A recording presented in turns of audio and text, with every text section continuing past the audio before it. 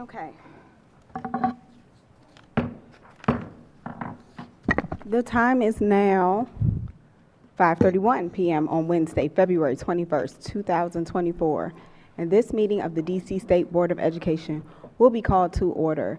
The roll will now be called to determine the presence of a quorum. Director Butler, please call the roll. Representative Kelly. Representative Villaflor. Here. Representative Washington. Present. Representative Yarkin. Representative Williams. Representative Chang. Representative Goulet.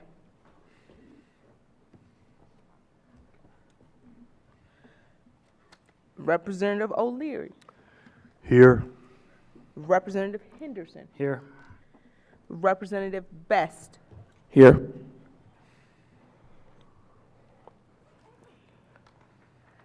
Representative Reed. Present. Vice President Patterson. Here. President Thompson. Present.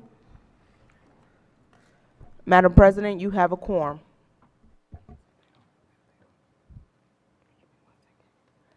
A quorum has been determined, and the State Board will now proceed with the business portion of the meeting.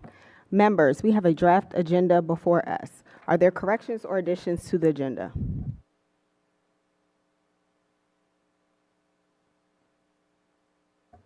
Okay.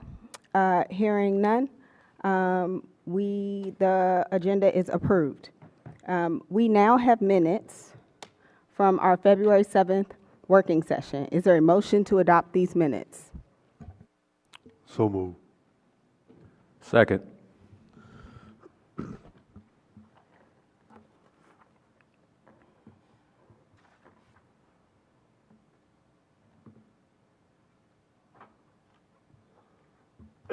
It's been properly moved and seconded. Is there any discussion? Okay. Seeing no discussion, the motion is to adopt these minutes. I will ask for the yeas and the nays. All in favor? Aye. Aye. Any opposed? All right, motion is approved.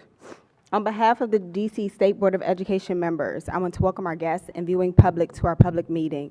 The State Board holds its regularly scheduled public meetings on the third Wednesday of every month at the Old Council Chambers at 441 4th Street Northwest.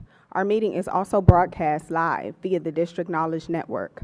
Over the last month, the State Board has met with OSSI to lay out a path forward for the approval of the DC School Report Card and outline next steps for approving the financial literacy standards. We also met with Deputy Mayor Kine to discuss the Master Facilities Plan, next steps for the high school voter registration contest, and other ways in which our agencies can continue to collaborate. Additionally, the bylaws and standing operating procedures working group members finalized the State Board's updated bylaws and our board's first ever standing operating procedures. I want to acknowledge and thank the State Board's Admin and Operations Fellow, Layla McLaughlin, for her contributions to not one, but both documents. This evening, the board will hear from 22 public witnesses. We look forward to hearing from you. We encourage the public to sign up every month to share testimony. As a reminder, sign-up closes 48 hours before the public meeting, and the link can be found at www.sboe.dc.gov. The next public meeting of the State Board will be held on the 20th of March. At this time, I'm going to turn to comments for our State Superintendent, Dr. Christina Grant, for her remarks.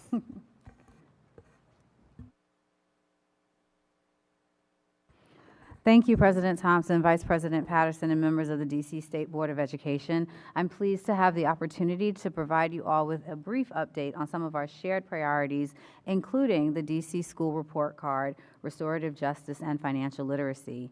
Tonight, the board will hear from members of the public regarding updating the categories and the format of the D.C. School Report Card, the district's federally mandated website for school-level performance data. OSSI and the State Board held joint public engagement on the categories and format of the report card throughout this fall, including through a public survey and a feedback board at OSSI's 2 EdFest events. While there are a lot of different opinions on this topic, through our public engagement, there were a couple of clear trends that bubbled to the top. First, the public clearly stated that their top requested data categories were academic growth and achievement. This was assuring, as these are the items most heavily weighted in DC's accountability system, and provided further evidence that our system is measuring what is most important to DC families.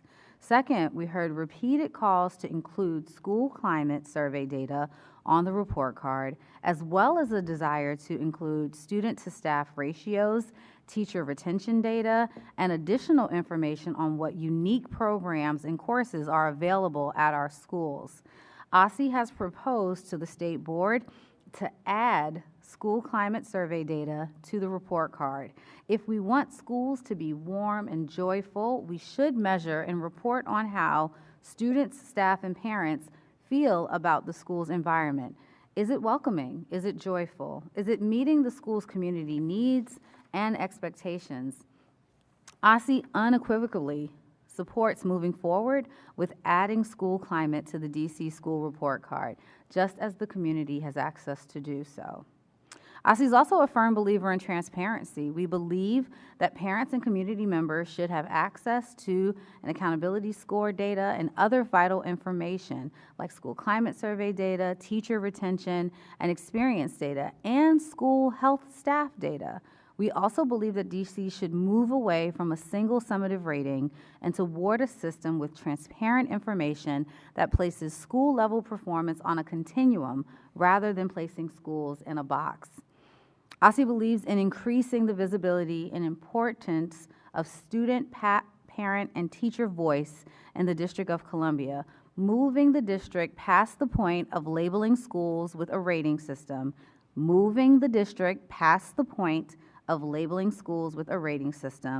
and codifying the requirement to include teacher retention data on the report card.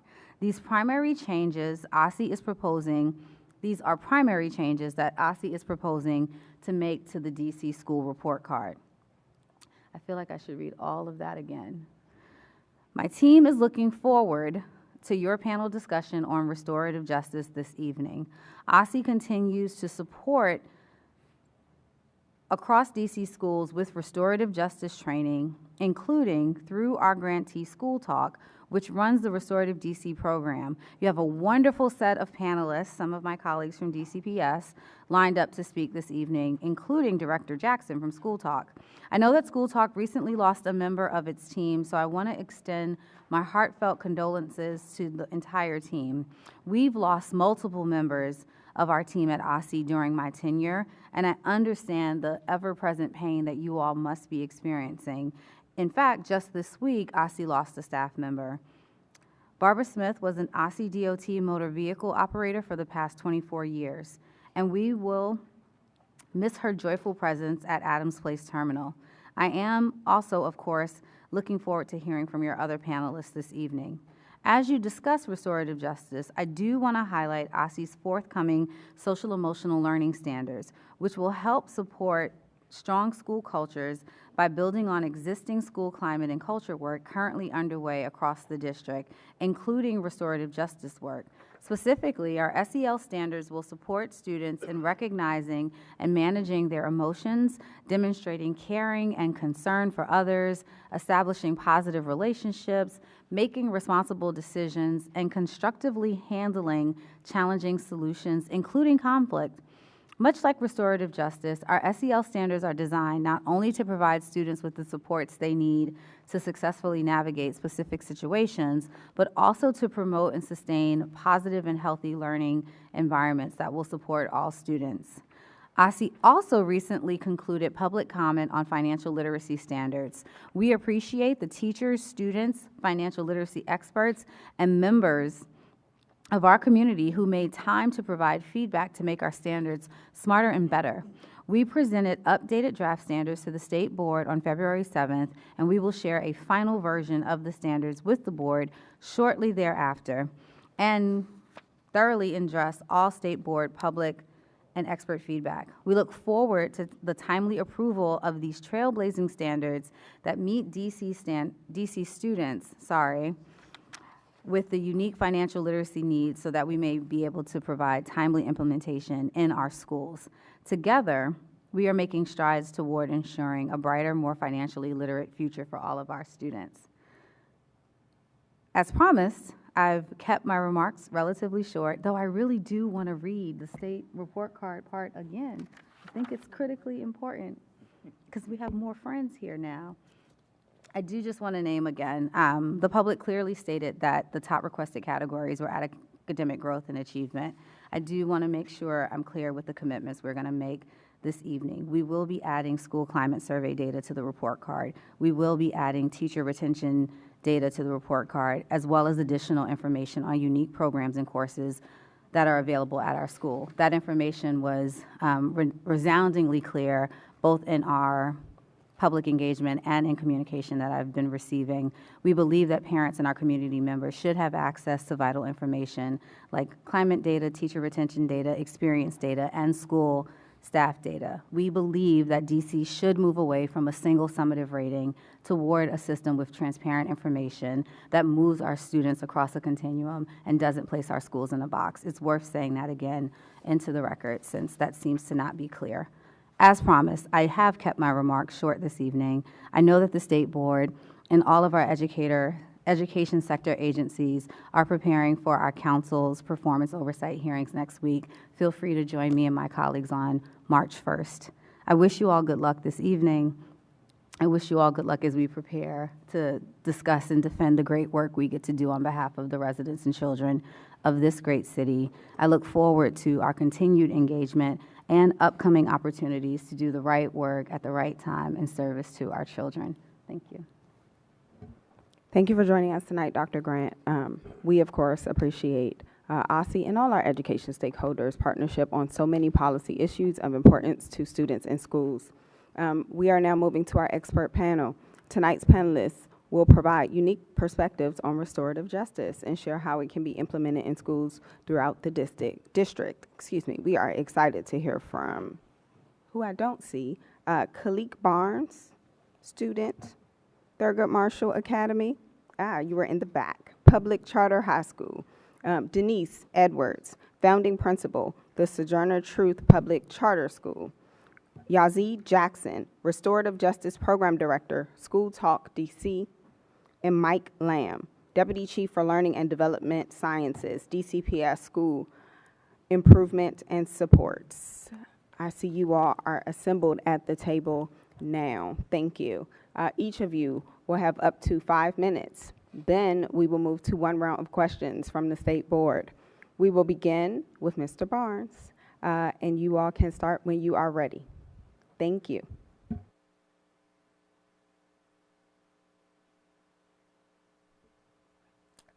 Hello. Members of the board and fellow panelists, in the heart of Southeast DC, a neighborhood often misunderstood and misrepresented, my high school stand as a statement to the transformative power of restorative justice. Here, amid the echoes of generational trauma, we are nurturing a culture of healing and empowerment. Restorative justice is not merely a conflict resolution tool, it is an educational lifeline. It teaches us accountability, empathy, and the importance of community. It acknowledges our individual learning styles and adapts to them, allowing us to engage with our education on a deeper level.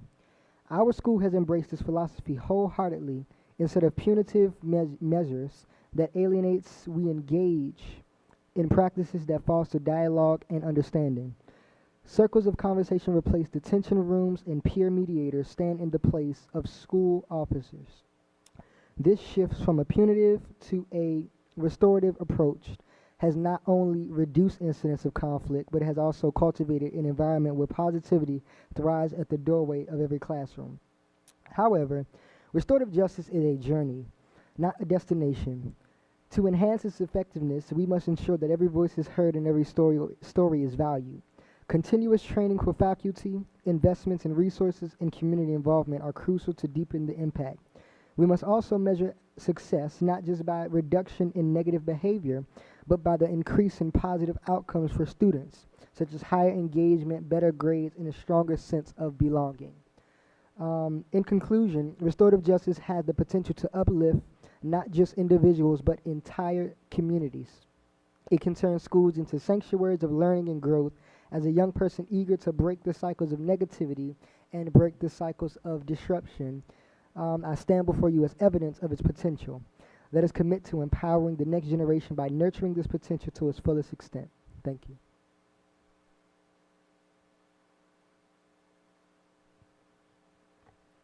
Good evening, President Thompson, Vice President Patterson, and other members and student representatives of the State Board of Education. Thank you for inviting me here to testify today. My name is Denise Edwards, and I'm the co-founder and founding principal at Sojourner Truth Public Charter School. Truth PCS opened up in August 2020 and is the district's first and only Montessori middle and high school. We are located in Ward 5, and we currently have about 285 students across grades 6 through 10. Over the next few years, we will grow until we have closer to 450 students across grades 6 through 12. We're grateful for the hard work of board members in Henderson and Ward 5, and for all of your support and advocacy for our students and school. Restorative justice practices require a shift from a punitive to a restorative mindset.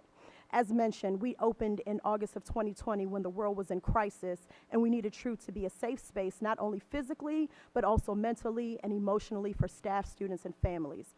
Restorative justice is a philosophy, not an add-on or a prescribed curriculum, and since we are a new school, I wanted that as the foundation. We are fortunate to have implemented restorative practices at Truth from conception. We needed to disrupt structures in schools that put barriers between young people and adults, really barriers between humans. There is no evidence that punitive measures make schools more safe. What's more, they're often disproportionately used with students of color and those from low-income families, with serious negative consequences for those students. Zero-tolerance style policies push out and further disadvantage the very kids who need learning and community connections the most. They may be suspended or simply put out of class, but students who are punished may drop out of school altogether. In contrast, restorative practices focus on resolving conflict, repairing harm, and healing relationships. They support a positive and safe school climate, prevent bullying, and reduce disciplinary incidents. A restorative culture can mitigate the negative effects of punitive discipline policies that exacerbate inequity. The name of the school is Sojourner Truth, where the core values are honoring self-development, challenging mind, body, and soul, designing for positive impact, and pursuing justice everywhere. Sojourner Truth's life, works, and legacy aligns beautifully with restorative justice. At Truth, I wanted to design for equity and focus on building positive relationships and providing opportunities for all members of the Truth community to be connected and also understand the impact their actions have on others and their own relationships and communities. We are an adolescent Montessori school. Principle number 1 is respect for the child. Respect for the child is the major principle underlying the entire Montessori method. It is belief that children should be respected because they are human beings. It removes the power dynamic. Respect is also shown by giving students a voice and the freedom to make choices, to do things for themselves, and to learn for themselves. Teachers model and respect for all students, as well as peaceful conflict resolution without judgment. We start every day with community circles in every classroom, and leadership joins as well. This space is used in so many different ways: to create safe spaces for members of the community, share acknowledgments and gratitude, address misbehavior and harm in ways that strengthen relationships, focus on restoring the relationships from the harm done rather than focusing on the rule that is broken or placing blame, engage in collaborative problem solving, and build accountability. Lastly, RJ practices provide an opportunity for a broader preventative approach to interrupt the cycle of implicit bias while building a positive school climate. We began partnering with Restorative DC in 2021 through the Technical Assistance Initiative. Their team facilitated monthly training for our entire staff and provided direct support as needed to leadership and staff. This has strengthened the connections in our overall school community and built staff capacity to independently implement restorative practices effectively, such as proactive circles, restorative conferences, one-to-one restorative de-escalation, and micro-circles for students, staff, and families. When students find themselves in conflict with each other, they seek an adult to support them in a restorative conversation. This is the power of restorative justice. Students now have embodied the practices and used them appropriately. Good evening, members of the State Board of Education. Thank you for including me to share my testimony. My name is Yazzie Jackson. I'm the Restorative Justice Director of School Talk. a DC-based nonprofit whose mission is to tackle the critical and complex problems that impact youth in the schools and systems that support them. School Talks Restorative DC initiative promotes the integration of restorative justice philosophy and practices into DC schools through professional development, trainings, workshops, targeted and whole school technical assistance, and monthly community practice meetings. Restorative justice has roots in indigenous approaches to living in relationship with others, including traditions of storytelling in circles and reintegration of those who have harmed others within the community. While it's often thought as an alternative to exclusionary discipline, it is more than a response to misbehavior. Restorative justice is an effective approach to promoting school safety and stability while also supporting the behavioral needs of students and enabling positive culture shifts in schools. While restorative justice can be implemented in response to disciplinary issues and for violence prevention, implementing a whole school approach to restorative justice can serve as a proactive strategy for promoting positive mental health, building positive relationships, and creating equitable and inclusive school environments. Restorative justice can provide to school communities where recovering from pandemic continues to be a challenge for staff, students, and families. We have continued to see an increase in challenging student behavior, chronic absenteeism, and more violent incidents of harm. Violence in the district has influenced and continues to impact the climate of local schools. In this environment, teachers and staff have been challenged with meeting the needs of students. So restorative justice can help schools by doing things like establishing school-wide norms, rituals, and routines to create safe learning conditions, prepare teachers and staff to recognize and respond to mental health needs and students who have experienced trauma, identify and address root causes of negative student behavior, provide tools to create spaces for social emotional learning and expression, connect staff with students and families, and also establishing policies and processes that promote trust, compassion, inclusivity, accountability, safety, equity, collaboration, and growth. Schools working with RDC on a whole school approach to restorative justice work over a multi-year period to implement a school-wide integration of restorative justice practices that emphasize the need for developing positive school culture, community-based and proactive and preventative restorative practices, coaching and modeling of specific strategies for responding to both undesirable student behavior as well as modeling proactive strategies are a key part of restorative justice model we are implementing in DC schools. These strategies foster connection and belonging within the school community, critical components to mitigating trauma and building resilience.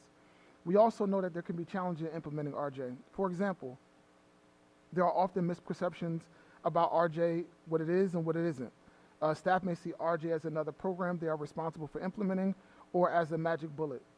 Restorative justice is not created for solving the systemic and structural challenges facing our school communities. In the school, RJ must be a part of our overall MTSS framework that includes mental health support, social emotional learning, trauma-informed practices and care, and student behavior support. Much of the coaching and professional development we do at Restorative DC, for example, is around how RJ align with schools' other priorities. Leadership, teachers, and staff turnover can play a huge issue in implementing school-wide approaches and sustaining them over time. Addressing safety concerns can be a challenge. For example, how to apply restorative responses when our city doesn't feel safe, when communities don't feel safe. This has a ripple effect into our schools. This issue doesn't just mean physical safety, but also people in our communities feeling like they have value. School staff have to feel like they have the tools to deal with the situations that are consistently in front of them. A number of factors impact the ability of schools to effectively implement restorative justice with fidelity, including leadership and staff buy-in, time to train staff in how to use RJ, and incorporating restorative discipline policy and practices. We also know that implementing effective school-wide approaches does not happen overnight. Throughout this work, we are seeing the positive impact of the restorative practices and the way school staff interact with students and each other. Restorative practices can give students and staff the skills they need to express themselves, manage their emotions, and listen to one another and build trusting, last-longing relationships. Thank you. Good evening, representatives of the State Board of Education and staff and members of the public. I'm Michael Lamb, Deputy Chief for Learning and Development Sciences at the District of Columbia Public Schools. I work with others in the Office of School Improvement and Supports to prioritize the research behind how children learn, how teachers teach, and how families support learning at home. Our goal is to ensure that our school system embeds the science of learning and development in our policies and practices, both at the district and the school level. This means integrating the most effective evidence-based approaches to the learning environment we create for students, the curriculum and learning experiences we facilitate, and the professional learning opportunities for adults. In my career, I've taught middle school on the south side of Chicago, worked in the Office for Civil Rights at the U.S. Department of Education, and supported public schools in Washington, D.C. and across the country as the former executive director of Turnaround for Children in Washington, D.C. I'm also the parent of a public school pre-K student, hi Quinn, and a Ward 5 resident. Throughout these roles, I've seen students thrive and overcome adversity when adult practices are driven by the science of learning and development. Thank you so much for the opportunity to testify today on the topic of restorative practices. At DCPS, we want all students to feel loved, challenged, and prepared at school. This begins with a proactive approach to creating a safe and positive environment for social, emotional, and academic learning and development. All DCPS schools leverage multi-tiered systems of support, or MTSS, to holistically understand the strengths and needs of students and adults, and implement proactive and responsive strategies that build relationships, ensure calm, safe, predictable environments, and support students with critical interventions. School teams meet regularly with support from our central services colleagues, first to examine adult systems and practices, and then to design interventions for students who need additional support, including with respect to safe behavior. School teams coordinate interventions like daily check-in, check-outs, and then regularly monitor student progress to determine if adjustments are needed. When a student is exhibiting unsafe or disruptive behavior, MTSS is a key tool that schools can use to develop an intervention aligned with the root cause of the behavior and ultimately result in safer and more productive behavior. DCPS believes that each child has the potential to be successful in school.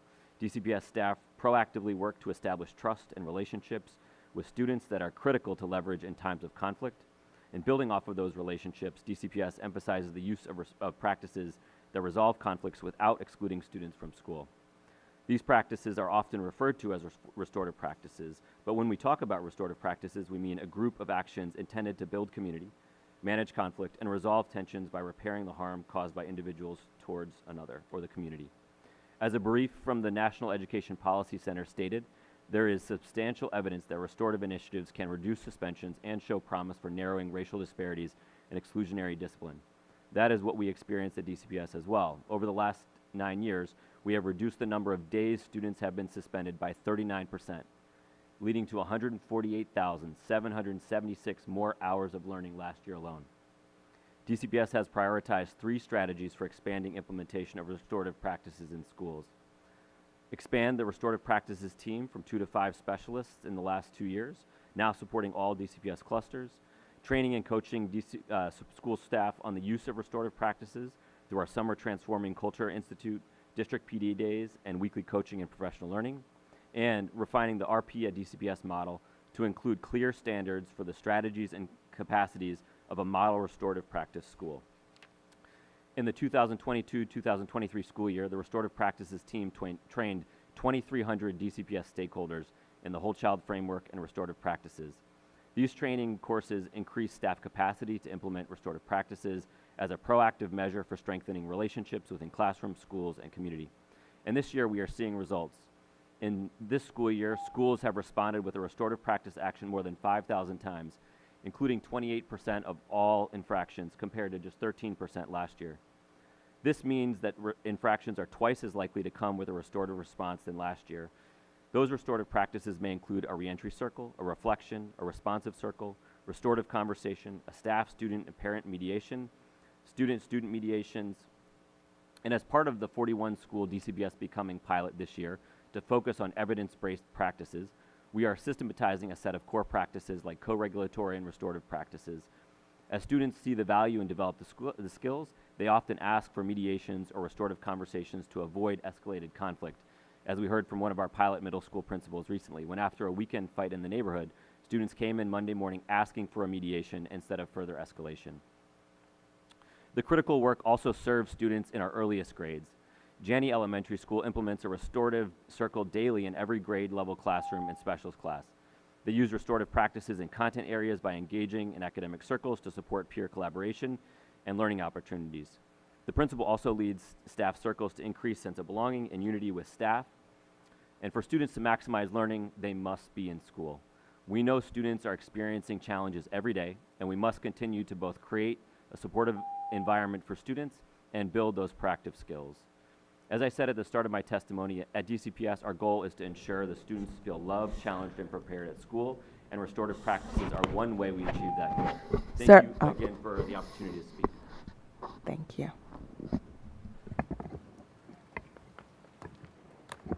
Thank you to all of our public witnesses, expert witnesses. Your thoughts and suggestions, of course, will help guide the board as we collaborate on next steps with other leaders across the district. But before that, I am going to have Director Butler call the roll for the round of member questions. Each member has 3 minutes. And this is a reminder to members and maybe news for panelists that those 3 minutes both include the time to ask the question and the panelist's response. And Director Butler will also assist us with keeping time. Thank you. Representative Kelly.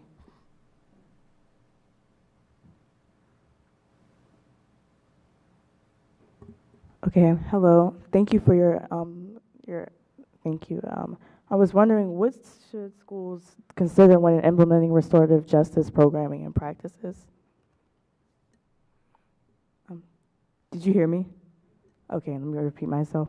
What should schools consider when implementing restorative justice programming and practices?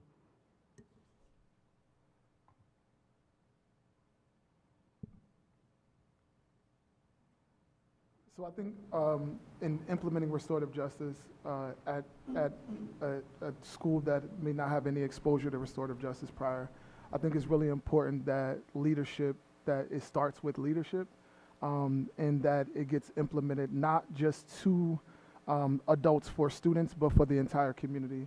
I think that it's really important that, during these times, staff members, including teachers, are overwhelmed just with teaching and all of the impacts that post-pandemic has brought on us. I think it's important that restorative justice attaches itself to other initiatives and goals that are living within the school. And implementation is not going to be in 1 year. Understand there's scaling of implementation, and so finding really easy wins in the work right away, so you could build momentum over time to get to some more of the responsive work. I think another key factor is making sure that you're starting with the 80%. So we go by the 80-20 rule. 80% of the work should be proactive, 20 should be responsive. Starting with the 80% allows for celebrations, wins, and acknowledgement, which can propel staff buy-in and community buy-in over time. Thank you. Representative Washington. Hi, thank you all for coming out today. I had a few questions. So my first was, how frequent do you think restorative justice practices should be? Because I know you talked a lot about how we should instead maybe move away from a disciplinary response only and have it on a more consistent basis, like how I think Ms. Edwards, you talked about with your community circles in the morning. So do you think practices should be consistent like that? Because like at my school, it was mandated every day after lunch, but we only had it in 5th and 6th grade. So I was wondering what you all thought about that. And then my second question was, what adults do you think would be best to lead the restorative justice practices as well? And then I had a third question, but I'll wait. So to your first question, every single day, all day, throughout the day, before the day starts, after you dismiss, during lunch. So restorative justice has to live in all of the practices that you do, in all of the systems, the way that students interact with each other, the way that staff interact with each other, the way that staff interact with students, staff interact with families. So as I said before, it's a philosophy, it's a mindset, it's a way of life, it's a lifestyle. It is not, again, it's not a curriculum, it is not just for 5th and 6th graders, it is literally for everyone, and also not just in schools, but in communities, in society. Again, it's a way of life and it's a mindset. So you should eat, sleep, and breathe restorative practices. Thank you. What was the second question? What adults do you think would be best to lead the restorative justice? All the adults. All the All the adults. Like, it has to be all hands on deck. Like, everyone has to be a part of the process. And also, you know, as Khalik mentioned, like it's a journey, right? So everybody is in a different place on their restorative journey. So just being mindful of where you are too in the process. So again, it's not an overnight fix. It is not a Band-Aid. It is literally, you know, a way of life. So everyone, but just being mindful of where you are in your restorative journey. And then really quickly, I was wondering how you think the social emotional standards that OSSE has been working on, how that may align with, I know we were talking about this earlier, but how that may align with restorative justice practices and what you all pretty much have in mind for those in schools.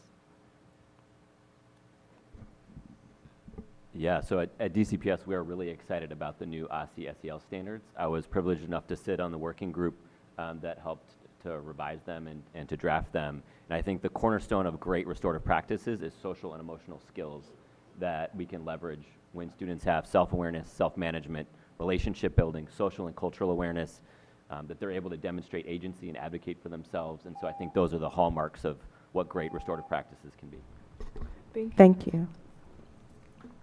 Representative Villaflor.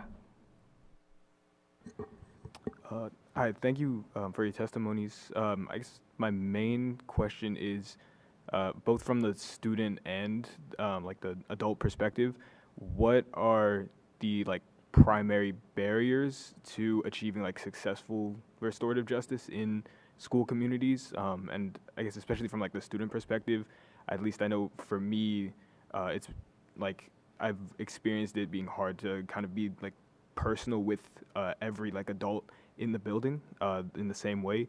But I'm just wondering like if they're or like what the main barriers are. Yeah.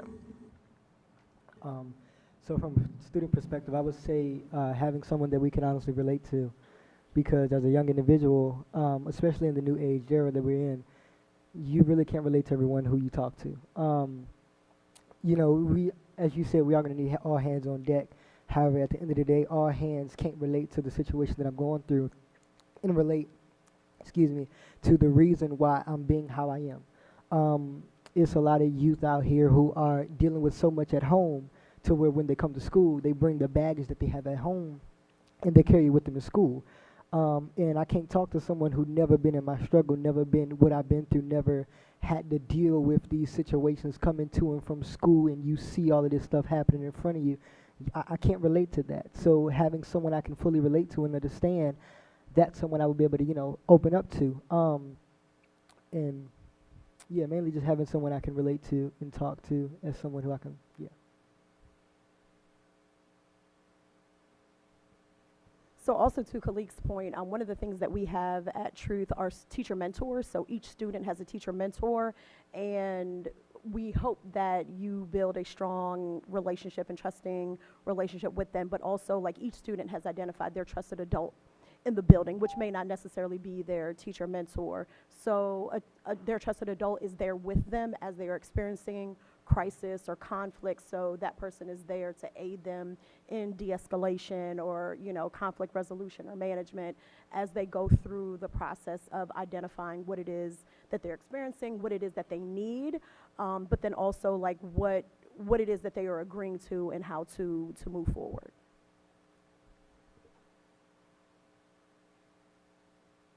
Thank you. I don't have any other questions.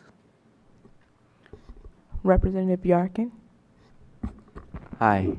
Thank you all for your testimonies. Really great testimony. And thank you to whoever put the panel together. It's a nice range of perspectives. I want to direct my question to Ms. Edwards and Mr. Barnes. I want to know, in schools, like on a day-to-day basis, do you notice restorative justice programs impacting student lives and school climate as a whole just every day? And can you maybe any examples that you might have off the top of your head? As far as what I see, after a student, let's say a student get into an altercation or something like that, and they have a lot of, you know, things dealing with them, what we see is our educators and our deans will come up to us, and they would talk to us, have a conversation with us, and they would make sure that they steer us away from that thing that caused the problem. So I would say yes, I do see a lot of change, because you see a student no longer going to the problem, but they will begin to divert to the other way. And it's mainly stemming from the educator being willing to take them in and being willing to listen to their concerns, because a lot of us don't feel as if we have the voice. A lot of us don't feel as if we have the proper time to open up our mouth and say something, because we feel as if we're going to get judged, people are going to talk about it, stuff like that. But once we're provided a platform to actually speak out and say something, then you'll begin to see a diversion with the student themselves, and also with their action, their attitude, how they treat others, stuff like that. So I'll give from an adult perspective. We know that there is like DCMR, and you have your responses to behavioral infractions. We've completely shifted that. So just to give an example, that if a student were to vandalize a classroom, that may result in either an in-school or out-of-school suspension, but at truth, that's not the case. You have to repair the harm. So the response and the natural consequences that you are going to clean the vandalism that you did, you're going to restore the environment that you took away from, and you're going to be a part of the process in terms of how now students enter a space. So it also pushes students to take accountability for their actions, and making sure that the adult response is a natural response to the infraction taking place, as opposed to the automatic response of you have to be out of class, you have to be at home, you're suspended, when that we know does not address the actual situation that took place. And then if I have a little bit more time, Mr. Lamb, what's the communication like between DCPS and schools when you're implementing restorative justice? Yeah, I think this has been something that's really important for us to take an opt-in approach, that we are not mandating something, but we're encouraging the coalition of the excited, people who want to really invest in this work, because it is deep mindset shifts that has to happen, and people have to be ready for it. Thank you very much. Representative O'Leary.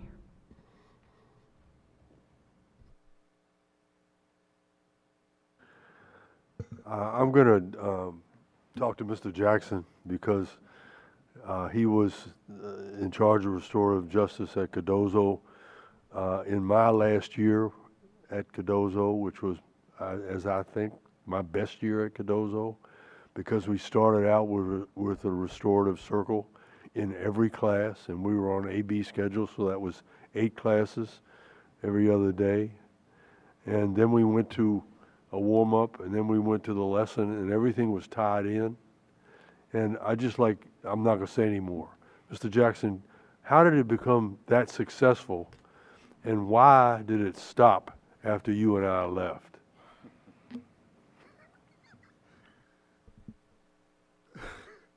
So 2016-17 school year was a really, really successful year in implementing restorative justice. We had success across the board, from out-of-school suspension, staff retention. Our school climate initiative numbers were amazing. We were in the green mid-year through the year. And it took us 2 years prior to plan, to create structures, systems, and processes, to train adults through professional learning groups, to develop curriculum and materials for staff to be involved in, to have tough conversations around why don't you believe in this philosophy. And before we brought it to students and in front of students, we made sure the adults did the work for the first 2 years. So it was consultancy through Johns Hopkins for first year. Second year, we dove into monthly trainings. Then we did weekly professional learning groups that really was able to anchor the skills of the practitioners inside and outside the classrooms. We also had to look at our disciplinary approach and identify the gaps there.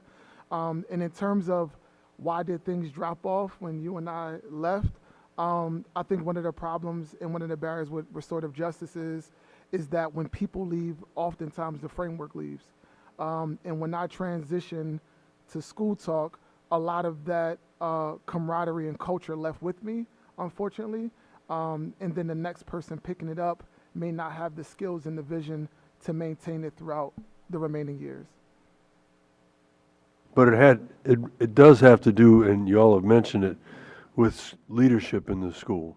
Yeah. Because everyone has to buy into this incredibly valuable process that incorporates everything in a school building? Everything in the school has to come from a restorative lens in order for RJ to live within the school climate and culture.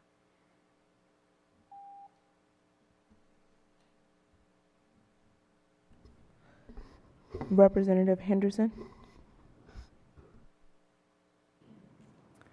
Thank you all, and thanks to Rochelle Yambo for pulling this panel together. I requested this panel because I had read some of the research and heard some anecdotes about the positive impact that restorative justice can have. I was looking at the landscape and saw that some schools use it and others don't. I'm persuaded that it's not something we want to mandate, so I'm wondering, like, how do we create the excitement? So I think it's really important, and I'm thankful to have Mr. Barnes and Principal Edwards especially to like share that story, and hopefully we can amplify that. Principal Edwards, if you could talk to a skeptical principal, what would you say to get them excited about restorative practices?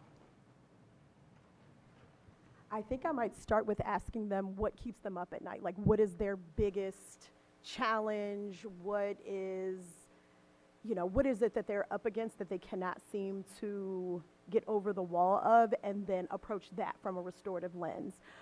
Because the approach is applicable to everything. The approach is applicable to everyone. The approach is applicable to community members, students, families, so all of those stakeholder groups as well. So I would start with what is keeping them up at night, and then provide them with how this approach could really just blow it all up, and make that worry a little less than what it is, and then also pushing them to be aware of where they are in their restorative journey, because again, it does come from leadership. It does push you to look at the deepest, darkest parts of yourself, which at times are very, very scary.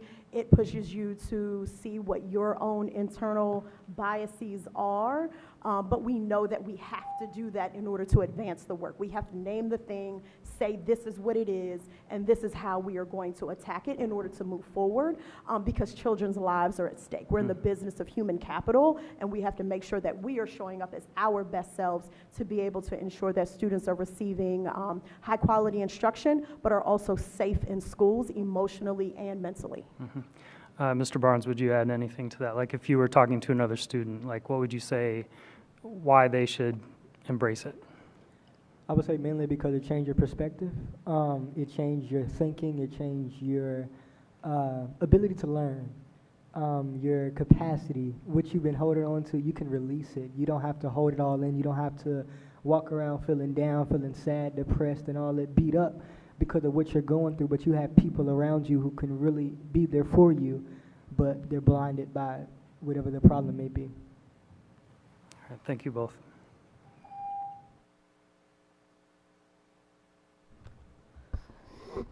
Representative Reed.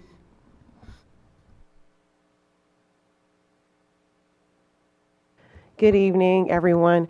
Khalik, you are at Thurgood Marshall Academy, which is one of my schools. I know you come to talk about restorative justice, and I'm looking at, but the next biggest topic is our DC school report card, which is basically an accountability mechanism.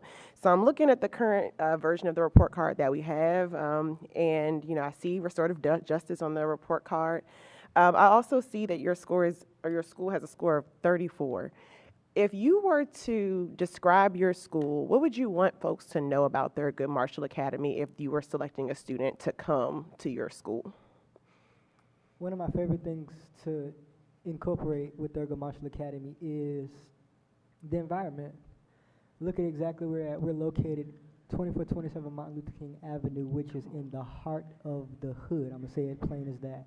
We're in the heart of negativity, we're surrounded by drug infestation, prostitution. It's a lot that's around there. But once you walk in the building, it's something totally different. One of the best things that I love about my school is that they don't allow what's outside to corrupt the kids what's on the inside.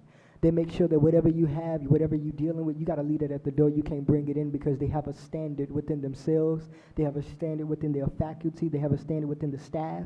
And the only people that do have to have a standard is the students. And through restorative justice, that's what they try to implement within their people. And they don't come reactive, but they come proactive. And that's what I love about them. So, Thurgood Marshall, yeah, I love my school. It sounds and look like you're proud of your school. You're very well aware of what's happening in the building. You seem like a strong product of a quality education in regards to what, the school has to offer, and it seems to be benefiting you well. I think you hit on a lot of things that our current system for accountability doesn't touch on unless you walk into the doors of Thurgood Marshall Academy. So thank you, Khalik. Representative Goulet. I'll pick right up on that point. Those are the 4 magic words that we want every student to say. I love my school. And you just said it. That's so good to hear. And thank you all for a really good panel on this. I think it was really helpful. The one concern I always raise, and I want to make sure we're mindful of it, is do you ever have situations where children who maybe are bullied or subjected to violence don't want to participate in this? And how do you make sure that, either there's an alternative path where they wouldn't have to face potentially more trauma from it? How do you deal with that situation?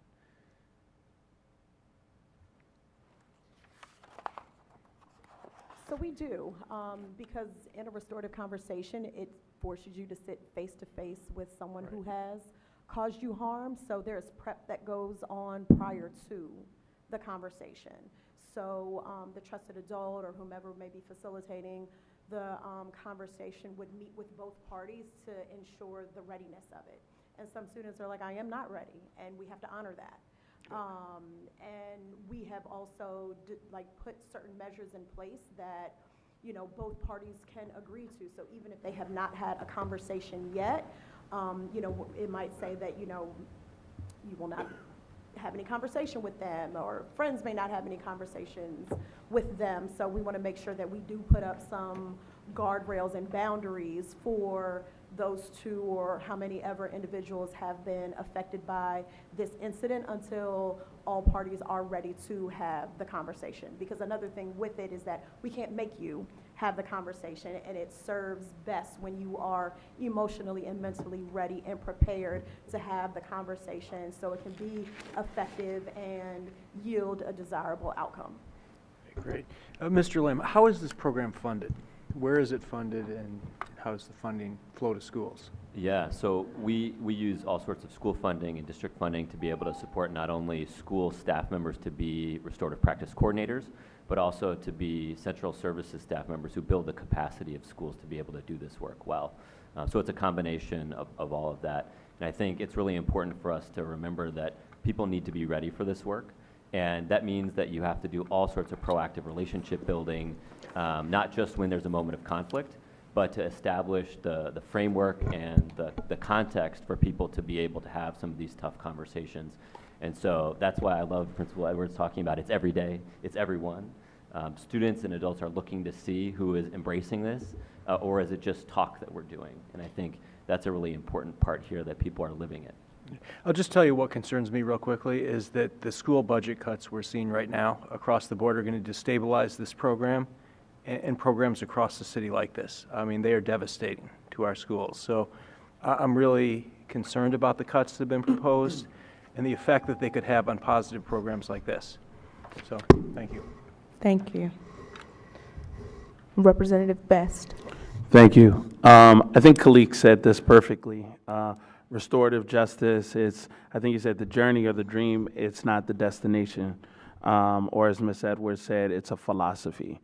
I've grown to really appreciate restorative justice, especially when it's implemented within positive schools culture that uplifts students, supports staff, and recognizes the culture of its communities. I do, however, hear complaints from families and sometimes staff as it relates to more serious offenses. My question is, how can we ensure that more serious offenses are addressed in a way that maintains the safety and the sense of justice for victims while also recognizing the gravity of the behavior? Can you provide examples or models of how you successfully navigated those experiences? Absolutely. Great question. Working in schools across DC and other parts of the country, we see these incidents of harm increasing, unfortunately. This is why we invest in the 80. The 80% that we invest in is building the skills and tools of staff members, building the skills and tools of students, and then also embracing families and communities when these things occur. Relationship building outside of the physical building of the school is really key to establishing agreements and champion the work outside of the building on the weekends after school, ensuring that there's a clear safety plan when you're implementing a particular practice. I think another thing that the work can do a better job with is training on some of these critical and complex cases where there might be multiple practices that need to be implemented for one single incident. An example may be we may need to have some safety measures, we need to have a restorative conference, and we may need to have a support circle to ensure that the student, whether the victim or the offender, is being supported throughout the process, not just in the physical building, but also in the larger setting of the community. That means we're bringing in coaches, other mentors, people in the community that will help support this work beyond the four walls of the school. And that's where we see fidelity of practice. Multiple practices with multiple people. And then our pillar three of restorative justice is enlarge the circle, increase stakeholder engagement. Increasing stakeholder engagement allows for everybody involved in the community to feel like the problem is like they own a part of the problem, which is how we increase accountability. So it's not your kids or those kids down the street, it's our community, and if there is an individual that has been harmed, it is all of our responsibility to take action.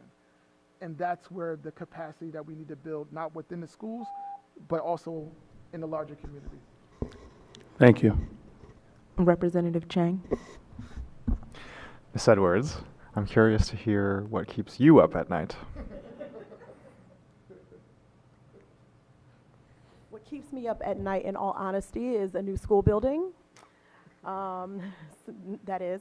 But also to ensure that we are maintaining the integrity of our program and our practices at Truth, whether it is restorative, whether it is adolescent Montessori practices. One of the things that we really, really work hard on is just respect for the human being.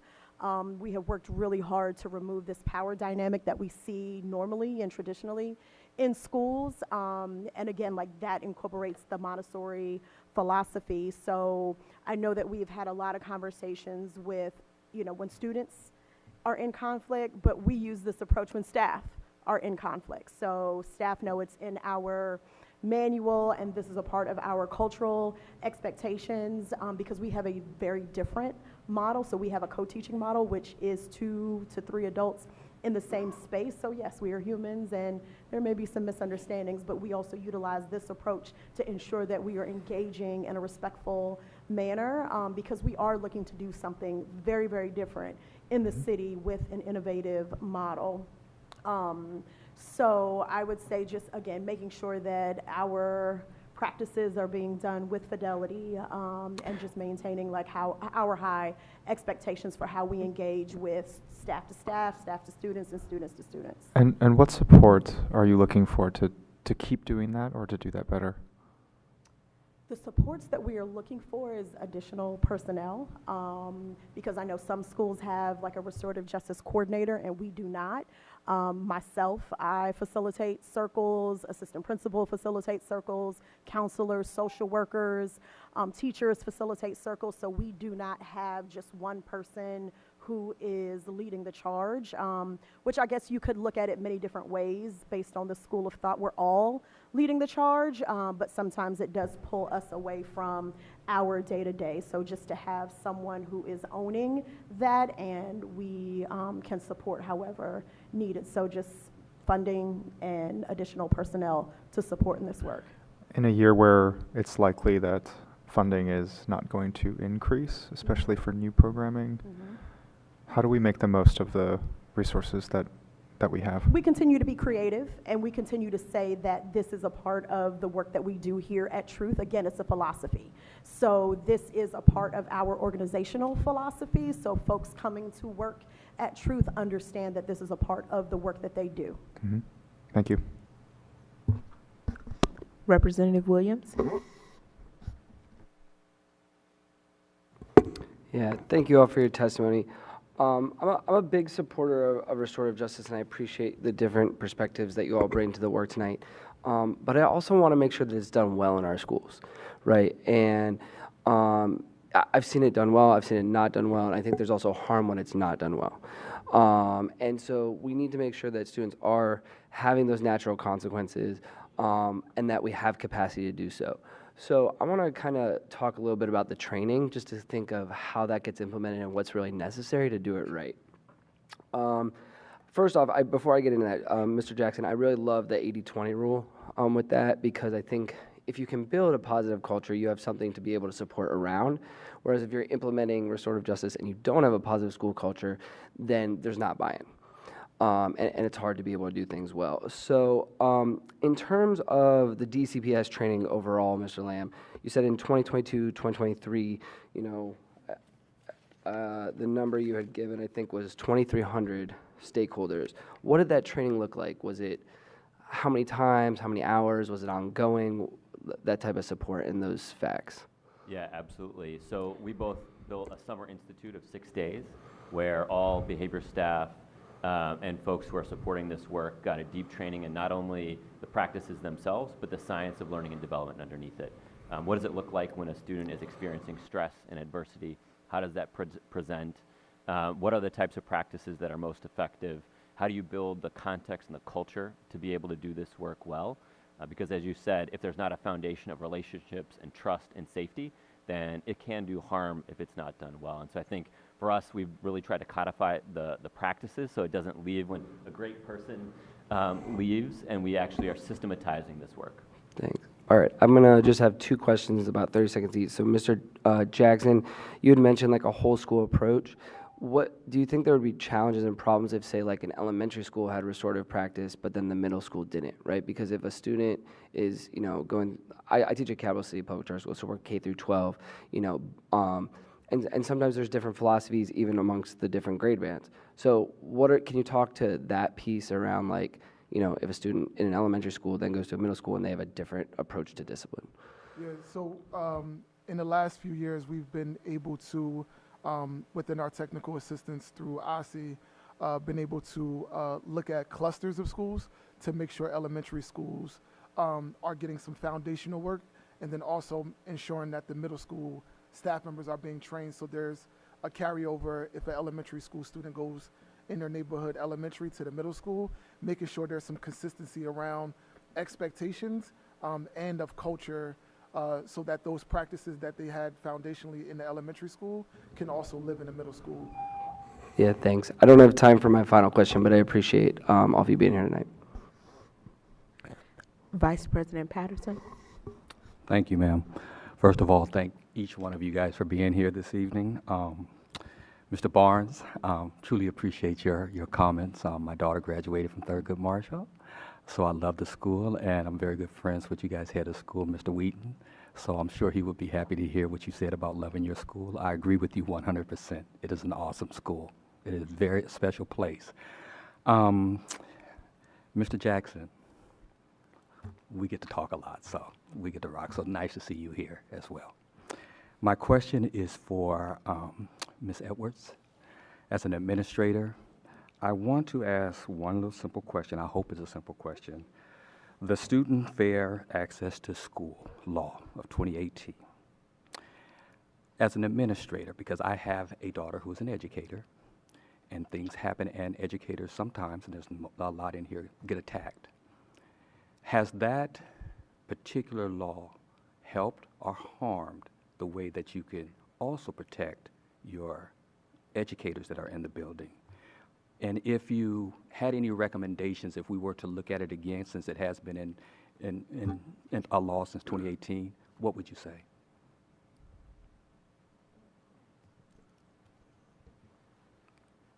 Ooh, that's a great question.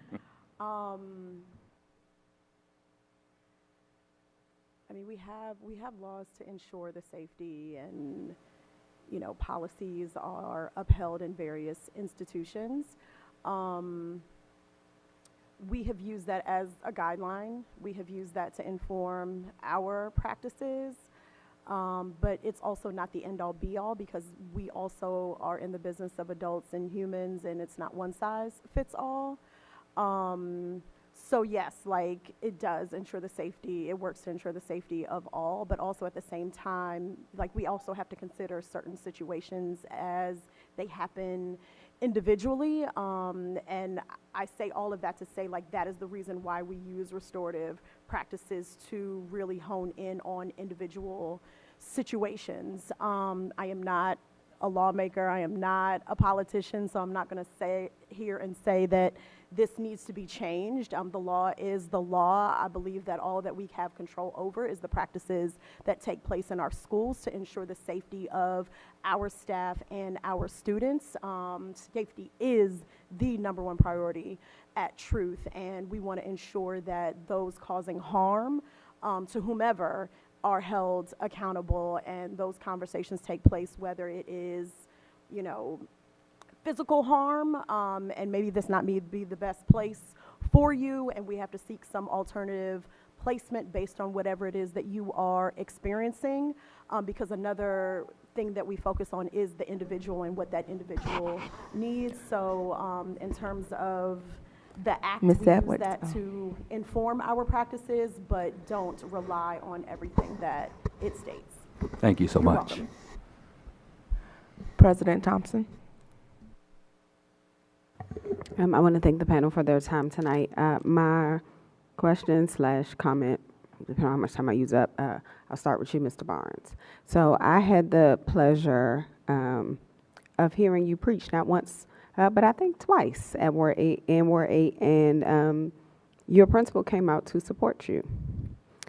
You talked about TMA, but I'm curious if you can talk about any differences between what you have experienced as a student at TMA and any other schools you went to before you got to TMA. Yes, ma'am. So the differences that I have saw thus far was, so TMA offers you a variety of, programs that involves with, restorative justice. However, at different schools that I hear my friends go to, they don't have the opportunity to talk to anybody and reach out to anybody, because once they do, it's like they're immediately shut down, or it's as if they don't have the voice that they really need to have. They don't have the platform.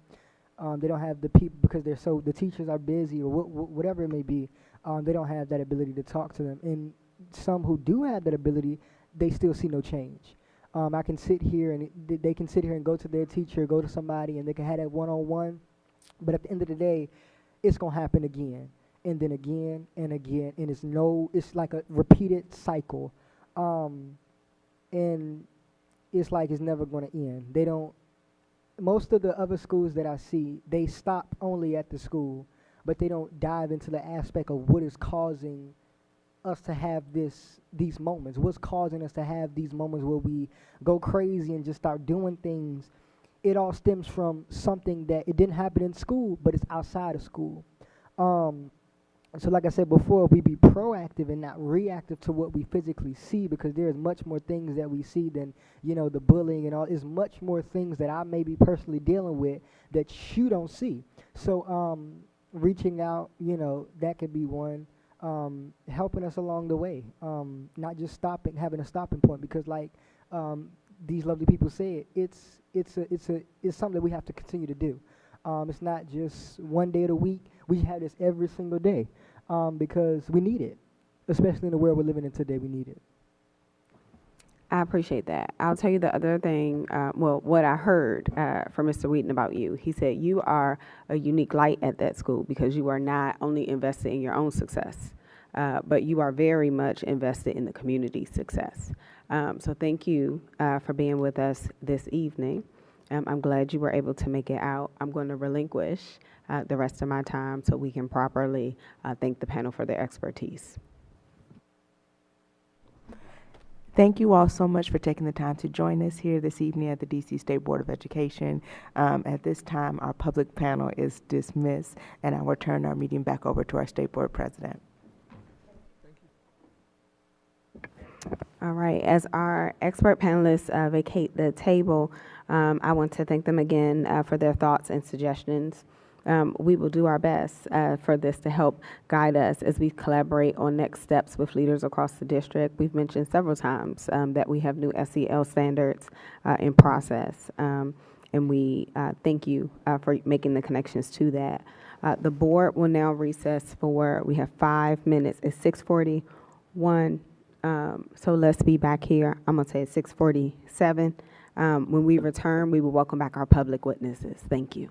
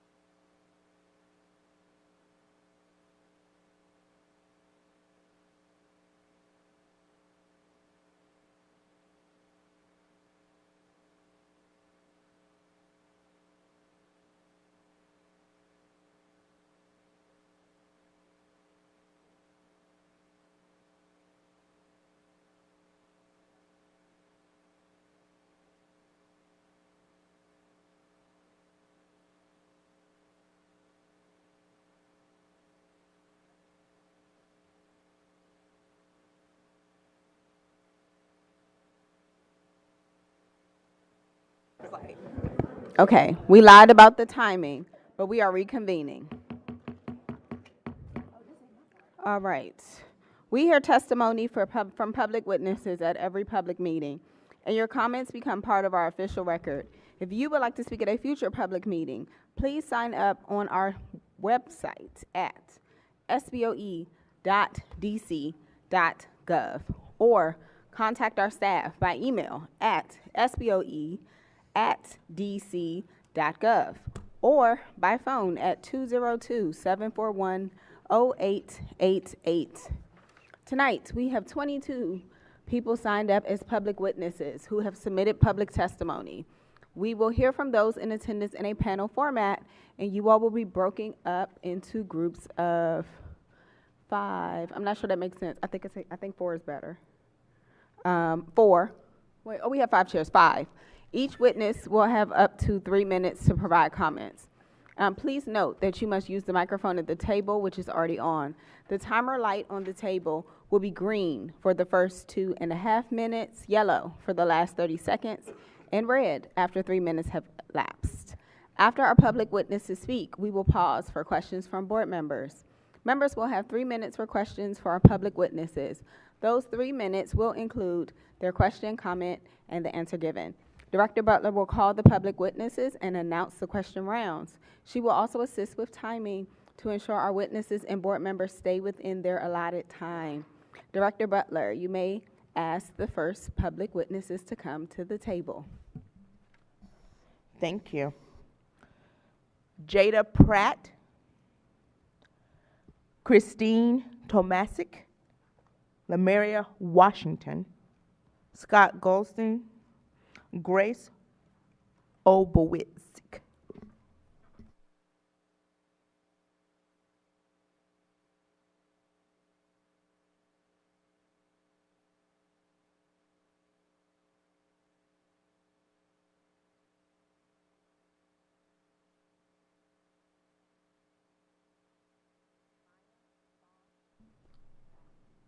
Excuse me. We'll start with Jada.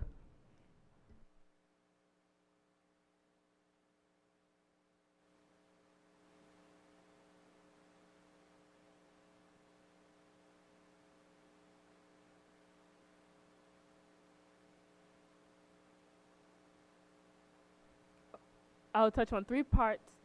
First will be social emotional learning standards like sex and drug education, restorative justice, and teacher retention. In the social emotional standards, there should be a course curriculum set in place for students to learn about sexual education and drug use in school. I know at my school there is no sexual ed or drug ed courses there, and I think it would be beneficial for middle school up until high school. Also, the past few years, I know that there has been an increase in marijuana usage, and so there should be a class provided that goes over the effects that it has on young people's bodies. Also, I believe in restorative justice. There is I feel as if it's an excellent middle ground between minimal work and harsh punishment to solve an issue within a school. Restorative justice at my school is not been taken seriously outside of the talking it out aspects, and there's no precautions, and there's nothing really set in place after like the situation's been talked out. And after all, I feel that my peers are learning nothing from their actions, and the cycle of behavior continues. Lastly, one of the main reasons I think restorative justice has been lacking is because of the teacher retention. There needs to be more stability within schools regarding the teachers and administrators. This is because there's not enough, I feel as if there's not enough space and not enough days allotted for the teachers to be able to give their input and have wellness days. I know the board is deciding on a resolution today, equity statement for supporting SR 24, recommending policies to promote education and wellness. And I've been at the school since 1st grade, and I've noticed that just in my senior year career alone, 6 to 8 teachers have already left, and I think this is because there are not enough school days for teachers and admin to be able to take a break. And also this leads into the question of if a main teacher leaves, such as a drama teacher, what's going to happen to those programs that that teacher has already set in place? What's going to happen to the students that have been leaning on and really been supported by this teacher? That is all. Thank you for my time. You all can just go down the row.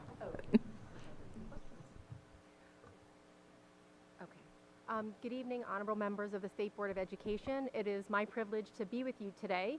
My name is Christine Tomasic, an area resident, and I work for OutTeach, whose headquarters is located in Thomas Circle. OutTeach is a national nonprofit built to inspire and prepare today's elementary students to become the next generation of fearless innovators. We provide teachers and schools with tools and training that they need to bring science and STEM to life for students. OutTeach has been supporting students, teachers, and families in both DC public schools and DC public charter schools since 2016 because our future depends on a generation of diverse leaders who are prepared to walk into the STEM jobs of the future. We support this future workforce in 3 ways. Number 1, personalized one-on-one job-embedded coaching for educators that fosters effective STEM teaching methods while energizing and retaining both novice and veteran teachers. 2, interactive professional development workshops for teachers that facilitate rigorous learning experiences for students while increasing student engagement, STEM skills, and critical thinking. And 3, we build outdoor learning labs that provide students, teachers, and families dynamic spaces to experience hands-on, real-world learning, such as raised garden beds and math, science, mindfulness, and weather stations. In 2021, OSSI awarded funds to OutTeach to create designs for outdoor learning labs on campuses in DC public schools and DC public charter schools. That investment yielded 63 design plans in schools across all wards. All elements of our outdoor learning labs are aligned with the next generation science standards, Eureka Math, and Common Core Math standards. We know that math education is a strategic priority for district schools, and outdoor learning labs enable students to apply math skills to investigate outdoor phenomena. We also know that during the Master Facilities Plan public engagement process, building safer and more accessible, usable outdoor spaces at schools was one of the public's top priorities. I'm here tonight to ask for your support to continue the work that began in 2021.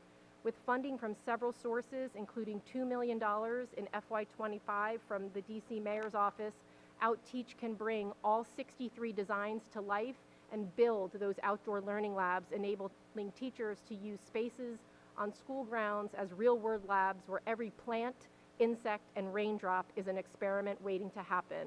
My specific request is used to support the installation of 63 labs over the next 4 years. We've got a budget request into the mayor for $2 million per year for the next 4 years.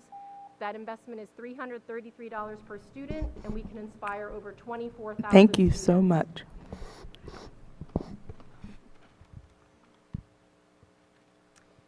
Good evening. First, I want to thank you for voting tonight on a resolution to support educator wellness and retention. Our Director of Educator Wellness, Gracie, is here to talk to you about the impactful work of our school partnerships with support from OSSI's Educator Wellness Grants. I'll focus my testimony on the school report card. This has been a winding road, and sometimes we can get lost in the politics and fail to focus on what really matters about this and why this is worth all the time and effort that we've put in. What this is fundamentally about is 2 things. First, every policy decision in education should ensure that we are making educational opportunities more equitable. In this case, we know that what gets measured and reported is what gets attention, and consequences of approving a report card so narrowly focused is that the children furthest from opportunity will have less access to a joyful, well-rounded education across our city. Sadly, this past week, without me asking, 2 school leaders told me that they had made choices to deprioritize critical initiatives because they are not measured on the school report card. Second, we know that taking this approach to publicly evaluating schools contributes to cycles of disinvestments in schools. I want to focus on how we got here. OSSI continues to claim as recently this week that most DC residents said they preferred to have standardized testing, proficiency, and growth as the most prominent display features on the report card. OSSI's survey sample is fewer than 150 people. They conducted an engagement process with a technical, long survey, sparsely attended engagement sessions, and 2 days at EdFest. To say this is a representation of what DC residents want is absurd. Here's what we did here by asking DC residents the same question. This is OSSI's survey engagement over here with 137 responses. This is our survey of 500 people in 2021, our survey of 450 people this year, and over 1,000 total educators, families, and students surveyed. And what we found, the things that educators said are still not all of our residents said are not reported on the report card. Student performance ranked 11 out of 11 when we asked about 11 metrics, and 25th out of 26th in 2021 when we asked about 26 different metrics. People prioritized adequate and equitable resources, which is still not focused on here. School climate, which ranked 3rd on our survey, which OSSI still refuses to move up from the bottom of the metrics page. Well-rounded education, which ranked 4th on our survey, which despite having enough data to post, OSSI refuses to commit to. Staff and leadership stability, etc. I repeat all this history to make this point. There is no confusion about the metrics the public wants most, but they are still refusing to show them. You board members are the only elected officials accountable to the voters in this equation. If you don't stand up for the constituents, these people who have taken their time to give you their feedback, then there's no one else to do that. We've done our homework, we've collected the data. If once again the board goes along with a proposal that does not reflect your constituents' values, the board will once again give up one of the only checks and balances that exists in DC's education system.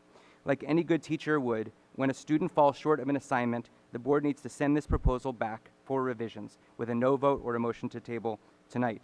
These are the people, the residents, the educators, the parents who you are elected to represent. We hope you will give voice to their voices tonight with your vote. Thank you.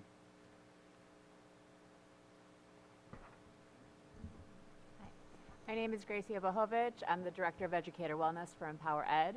Over the past 8 years, Empower Ed has worked with over 25 DC schools on the implementation of educator wellness programming.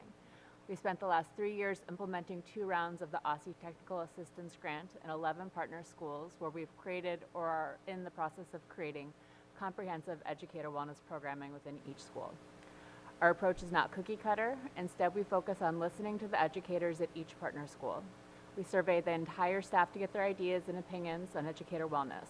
From there, we form a diverse educator wellness team that includes educators, clinicians, and other staff members, and work with this team to write comprehensive school wellness plans. Along the way, we do considerable coaching of leaders to help them understand the importance of staff wellness and to champion the school policies and practices that improve educator wellness morale and ultimately retention. Through the OSSI grant, we have the funding and the permission to coordinate the many moving pieces of a school to create educator wellness solutions that truly work. I'm very proud to say that we have used this approach to make really meaningful changes in our partner schools within 1 to 3 years, depending on the school. The changes are as small as setting up trauma-informed professional development, as big as implementing school-wide flexible schedules. We have been able to provide mental health days for teachers, set up staff-led professional development, and coach school leaders to be responsive to staff feedback. In one of our partner schools, we've heard the feedback that our partnership is the first sign of positive change in that school's staff culture in more than 7 years. That same staff member told us she'd been thinking of leaving that school soon and was hoping our efforts would continue so she had a reason to stay. It's a powerful example that when we take the time to provide resources for staff members, schools become better places to work and to learn, and educators stick around. The successes we've experienced in such a short time of focused work on educator wellness show me that we are just at the beginning of creating important systems change that will retain educators and strengthen schools. Every school has a unique set of educator wellness needs, and every school has qualified professionals to help solve these problems. What is needed is specific professionals and programming to help organize and empower educators. I want to thank the members of the State Board for bringing this resolution forward and for championing the constitution of the technical assistance grants. I believe the work of educator wellness is only beginning, and that to lose funding for this innovative and effective programming now would be an immense loss for schools, students, and families in the district. Thank you for seeing the bigger picture of why caring for our educators is essential for the ability to move forward into the next stage of educational success in the district. We are on the brink of big solutions, and we all need to work together to make sure our students have the educator support they need to thrive. Thank you.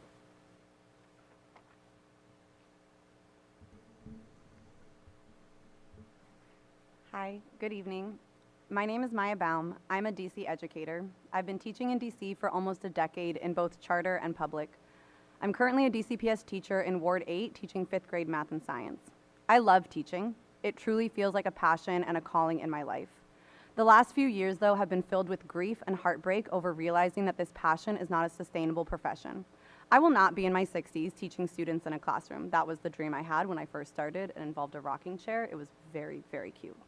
This job isn't sustainable because teaching isn't valued as a profession. We are not given the time, the money, the resources to do this job well. This job isn't sustainable because the work we do is not valued or respected. What is valued and respected in our city's education system is test scores. Why? That's what my school is rated on. This current system of rating schools based on arbitrary measures such as test scores and attendance records is actively aiding in the forcing out of teachers from the profession and is actively aiding in the miseducation of students. Why? Because instead of putting resources and money and support where it is needed, the money, the resources, the support, and the stress is placed on producing good test scores and trying to pretend chronic absenteeism is a problem because schools aren't trying hard enough instead of the real reason: poverty, systemic racism, and this city not taking care of its residents. These current report card indicators don't actually show us if our students are learning, what they are learning, who is teaching our students. It does show you which schools service communities that experience poverty, trauma, and racism. This year, I moved to a new school. One of the things that is so special about this school is that it is a true neighborhood school. Students live all around and go to school with their neighbors. They see parts of their community in their school.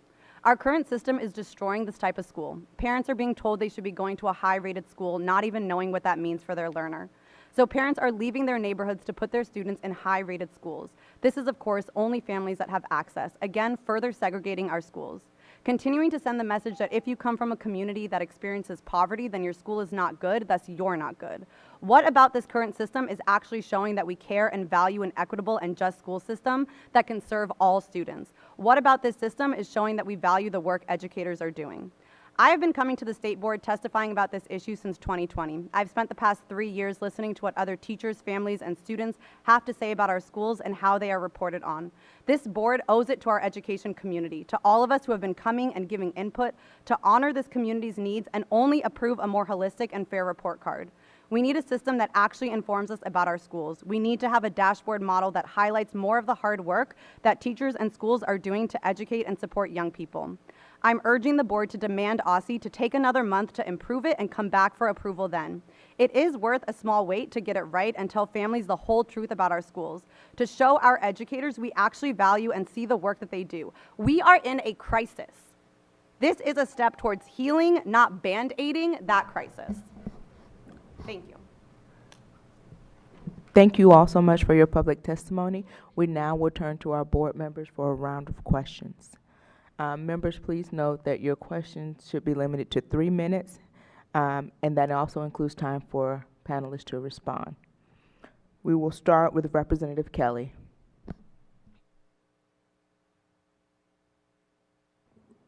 Okay, thank you for your testimonies. My main question is, what should be the main factor that should be looked upon within the school report card? I know you probably might have spoke already about this in your testimony, but besides test scores, obviously. Great question. There's a lot of things that we could be reporting on. I think some of the most important things that we want to include about it is to look at student climate, how students and teachers are feeling, student retention, looking at well-rounded education. So that also includes things like extracurriculars, what type of curriculum is being used, other things around health and safety for schools. So looking at what is the wellness in a school looking like. And I think that test scores should really be only included in looking at the type of like academic growth that is being made. So tests like PARC and CAPE should not be part of it, seeing as there's a lot of research that looks at the racism and classism that exists in those types of standardized tests, and is not a true indication of the learning that kids are actually doing. So would you feel like if they shown like the average, maybe like GPA or something like that, would that be more of a better representation versus just the PARC or something like that? So I only have worked in elementary schools where we don't do GPAs, so I Or don't know. grade letters, or? Yeah, I think that looking at things that like growth, so we use metrics like DIBELS and iReady Yeah. and other assessments like that, that is actually part of our curriculum or more part of our curriculum in our daily teaching to look at how students are growing from the beginning of the year to the end of the year, right? So if a student is coming in reading at a second grade level, where are they at the end of the year? Hopefully we're seeing that they're growing and that is happening in schools. I know that like I would want to send my kid to a school where students are growing in their learning versus who is just at proficiency. I agree. Thank you. Representative Washington. Hi, thank you all for coming out to testify. I had a few questions. Well, I'll start with my comments. Ms. Pratt, I loved your testimony, especially on sex ed and drug education in schools. I come from a school that doesn't have sexual education at all, and especially with the increase in heavy usage of drugs amongst adolescents these days, I think it's an important thing to have, so I really liked your idea. I had, for Ms. Baum, I loved your testimony again, especially with the inclusion of standardized test scores. I had some concerns about that myself, being weighted so heavily as a metric, and I know a lot of students, especially on the board's student advisory committee, had some concerns about that as well. I was wondering, I had two questions. I was wondering if you thought, what you thought about the inclusion of AP test scores, like what you thought that would be like on the school report card, and if you had any opinions about that. And then I was also wondering what you thought the best method would be to measuring school climate. What you thought the best method would be to measuring school climate was a question for all of you too. So I think anytime that we're doing test scores, like AP scores, that is something I know for a lot of people is important. I think it should not be one of the top indicators. Okay. I think that we know that there's a lot of other factors that go into AP, and how well kids do on a test is a really like individual thing, and it doesn't really have to do with the level of teaching necessarily or the climate of a school.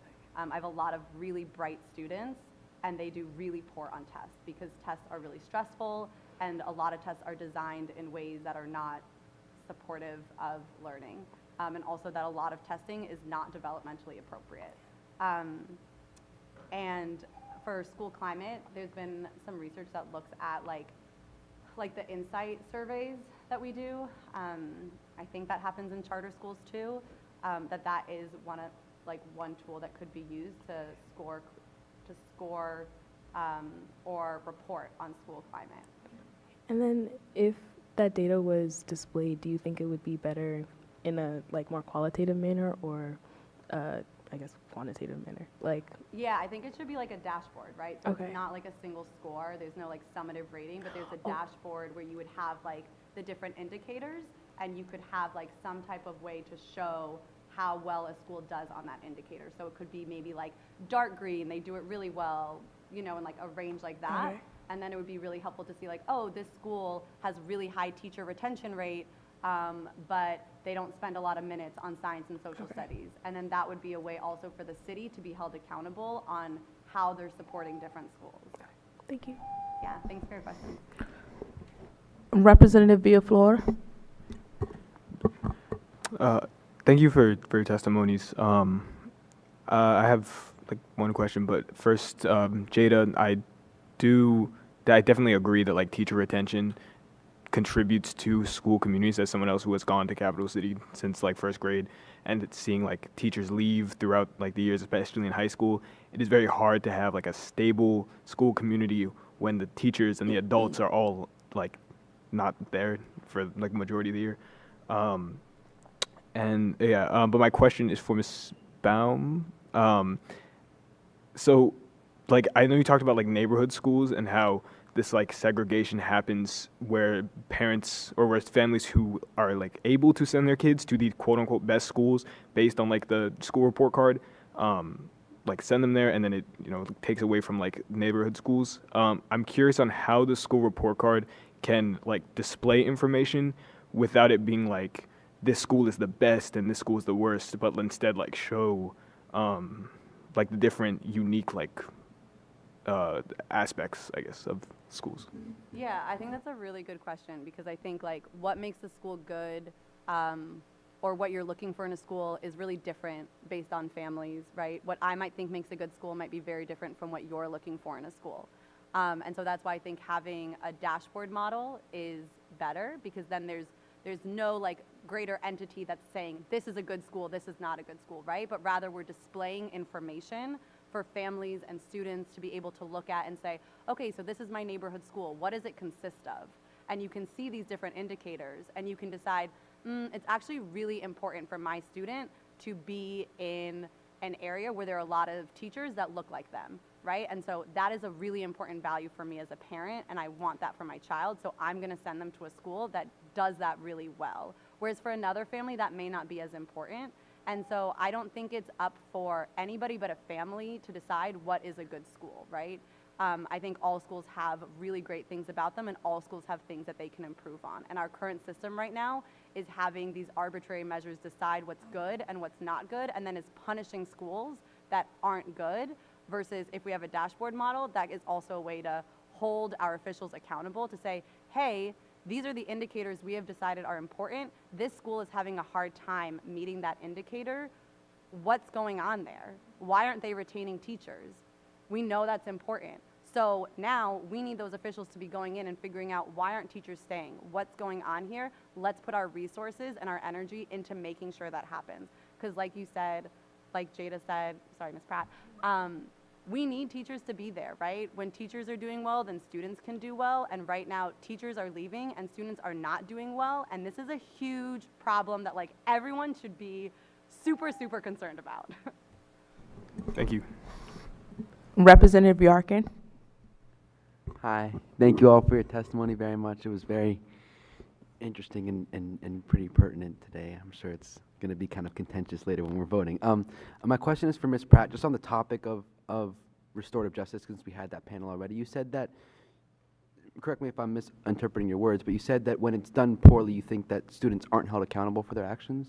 Yes. I want to ask you, based on the panel that we saw from the schools that where the people believe that it's being done very well, I want to know, areas for improvement, whether you think it's a viable option for your school, and anything that DCPS could do to make it one of those model schools for restorative justice. Okay. I really think the kind of answer relates to more of like the teacher retention. Like we haven't had stable administration over the years to implement that restorative justice, and also the admin that gets placed there to help us with restorative justice, they're not really kind of putting themselves out there as well, and it makes it hard for students to try to want to go to them about problems and everything if they don't know who to turn to. And so I think that if there is classes or courses set in place for the teachers and admin to take for them to be able to put themselves out there so students are able to say, oh, hey, like, oh, this person, I can go to them if I'm having a trouble, if I'm being bullied or something, then that's what they can do. Yeah, that makes a lot of sense. I mean, Ms. Baum, I don't know if restorative justice has been used in your school. I know it's probably different for elementary schools. But do you see viability for kind of instilling these principles into young kids? I don't know if really restorative justice is being used at the elementary level, but. Yeah, no, I think restorative justice is incredibly important on the elementary level, and it definitely is being used. I know like at my school, it's not like a school-wide thing, but there's specific teachers who take it really seriously. And I'm one of the 5th grade teachers, and on my team, we're trying really hard to do it. But I think like what the panel showed is it really does require training, and it really does require a whole school mindset and commitment to it. And it also requires time. And a lot of the times when we have these like really explosive, harsh behaviors, we want to just like immediately calm it and quiet it down, and like punitive is so much more easy and so much faster, but actually then they're not learning anything. And I think elementary school is that crucial time to really instill and teach a lot of those skills, so then when they get to middle and high school, they already have some of that. And so then when there's more of that going on, you start growing up, more serious things are happening in your own life and you're more responsible, you have the tools to do it. And I think by not having that in all elementary schools, we're not really setting up our kids to be successful. Thank you very much. Representative O'Leary.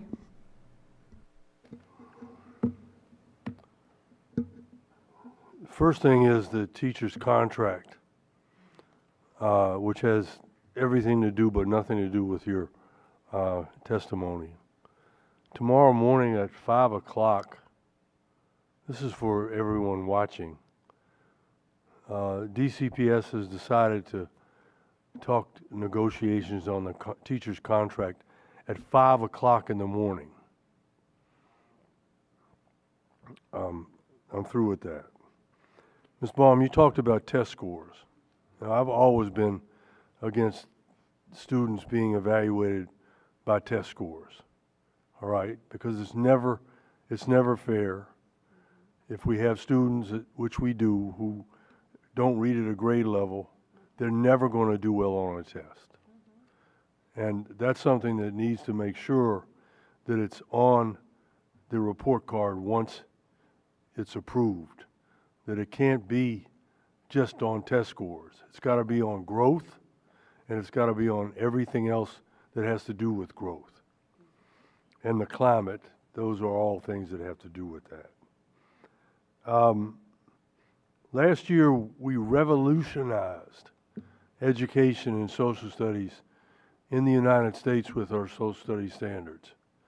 And it took a long time to do. And we were very proud of what we came up with. And I hope that that happens again.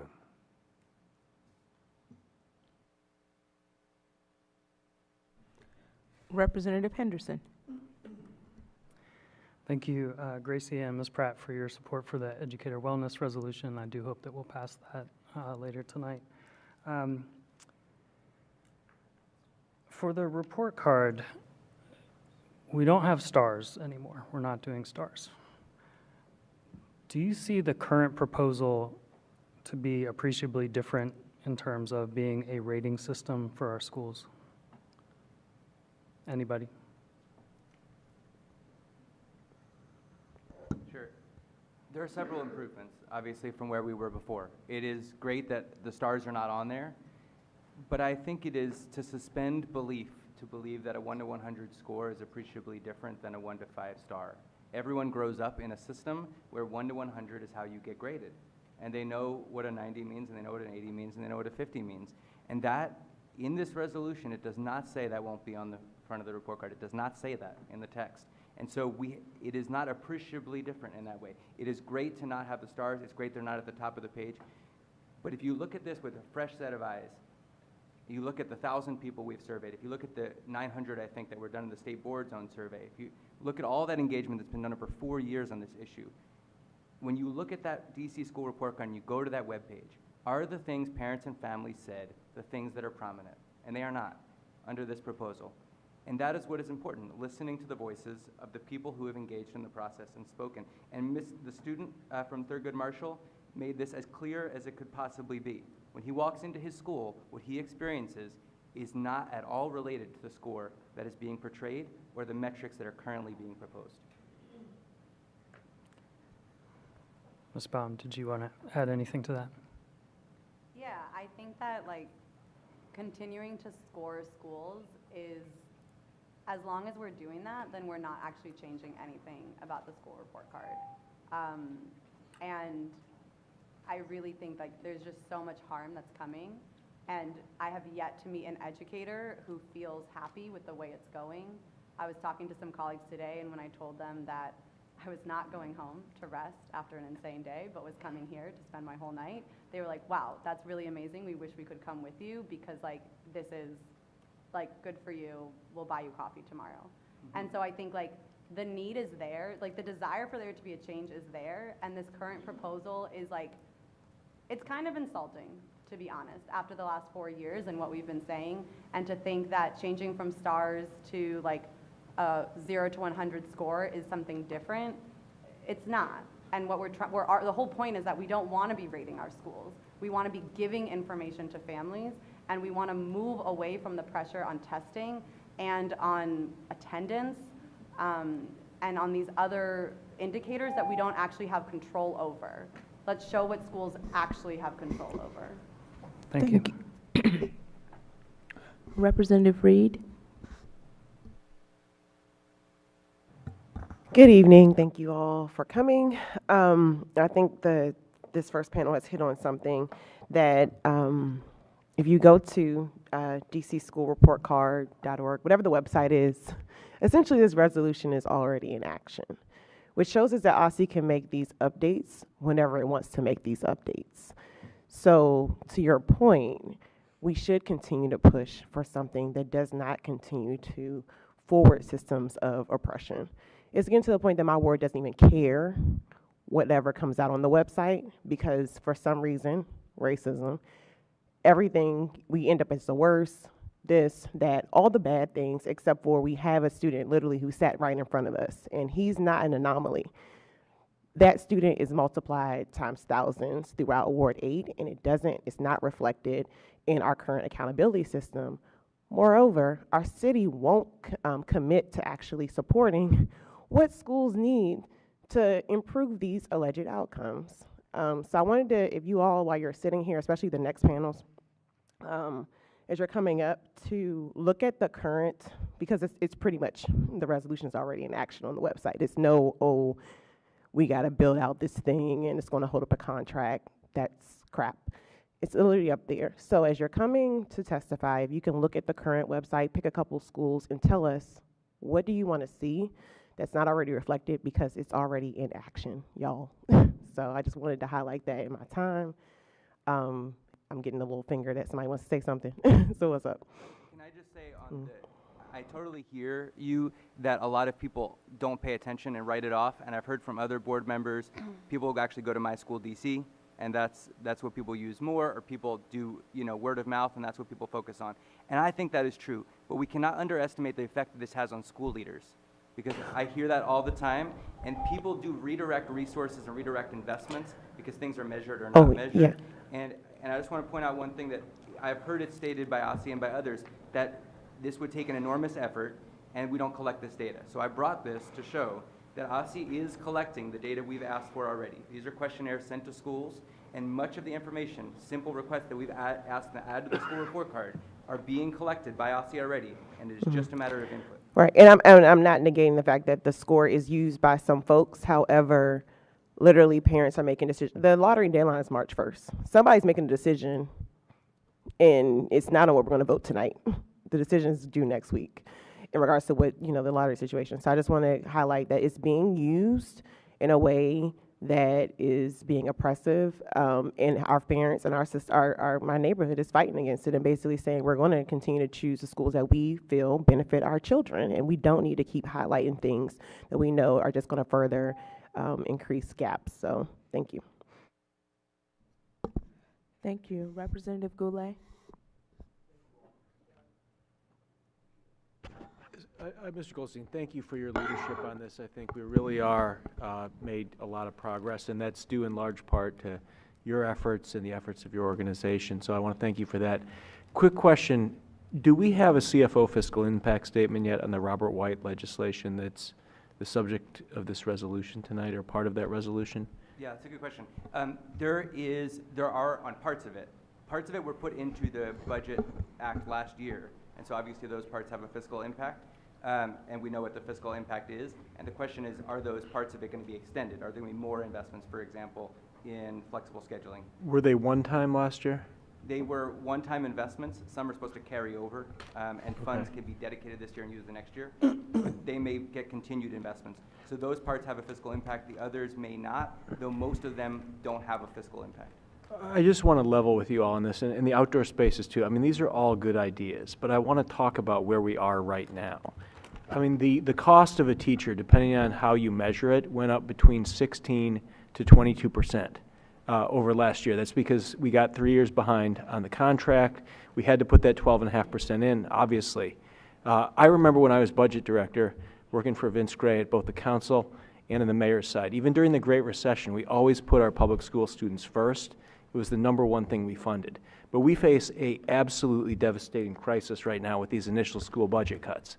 I mean, even though the formula went up 12.4%, my ward at each school in buying power terms is looking at between a 5 and 24% cut in buying power. That means we're going to be firing teachers, losing courses, and it may not be as bad across the city, but it is going to be devastating to public education here in the city. By my numbers here, and I put a chart together on this I'll put up on social media and our listservs, we're $85 million off on the DCPS side of just being able to keep pace with our teacher increases that we saw. And that doesn't even add any money for inflation on top of that. So we magnify that with charters. We're looking at a gap of roughly $170 to $180 million. So, I just can't get behind any new legislation. I can't get behind any new initiatives because we are deeply in the hole where we're looking at devastating cuts to our public schools unless funding is found somewhere and added to these budgets. And I mean, my ward is apoplectic right now about these school budget cuts that they're seeing. They are going to devastate public education in Ward 3. So I'm not trying to be insensitive. I think there's a lot of great ideas, a lot of new ideas, but we need to be in grips with the reality that this city does not have the money even to do the basic things we did last year if these budgets are any indication. And it's going to be devastating to our schools if these cuts hold. So that's going to be my focus, is making sure that we keep our schools whole. Thank you. Representative Best. Hey, everyone. Since I believe that the remainder of the night is probably going to be on the school report card, I want to pay some attention to Outteach. It sounds like a really amazing initiative. I think I first heard about you through Scott. STEM is something that's extremely important, especially math and tech innovation.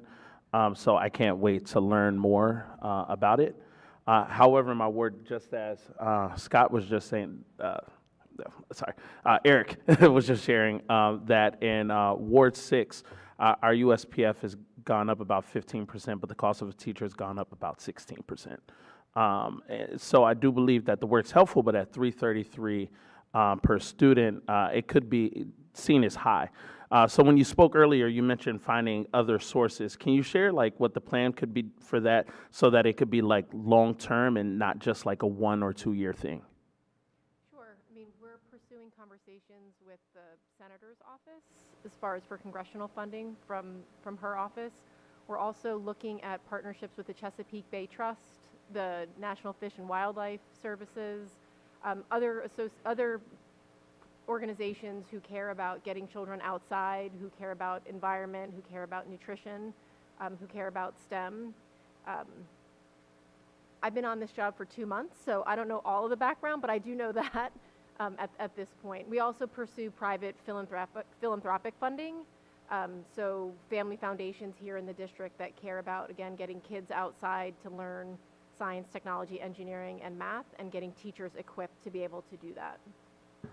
I love like the idea of it. I would love to talk to you a little more just to figure out like how it can work, how it can make sense. Yeah, and again, OSSI made an investment to get the designs built. We're looking for the funds from the mayor's office to actually bring those designs to life so that the children can have access to those safe outdoor spaces for learning. We also have the opportunity to help with, like I said, teacher retention and student engagement. So our research is showing us that students come to school when they're learning outdoors, and it's re-engaging teachers and bringing back some of the joy that they've lost in light of some other things that are happening. Yeah, got to find a way to make it exciting and interesting. So I'd be happy to continue the conversation with you. Okay, cool. Thank you. Thank you. Representative Chang. Ms. Pratt, I'm curious how, as part of this discussion, how you decided to choose Capital City. Well, like I said, I've been going there like all of my life, and I really do like Capital City, and I think that over the years I have seen it go through, of course, like any school, go through its ups and downs. But I really think that it has the potential to really grow. Like I said, we do have new administration and we have new teachers. The question of if they are going to stay, I don't know. But but for the most part, the teachers that have stayed and the teachers that are brought to us, they bring so much more, and they have so much more connections and stuff. Like Mr. Williams, of course, you know. The one and only. I think the question is, about why you stay, or how you think about whether or not you would select another school. Maybe another way to think about it is when you talk about schools with your friends and neighbors, what do you hear about other schools that are good or bad, and how do you share that information? Okay. Well, for your first question, I continue to stay at Capital City because I would feel as if I'm very well-rounded in the school. I participate in a lot of the after-school clubs. I'm here. The school allows me to do so much more opportunities that I know my other friends that go to schools out either in Maryland or different parts of DC, they don't get a lot of these opportunities. I feel as if my school is focused kind of more of like extracurriculars, but I've noticed that compared to other schools, we do not have that many AP courses, and I would like to see more of AP courses and stuff, just more diversity within the classes. And when you think about how you might advise other students or parents on how to select the right school, what comes to mind? I would say, what do you want your child to learn? Like, what do you think your child is most interested in? And it shouldn't be the parent deciding, oh, I need my child to learn this, that, and the third. It should be, what would make my child happiest? How would my child thrive at this school?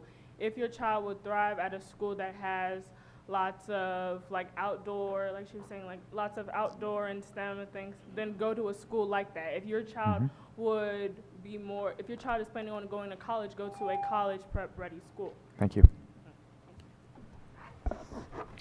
Thank you. Representative Williams.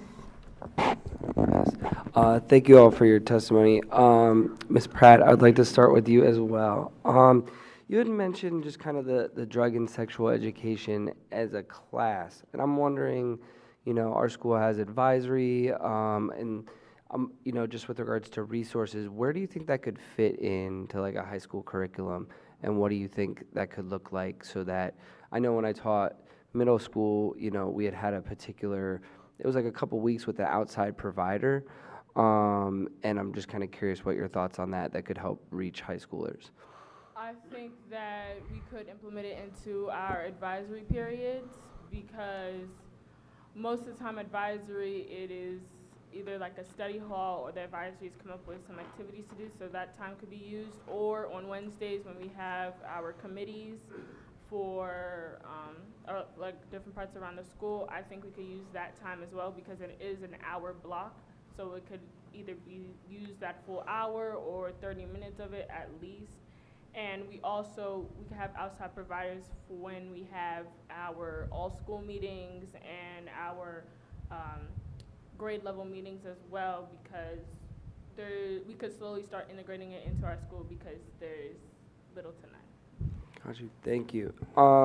And for our other panelists, in particular with regards to the report card, and Mr. Goldstein, you had mentioned, I want to thank you for highlighting that this is about measuring what really matters. I started my career teaching in DC at Two Rivers Public Charter School, and I remember that the head of instruction always said, we measure what we value, and then we adapt to that. And we've had panels here on school safety. We've had panels here on making sure that, and I've had countless students come and testify about student mental health. And I'm not yet clear in this position that we're in tonight, are those things going to be measured adequately for the public?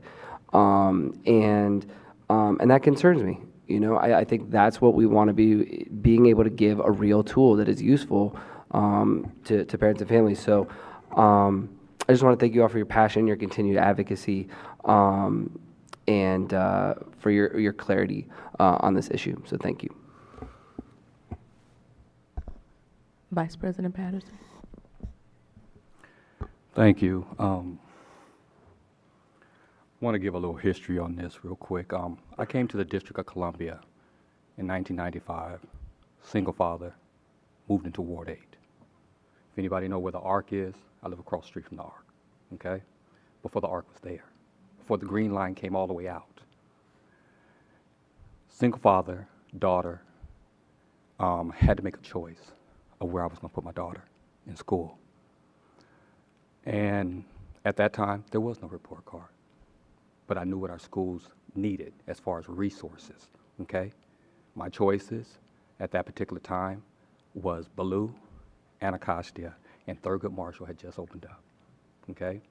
So I've had to make that hard decision as a parent, as a Ward 8 resident, of where I'm going to place my daughter, where she's going to be safe, where she's going to get a environment, a school environment that is going to nurture her.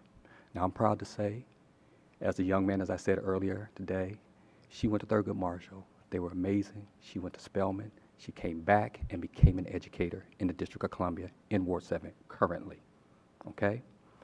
I say all that because I've been on this board now. This is toward the end of my first term. I came here because I wanted to change the report card because I did feel it did not give the right story about what this means. I did not want a teacher harm because my daughter's one. I've had to make the same choices for my younger kids. I now have 2 younger kids that are in DCPS schools. And I wanted to make sure that it reflected. I wanted the report card to be an indicator of resources needed, not an indictment on work or under-resourced teachers and school administrators that were not getting what they were getting. We have a saying that goes in my community, don't play in my face. Don't play in my face. When you know I have worked with you to get to the very best that I can possibly get for a report card, don't come to me and act like I have not engaged you, that I have not been there with you from the very beginning. I have a picture on my phone that was sent to me by Scott this weekend, Sunday, of me and my daughter, where I'm at one of his events trying to learn how to make what? A good school, okay?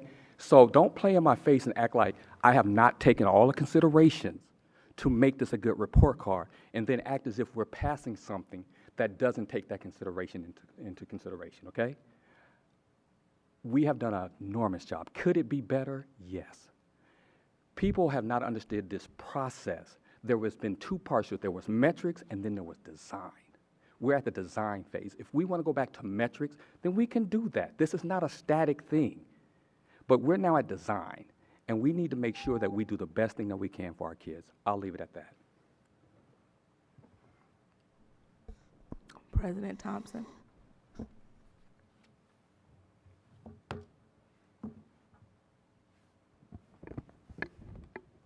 I want to thank the representatives from Outteach for coming. I appreciated Representative Best's questions about the funding. I think that is very helpful to us. I do expect the majority of the testimonies tonight will be about the report card.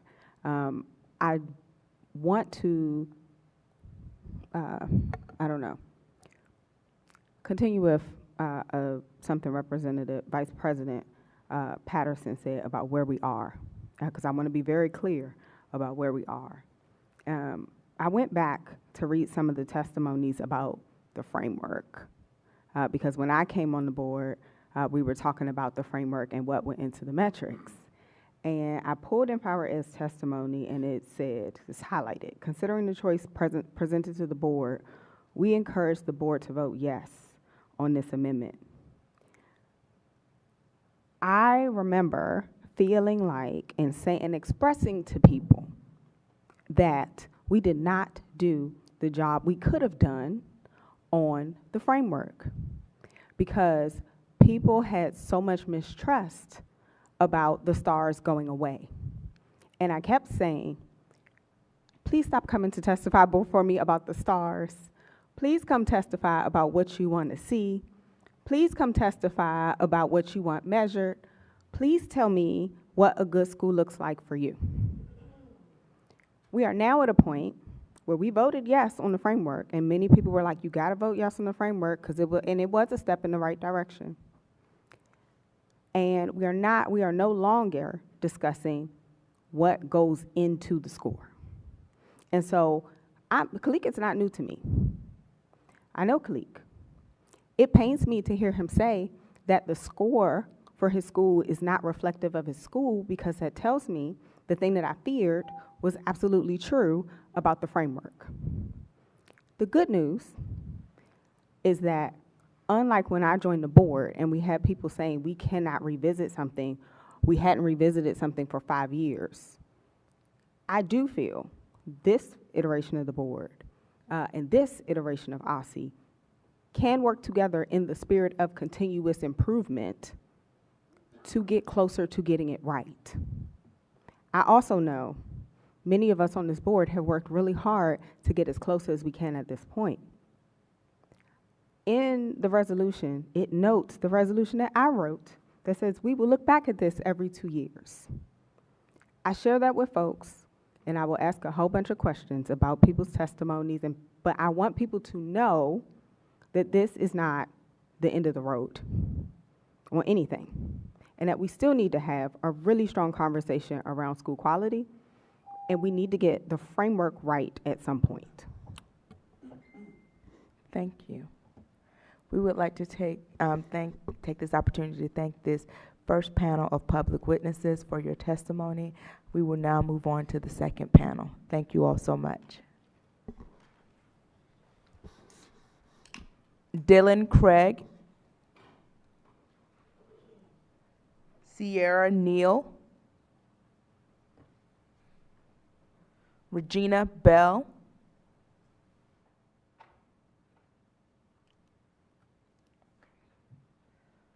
Lorenzo Sims,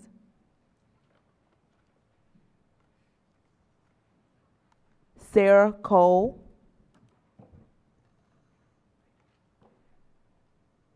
Nathan Sparks, Ebony Kirkland,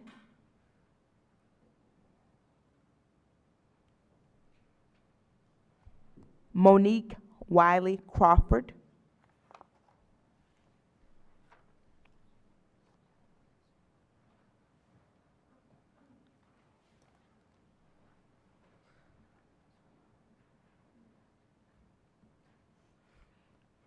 we will start here on the end and then we'll go down and then we'll have the member round of questions. Good evening, State Board of Education members. I'm Dylan Craig, a DCPS teacher at Roosevelt State Opportunity Academy and a Ward 4 resident.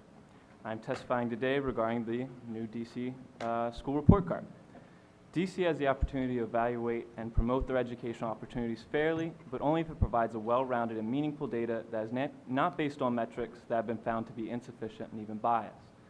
I think many of these insufficient yet heavily weighted metrics have already been brought to your attention, but I wanted to highlight what an impact a poor school rating, based mostly on final test scores, attendance, and enrollment, can have on a school. This is not to show that these metrics are completely useless, but that there's so much more to a school. I think we agree that when a school's outside community struggles, the school is in that community also often struggles, as that school is only one facet of the community. Many of our schools serve communities that have struggled both historically and currently. They have suffered from poverty, redlining, violence, food insecurity, and much more that I not need to reiterate, but can have a profound impact on educational barriers. The school might then have a staff that is ready and welcoming to students at whatever level they enter, with interventions ready to support various courses, and with social workers and other social-emotional staff there to navigate housing insecurity, hunger, trauma, and more. They work incredibly hard to serve any student who walks through their doors, yet the school is docked because of how many students scored low on a standardized test, even if many students grew from where they started, or had success in meeting metrics that show a fuller yet more complicated story. Then the school is docked because even after home visits, calls, and interventions, many students still struggle to stay under 10 absences for a multitude of reasons. A parent sees this reflected at the top of the school's report card and decides to find other options, potentially funneling a student away from their community and neighborhood school, and hurting the school's enrollment, yet another metric for the school's report card. With this student goes the resources and funding that come with per pupil spending. The school report card gets worse, the school's reputation weakens, and the spiral downward continues. Yet another school benefits from this system as they start out at the top of the report card and the opposite situation occurs. Again, I'm not saying these metrics don't play a role in school accountability, but it's incredibly unfair to weigh and advertise certain metrics so profoundly in the name of transparency and accountability when those metrics mainly penalize certain communities and not others, thus further pushing many away from those community schools and disinvesting in them further. A more honest and well-rounded story could be told with metrics focused on student growth, teacher retention, school climate, family satisfaction, programmatic offerings, and more that have already been suggested to OSSI and the board. Some of these are already a part of the school report card, but could be highlighted and explored further while adding other metrics that also help a community member see the full picture of a school's effectiveness and accountability. This may be more challenging than creating a report card based mostly on standardized tests, attendance, enrollment, but it can be worth it. I'm not against accountability at all, but I am against treating complicated public services in the manner that we are. And I ask the board to consider this when voting for the next implementation of the school report card and continuing the work on it. Thank you for your time. Good evening. Thank you, the Board of Education. Thank you, Patterson, for your remarks earlier. They were actually really felt. And thank you for mentioning Representative Reed about the actual site being up and present now. Looking at the site, I actually did think it's an improvement. It is a major improvement from the STAR system that was there before. Looking at the things that are there right now, like the math ELA, the math proficiency, reading proficiency, those proficiencies are actually good for parents to actually know. I think there's two sides when looking at a report card. There's like a parent side and then there's actually a teacher side when looking at the school system. Does this actual report card represent my school? No, it doesn't. I think the number one thing at my school that represents my school is school safety. None of the kids at my school feel safe. None of the people at my school feel safe. And this doesn't talk about the kids that we lost at our school because of school safety issues. And it also doesn't talk about the school shootings or anything that happened, right? So that's one thing it needs to be addressed, like school safety, right? And I'm not asking for a police report. No parent wants a police report on what schools are happening, because again, that could lead to segregating the school system entirely because more neighborhoods are more dangerous than others. But it does have to address some kind of school safety issues for the students and the parents. Secondly, I'm not sure how these things are being measured, but our school did not have 82% of the teachers being retained. So that has to be looked into as well, like how principals or how people are actually giving the information to the actual metrics, because again, some of that information is false. I would say majority of the information is actually false, not to be accurate, but. And to speak on a teacher's perspective, I heard a statistic back in the day regarding there were 55,000 students in DCPS in which 20% of them actually applied to college. What that really looks like as a teacher, I've been at my school for about 6 years now, and I mainly teach seniors. We go from about 340 freshmen to about 60 seniors, right? And that's DCPS in general, where we have so many students, right, who don't make it to their senior class, all right? And then I'm glad the STAR system went away and the proficiency went away, but no longer is being measured on college acceptance rates, but what happening to those kids, right? Here I'm looking at a graduation class of seniors, and I only can count 4 of them that are still enrolled in college, and I've been at this school for 6 years, right? I don't know where the rest of them are. I'm not asking for a measuring system to see like we're measuring kids after graduation, but this is not representation of the school itself at all, right? We're graduating a whole bunch of seniors here who are disappearing. We don't know what they're doing. That's the sum of my statements. Good evening, members of the board. My name is Sarah Cole, and I'm an assistant principal at a Ward 5 public charter school. I'm grateful for this opportunity to provide testimony regarding the DC report card, because this is an issue that not only affects my school and schools like it serving mostly low income, mostly black and brown students, but it's an issue that impacts the entire DC community. We know that in the era of school choice, when schools are mostly judged based on achievement data, attendance data, and enrollment, all data points that are actually indicators of poverty, not school quality, we end up facilitating further segregation along racial and class lines. We end up punishing schools that serve low-income communities. These data tell the story of poverty, not the story of what's actually happening in schools. These data do not tell you how safe students feel in the building, nor how much they have actually learned throughout the year in all of their classes. These data don't even provide a clear, actionable view of the type of help a school very well may need. Members of the board, I urge you to reject any resolution OSSI offers that emphasizes their so-called accountability score. It is composed mostly of the very data that has already led to communities resegregating across the country and right here in DC. If anyone is to be accountable for these poverty metrics, it is our city officials whose policies or lack thereof keep our babies and their families in poverty. Schools are not responsible for the fact that more than 1 in 3 Black children in DC is living in poverty. I refuse to support any initiative that attempts to scapegoat schools for families being stuck in poverty without access to affordable housing, healthy food, healthcare, transportation, living without safety, or policies that will meaningfully invest in safety rather than investing in the prison industrial complex. I could go on. Poverty and its consequences are not the fault of schools, though we are tasked with picking up the pieces left in their destruction. We are tasked with reaching, loving, and educating our students despite all that they are surviving and should not have to be surviving. We can no longer tolerate OSSI's apparent willingness to throw schools under the bus with misleading scores and unfair metrics, without even providing us the tools and support we need to be able to meet the goals we do have for our students and teachers. Where is their accountability? We need to hold schools accountable for the things that are actually within their control, and then we need to offer them targeted support when they fall short. Accountability should not be a score, it should be a plan. When people visit the school I am privileged to serve, they consistently praise the palpability of the love shared between students and teachers. If you judge our school just based on the achievement data or the enrollment, you might miss our strengths and our vital contributions to the community, like research-based designs to mitigate gun violence or filmed PSAs to protect the Anacostia River. You might not guess that we are providing rigorous and engaging project-based instruction that actually is leading to gains. You might assume that our families are leaving because they dislike the school, instead of the reality that many can no longer afford to live in or commute through DC. We need a report card that will not just illustrate but emphasize for every school what makes it special, as well as what research has already proven indicates school quality. We need a report card that fairly assesses school quality. We must wait until that is happening.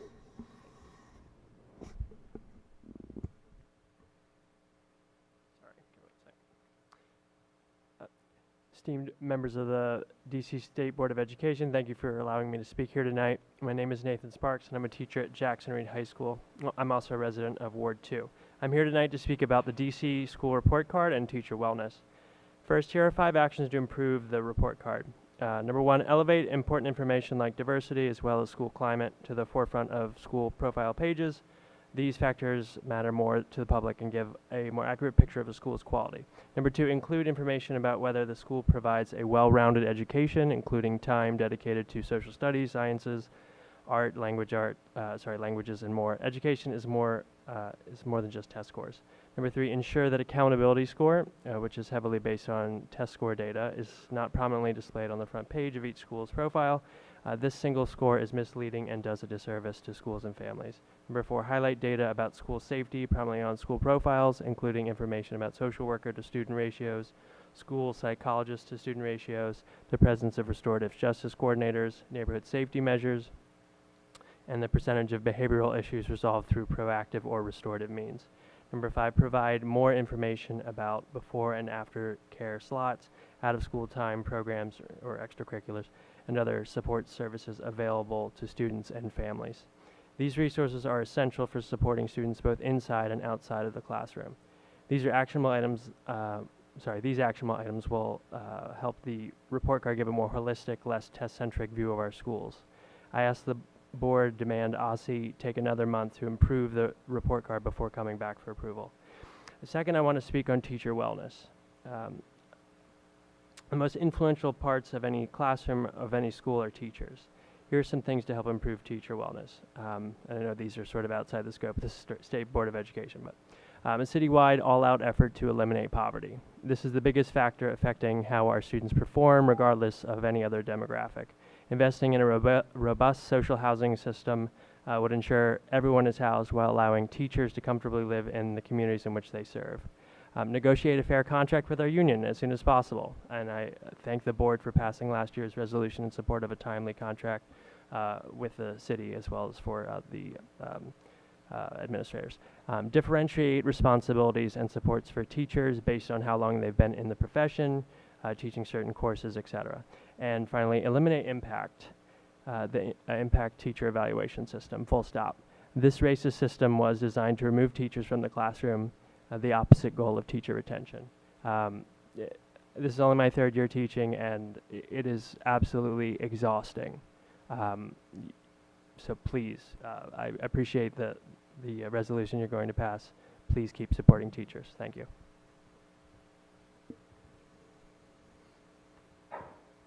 Good evening.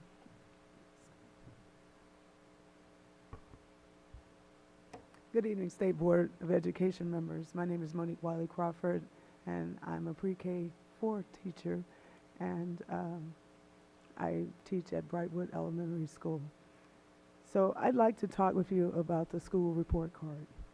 I think in general, the definition of the word report card, which is an evaluation of performance, and performance is defined as an action of carrying out or accomplishing an action, task, or a function. When I think about carrying out or executing a policy as it relates to our children, there's no time for error or redoing. The policies that we have in place will affect our children as they are, whoever the children are who happen to be in place at that particular time. Our policymakers, sorry, let me go back. The policies that we have in place will affect a set of children who happen to be in school at a particular point in time, either in a positive or a negative way. As policymakers, educators, and administrators, we must ensure that the decisions that we make are helping and not harming our children. Even in the medical profession, the first rule of healthcare is do no harm. Do no harm. Sounds simple, but in fact, it can be complicated. If we forget the basics that we were taught many years ago, and spend too much time using testing as a barometer of our schools and our children's abilities, study after study and various research has shown with a high degree of accuracy, one can predict the results of the annual tests of student learning and teacher effectiveness without actually giving a single test. Researcher Peter Green writes in this article from Forbes magazine entitled, "Research Shows What State Standardized Tests Actually Measure." I have included a few excerpts. You'll see in those excerpts that what helps students grow in literacy and actually even in math, given the complexity of word problems, is strong content knowledge. That means that if we want to see real school improvement, we should be holding schools accountable for ensuring students have adequate time in science, social studies, art, and language. I'm asking you to make those things that are presented on the DC report card as indicators of a well-rounded education. I ask each of you on the State Board of Education to think about our educational system and the many ways that it has been overhauled over the last 20 to 50 years. Thank to our you. children and those who have been educated during the time frame, are they better problem solvers? Do they Ma'am. demonstrate more critical thinking skills? Are they able to debate both sides of an issue in comprehensive terms? Sorry to interrupt you, ma'am, but the time has expired. I'm sorry. Just want to keep us on time. My apologies. We will now start with the round of member questions, starting with our student members. Representative Kelly. Thank you all for your testimonies. My main question is, how can we briefly shed light on schools with school shootings and problems within their curriculums without making them feel shaped in a negative image within the school report cards or just in general?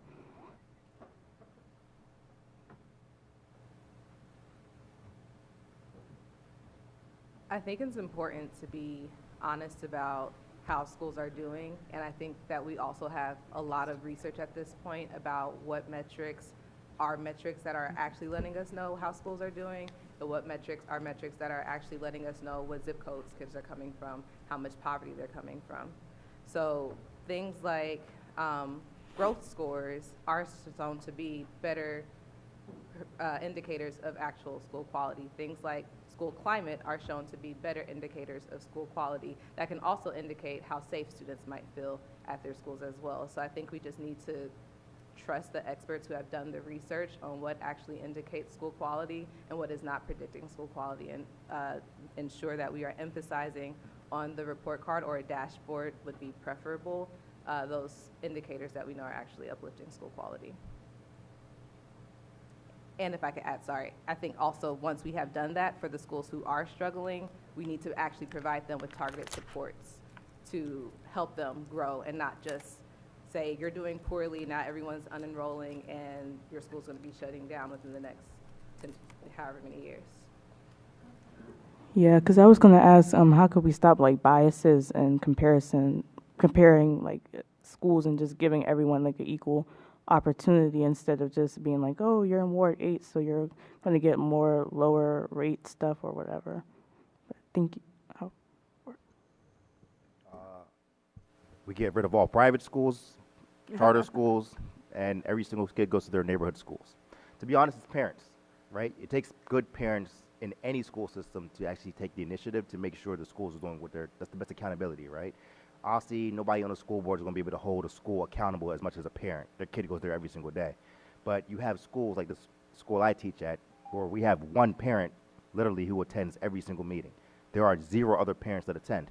And that look at a representative on the school like, okay, well, it's bad parents. It's not bad parents. It's also a cycle of poverty where the parents have to deal with multiple different jobs. They don't have time to attend a meeting at 5 a.m. or whatever the case is, all right? So if you want to really fix the problem, we all know these problems in education existed for a very long time. If you wanted to really fix the problem, that would be one solution, all right? Thank you. Representative Washington. Hi, thank you all for coming out to testify. I only had one question. I was wondering if you all had any recommendations to ensuring transparency in the communication between OSSI and LEAs and schools to make sure that the data is correct. Because like even looking at the report card just now, I saw that some stuff about my school was incorrect too. So I was wondering if you had any recommendations to that before that. That's the question again for like everyone else. How is that being measured, right? One of the things that came out to me was like the fact that our school said that 82% of the teachers were attained, right? I know for a fact that's a lie. I count 4 teachers in the building that were there from last year, right? That's not 82% of anything. I don't think principals, to be honest, and schools are held accountable for anything. I think they can portray any numbers they want to portray, put anything they want to put up, and their jobs on the line just as much as teachers' jobs on the line, so they have to do these numbers. So accountability is a really hard question. How do we hold people accountable for these metrics that our parents are judging what to send their kids to a school or not? To answer that, how the best way to do it, I would prioritize the things that need to be prioritized, right? You can't lie about you can't lie about certain things like the number of minutes a student spends in a social studies class, right? That's going to be based on what the student actually knows and what the student actually engaged in the curriculum or not, right? You can't lie about certain things like that. I can lie about what a student scores on a test score, or I can lie about how proficient a student is in reading, right, based on the test they take, but I can't lie about what the students are actually demonstrating, right? If the students are actually showing, like we talk about restorative justice, if the students are actually showing they're modeling different behaviors, right? You can't lie about that. That's something that's actually, they've shown that growth in that area, right? So if you emphasize the things that need to be emphasized, not the test scores, not the proficiency levels, but the actual school safety issues, if you emphasize the fact that students are actually engaged in a course for this amount of time, then those are the things that are the lie detectors themselves. As a school administrator, I would also add that it would be extremely beneficial if OSSI would engage in some like rigorous empathy with schools about what their data collection processes are. A lot of the processes are not clear. A lot of them are convoluted. A lot of the just like literally the upload systems to be able to enter the data, it is clunky, and there are like lots of issues within those systems. And once they have done those empathy interviews and like gotten a better sense of what that process is, actually update the system so that you can have accurate data. It's not worthwhile data if it doesn't make sense, if it's not accurate. Thank you. Representative via Florida. Thank you all for your testimony. I don't have any pressing questions, but if any of you have anything else to say, I'm willing to offer up the time. So I didn't finish my testimony. Yes. So let me just go back and add that, so do our children and those who have educated them during a time frame, are they better problem solvers? Do they demonstrate more critical thinking skills? Are they able to debate both sides of an issue in comprehensive terms? Can they draw logical conclusions based on facts and evidence that's presented? Do they change their minds when presented with facts that are opposite of what they believe? Do they have a zest for knowledge and a desire to learn and grow? Do they value education and utilize it in their day-to-day lives as well as their chosen professions? In my mind, the school report card should be improving the education of our children and our society over time, helping our citizens to be critical thinkers, demonstrate logical engagement, and an appreciation for learning and growth, as well as to be beacons of hope and vision for the future as they contribute to their own self-esteem and growth, to the growth of their families, to the growth of their communities, and to the growth of our country. In turn, creating a ripple effect that allows us to grow as a school system, a community, and a country, with each family contributing their unique talents and abilities, making everything better for us all. I'm asking you to only vote for a school report card proposal that fairly measures our schools and tells families the whole truth about the critical work that we do every day to support our young people. Thank you for your time this evening. Thank you.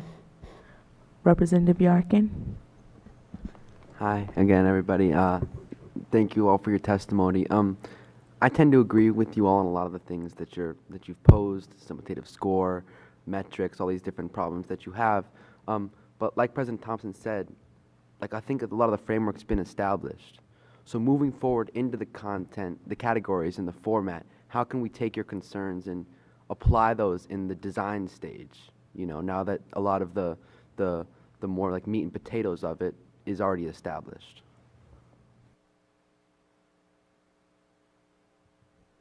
I think it's important context that a lot of what has to be in the framework is based on federal regulations. So there was, to some extent, only so much that we could do.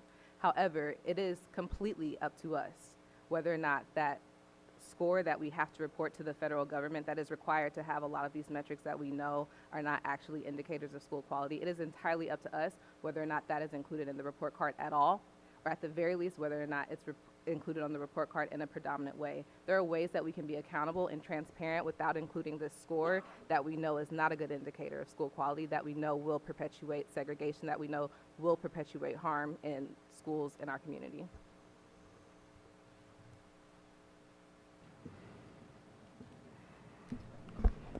Representative O'Leary. I love being around teachers.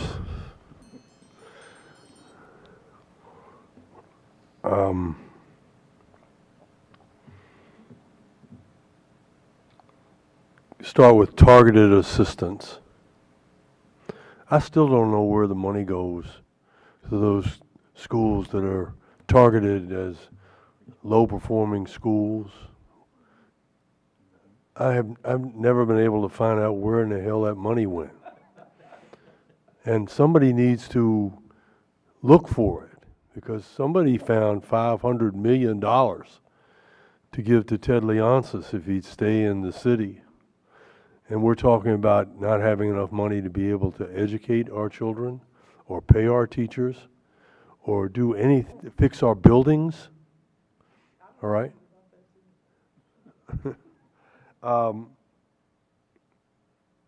Because our job as teachers is to help students rise. That's it. That's why we chose it.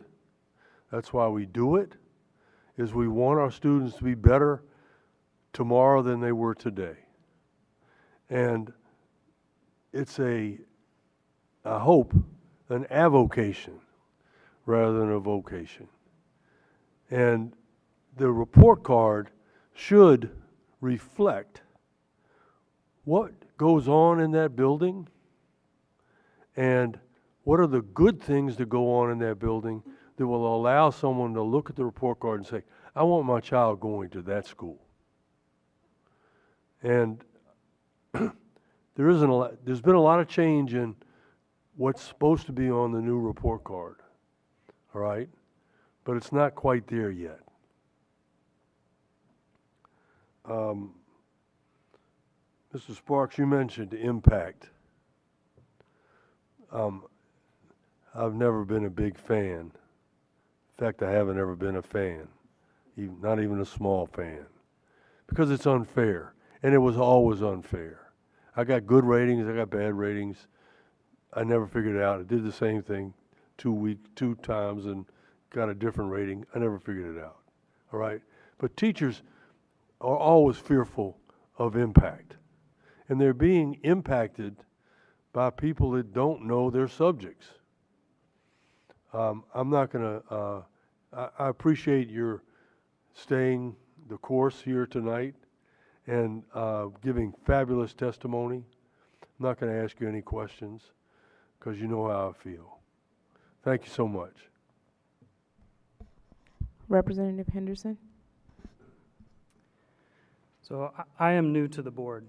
This is just the start of my second year, but I have been following the process around the school report card for many years now. I understand that the formula has been settled, that portion has passed. I understand that. And now we're talking about the design. And Representative Yarkin stole my question, which I was going to pose to you, AP Cole.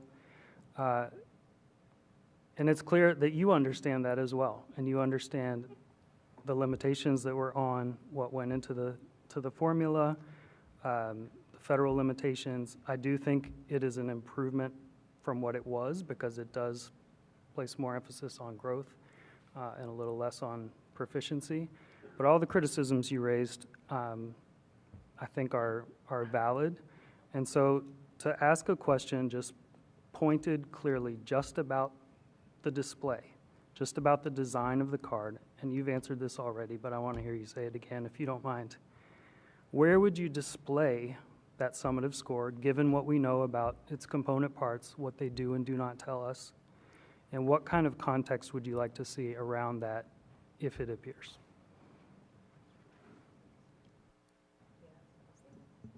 I would not include it on the DC report card. If folks want to have access to this federally required summative assessment of schools, then there can be a place on OSSI's website where they can go for that. If they want to know whether or not students are growing on their assessments, then that's something that they should be able to find on the DC report card. If they want to know what kind of programs are available at these schools, that's what they should be able to find on the report card. They should not be, this score, because we know it is problematic, should not be something that we're giving people access to. That means we are just facilitating that problem, causing more harm. So to be clear, you would be fine with like having growth metrics on the report card, but not that summative score? Correct.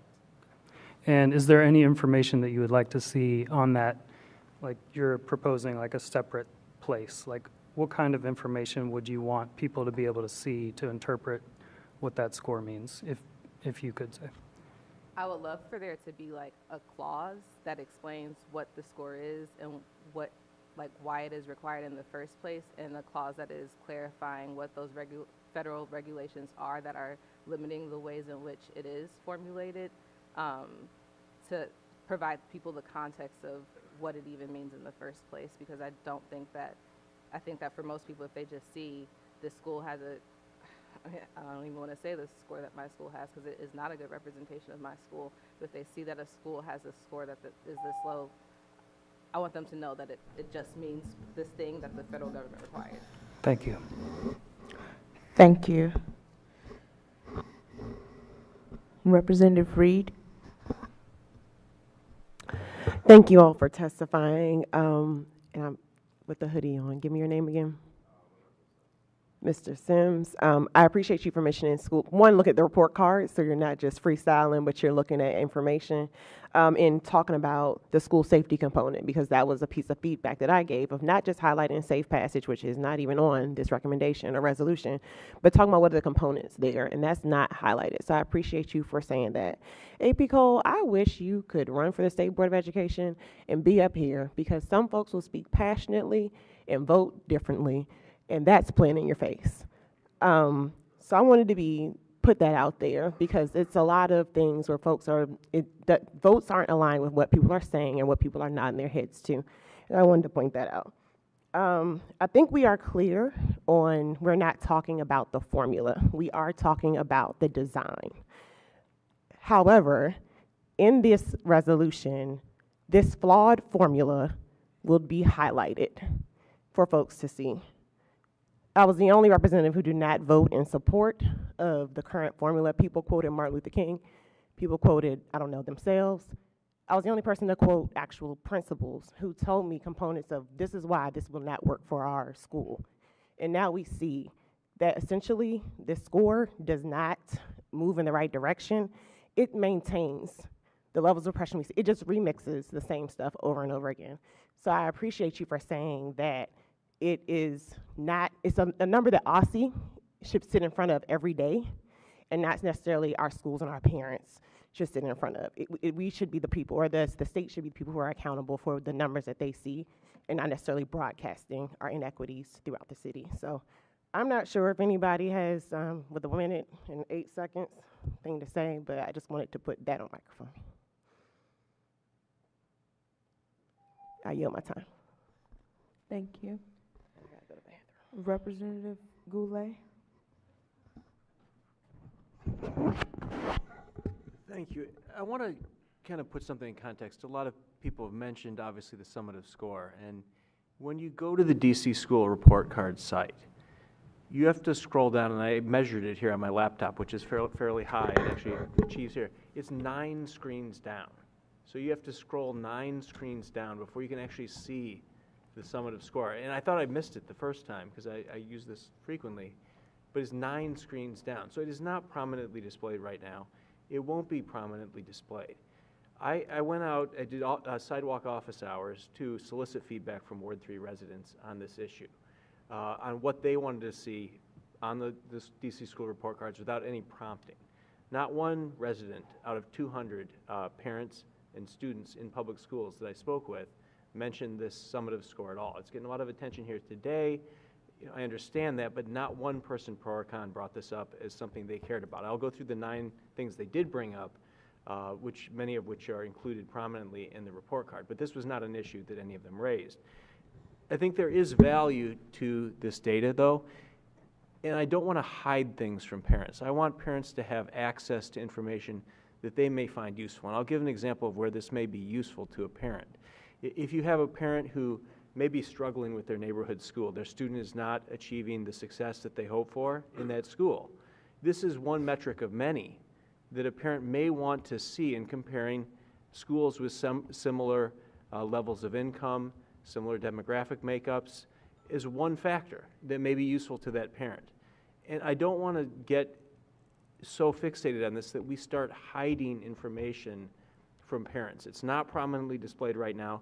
You actually have to search for it. You have to, it's an effort to try to find it.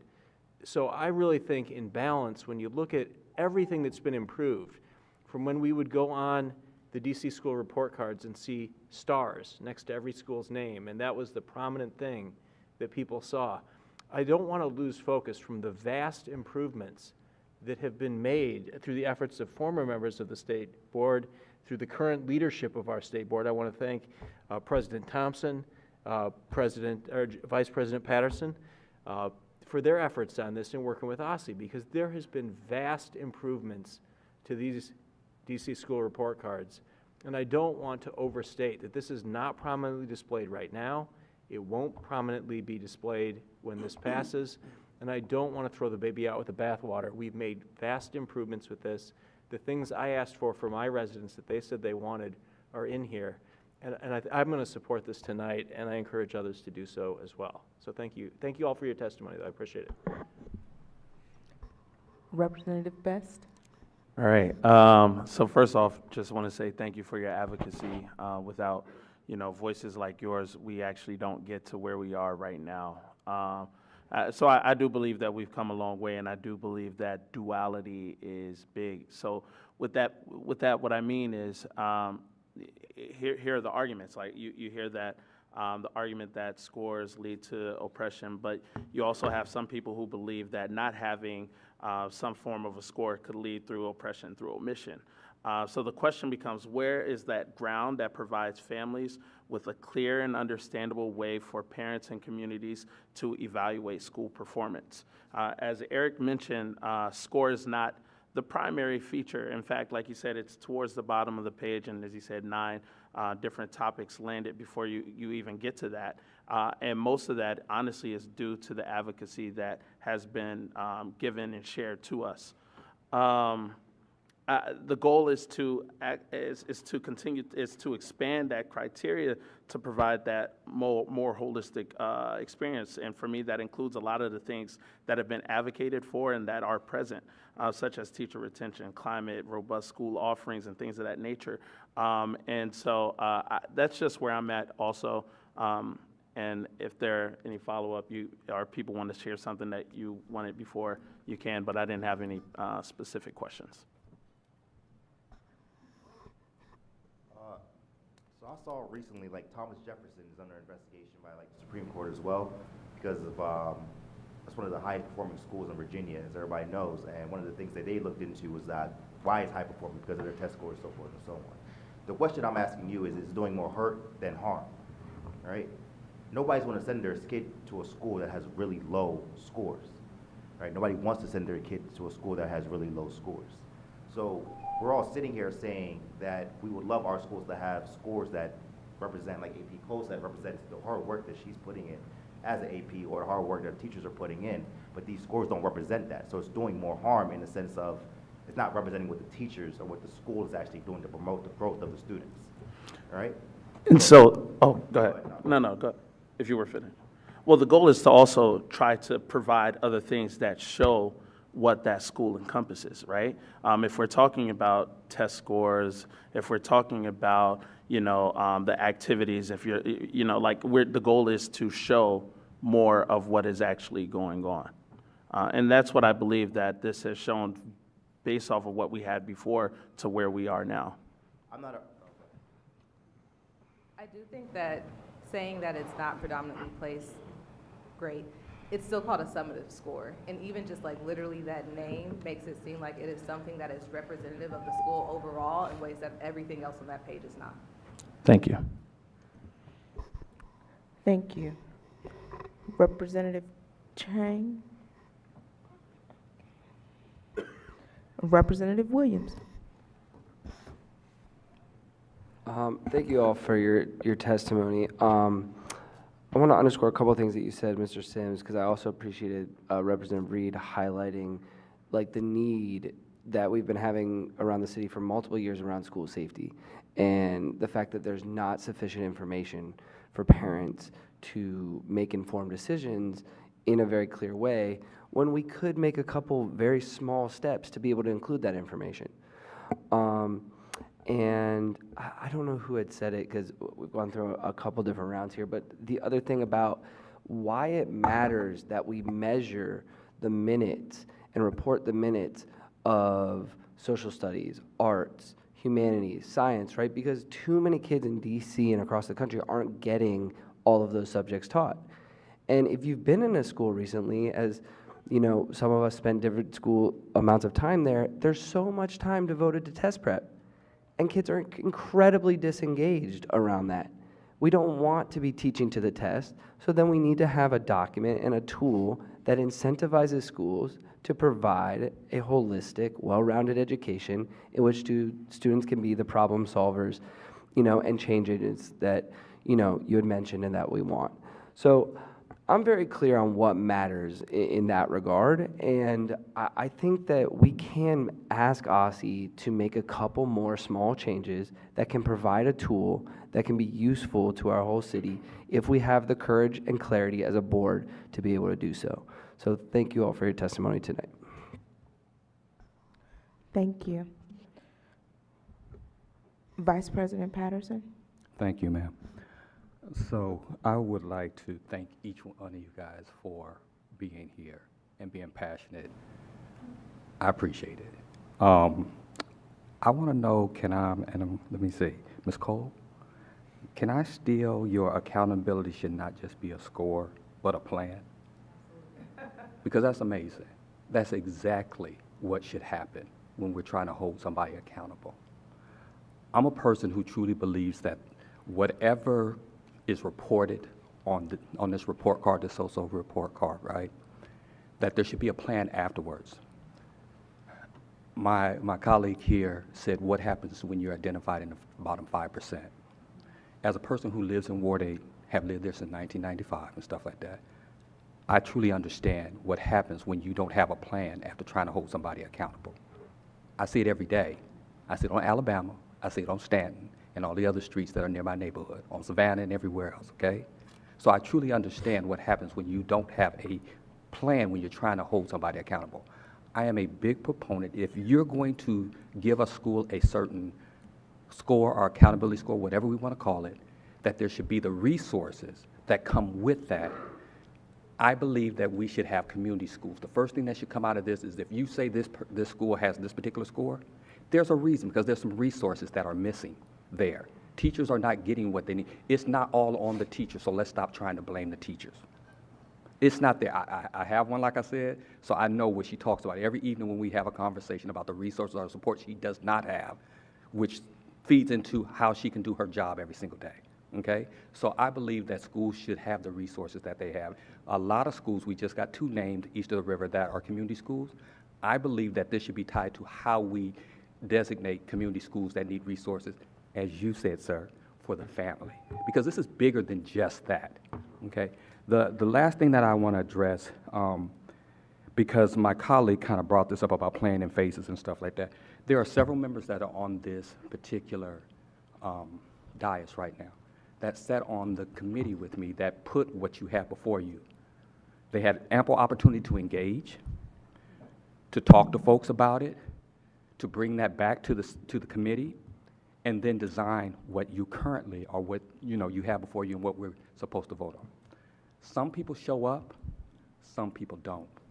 Some people give the information that they're supposed to give and they go to places in their community and get that information, some people don't.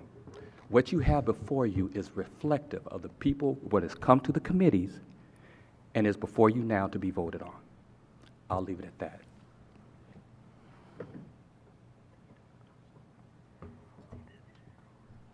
President Thompson. I want to thank you all for your testimony, have comments and questions, so I'm going to move quickly. My comment, I want to be very clear. I do not think we went far enough in the framework, and we can revisit the framework as a board, just not tonight. So I just want to be clear because I feel like some people think we can never do it again. I'm not saying everybody thinks that. I know some people think that. I want to be very clear about that. I totally agree with Representative Best that the goal is to expand the criteria. And I do believe that we are working to expand the criteria. My question, as we are thinking about what criteria to expand, I think it's Mr. Sims, you mentioned including school safety, but then you also mentioned how we don't count like poverty against communities. How do we include, absent of like what positions are included, how do we include school safety where maybe kids feel safe in school, but certain stuff is happening around the school in a way that does not penalize the school for the community? And anybody can answer, but that is a sincere question. I'm gonna take silence as we can't do it. And I don't think it's that we can't. Could you utilize insight scores for how students feel safe in their schools? I mean, at least for inside the school, but also schools are part of community, so it's, I don't necessarily like the discrepancy of how, but I understand outside of the building versus inside. But. Yeah, I'm asking sincerely because people do make decisions about if their kid is going to be safe or not. And so how do we include school safety in a way that makes sense for schools and for families and for kids? So I think the question is really answer what accounts for school safety, right? I know at my particular school, I can't speak with all schools. For my students, what accounts for school safety is they want to find a safe place when fights or something is happening, how they avoid those, right? So you can't measure that by saying that it had a number of in-school suspensions or out-of-school suspensions. I think a measure for restorative justice, right, what restorative justice or approaches have been used, how it's been used effectively, does answer that question.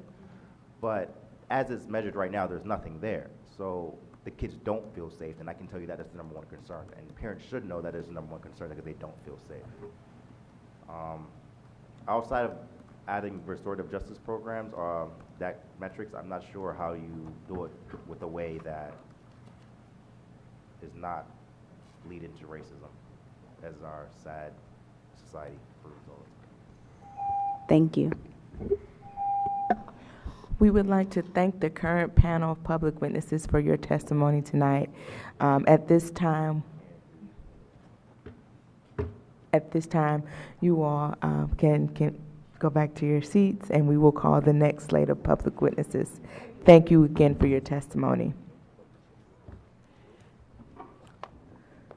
Jamal Jones.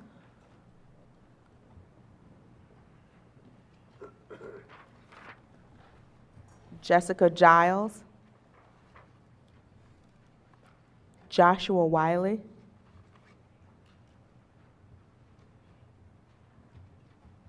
Deebra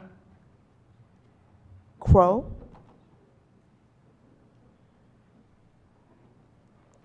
Yvonne Tacky.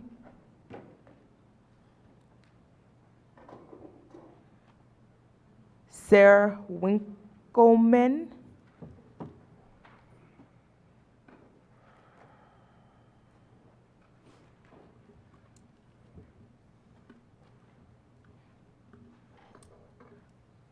We're going to start on the end here with Ms. Giles and then work our way down. Good evening. My name is Jessica Giles. I'm a Ward 7 resident and the Executive Director of the DC chapter of Education Reform Now Advocacy, an organization fighting for a just and equitable public education system for all students in DC. For several years, we've been actively engaged in the discussion regarding the DC School Report Card. We've provided multiple testimonies, held focus group meetings, shared information with our community, filled out surveys, and attended information sessions. We repeatedly stated the importance of transparently and clearly sharing the federally required accountability score. We are happy to see that this data is included in the DC School Report Card. It should be included with the other academic achievement data. We're also pleased to see post-secondary pathways data is being recommended by the State Board. We should strengthen the display, though. I would like to see the IB, AP, and dual enrollment separated out. Would also like to see career pathways outcome data included in future iterations, because we know that the average income of a young DC native is half that of a transplant. Our parents and community deserve to have all school-related information at their fingertips so they can make a well-informed decision about their child's education and future. The DC School Report Card is one of many ways parents get information about school. We know that a big way that parents get information is about word of mouth. And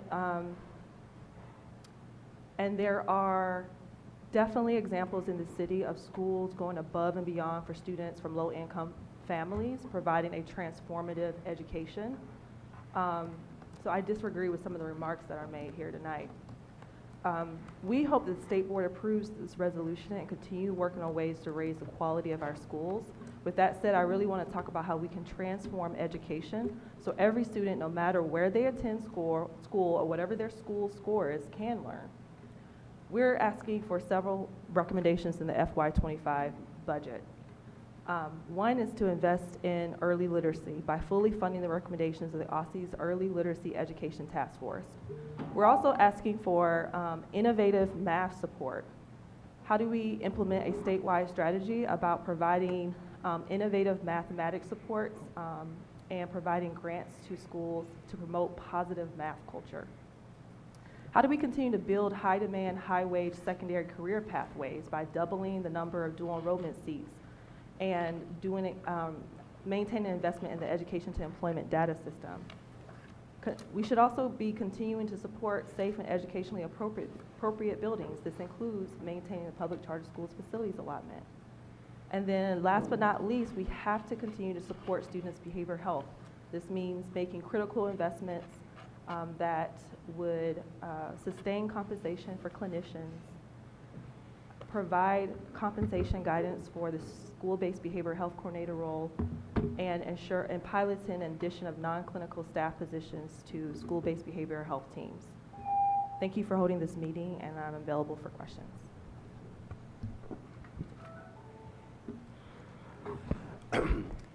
My name is Joshua Wiley, and I come to you today as an assistant principal, deeply concerned about the limitations of the DC school report card.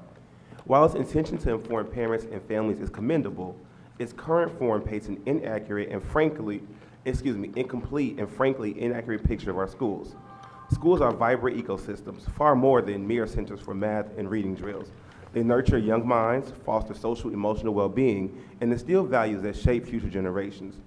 Focusing solely on arbitrary test scores, attendance rates, and other quantitative metrics disproportionately disadvantages marginalized communities, further widening the achievement gap instead of bridging it. As a school leader, I can confidently say that the DC school report card fails to capture the true essence of even my school. It neglects factors that clearly enhance learning and contribute to a well-rounded education, such as arts programs, diverse extracurricular activities, and teacher stability. Studies have shown that schools with higher teacher retention rates see improved student outcomes, yet the DC school report card fails to highlight this crucial aspect at the top, leaving parents blindly uninformed about a key indicator of a school's potential to invest in and nurture its students.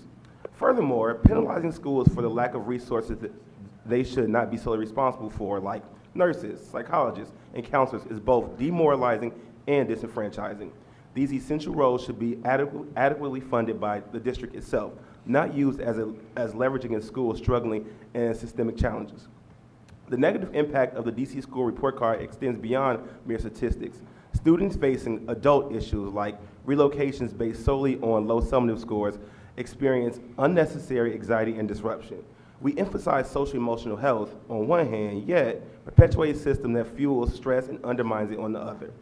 Having had experience in both high and low performing schools, according to systemically racist star rating, I can assure you that these labels tell little about the true quality of a school. What truly matters is a supportive community, a supportive environment, strong community, and enduring teacher presence that allows students to thrive. The school report card in its current state fails to capture these crucial aspects. Therefore, I urge you to vote no on the current version of the DC school report card unless the OSSE makes significant changes. Specifically, I call for three things: a more holistic approach, highlight metrics that reflect diverse aspects of the school's offering and impact, including teacher retention rates and the range of extracurricular programs. Remove the accountability score from the landing page. This single number, heavily influenced by standardized tests, paints an inaccurate picture and misleading picture. And three, focus on portraying a true reflection. Highlight factors that truly contribute to student success and well-being. As educators, we must stand up for our schools and demand a transparent system that empowers, not demoralizes. I implore you to use your voice and your influence to push OSSE and members on the board towards creating a DC school report card that faithfully reflects the multifaceted reality of our schools and serves the best interests of all students. Thank you. Peace and blessings to everyone currently in this space. My name is Dekiva Crow, and I am a Ward 5 DC resident and an educator for over a decade.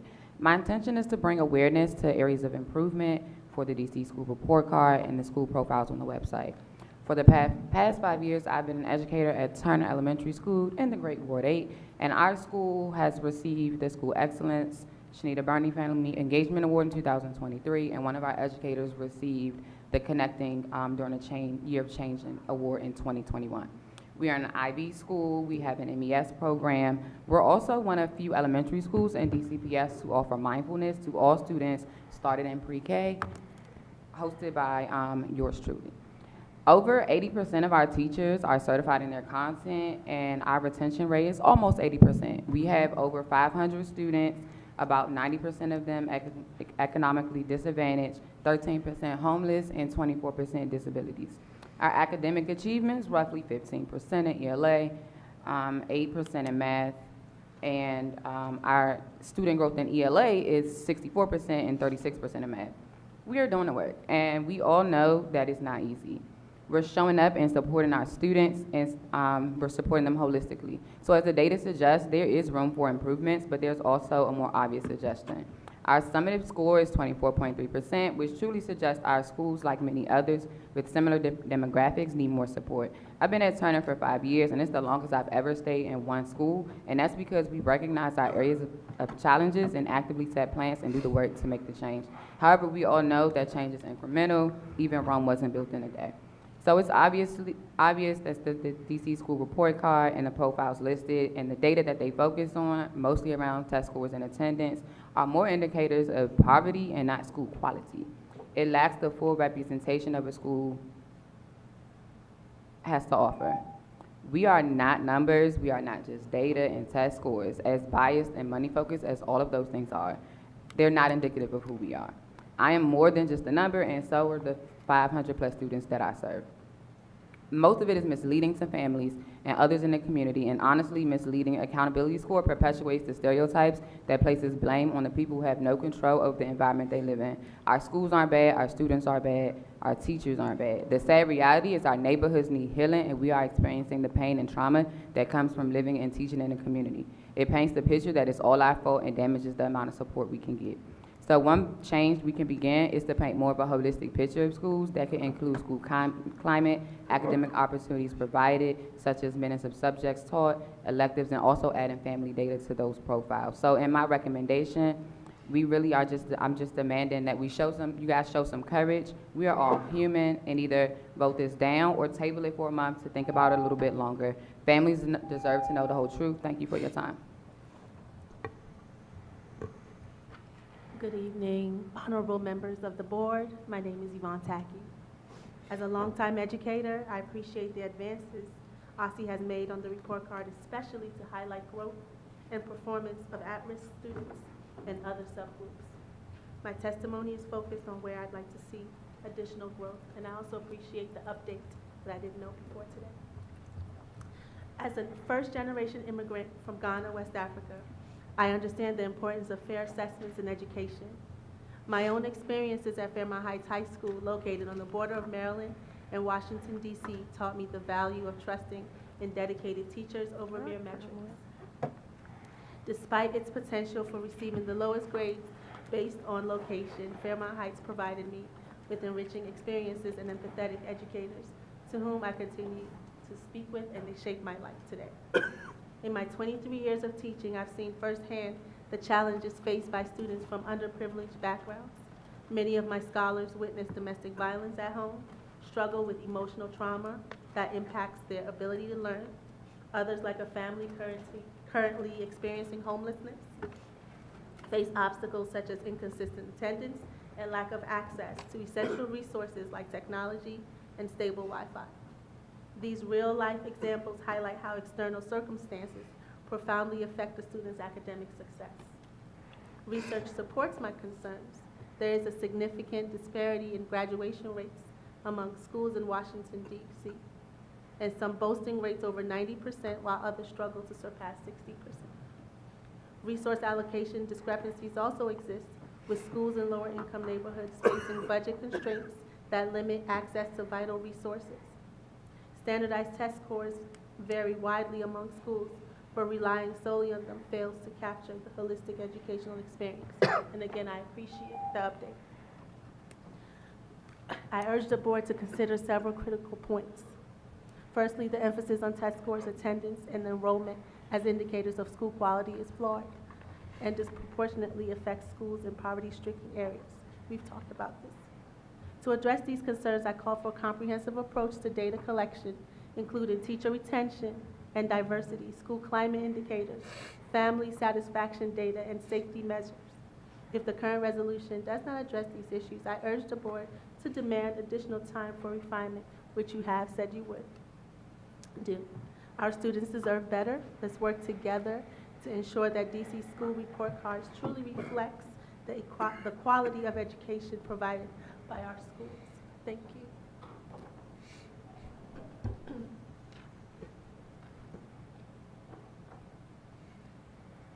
Chair Thompson and honorable members of the DC State Board of Education.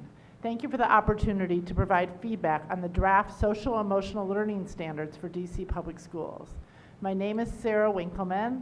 I'm a resident of Ward 2, and I'm the Director of Education Programs and Services with the Jewish Community Relations Council of Greater Washington, the JCRC.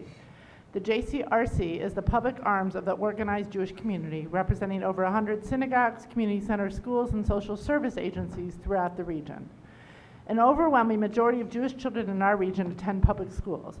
We work independently and in coalitions to ensure that schools are safe and welcoming for all schools, and that all children have an equal opportunity to realize their full potential.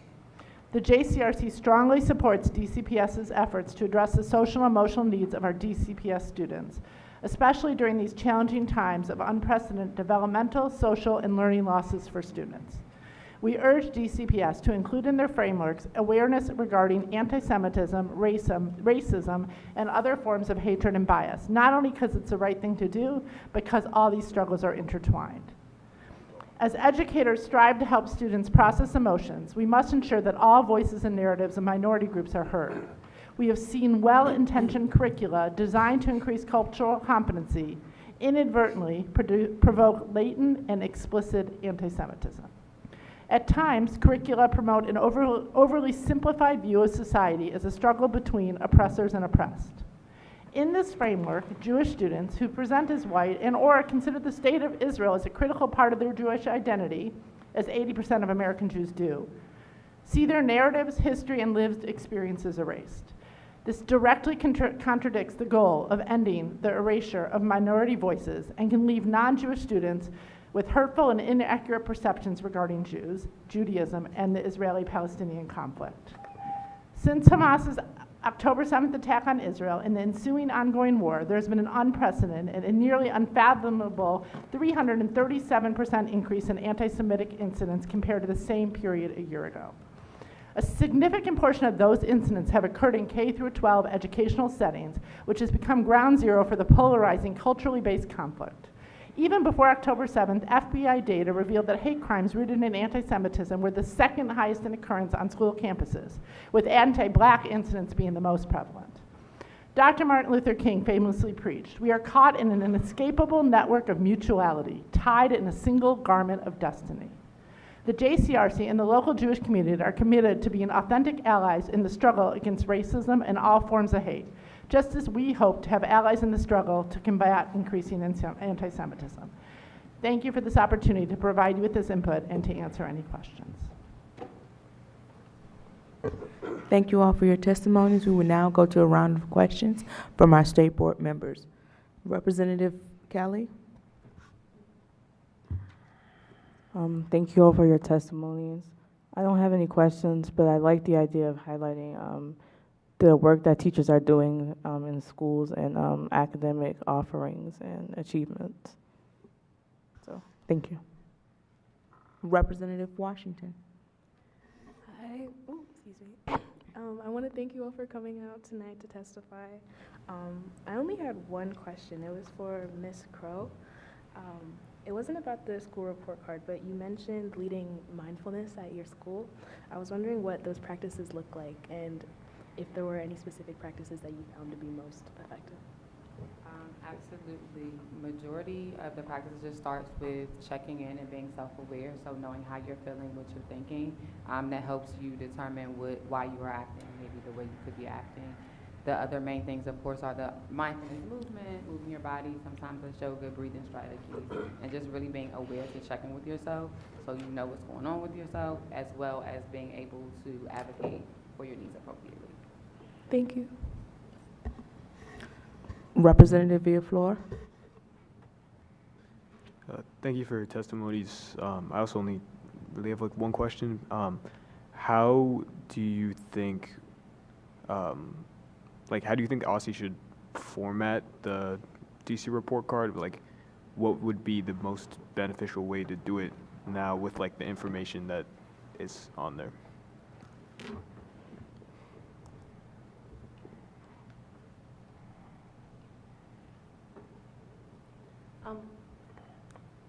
You're asking how should they format the... Yeah, I guess like design-wise, like how, how like they should present the information so that... I think it's notable to say that it's in the works, right? So maybe involving maybe stakeholders, the schools, principals, community, if you go in the outreach to see what is more friendly, family friendly, and what would they like to see? Because for me, I think about being a parent and a teacher and how I would like to see it, what would be beneficial to me. So involving, providing choice and involving the community makes them feel valued. And then that way, when you do have a product, there's nothing really that anyone can say because it was part of that collective, in my opinion. Thank you. Representative Yarkin.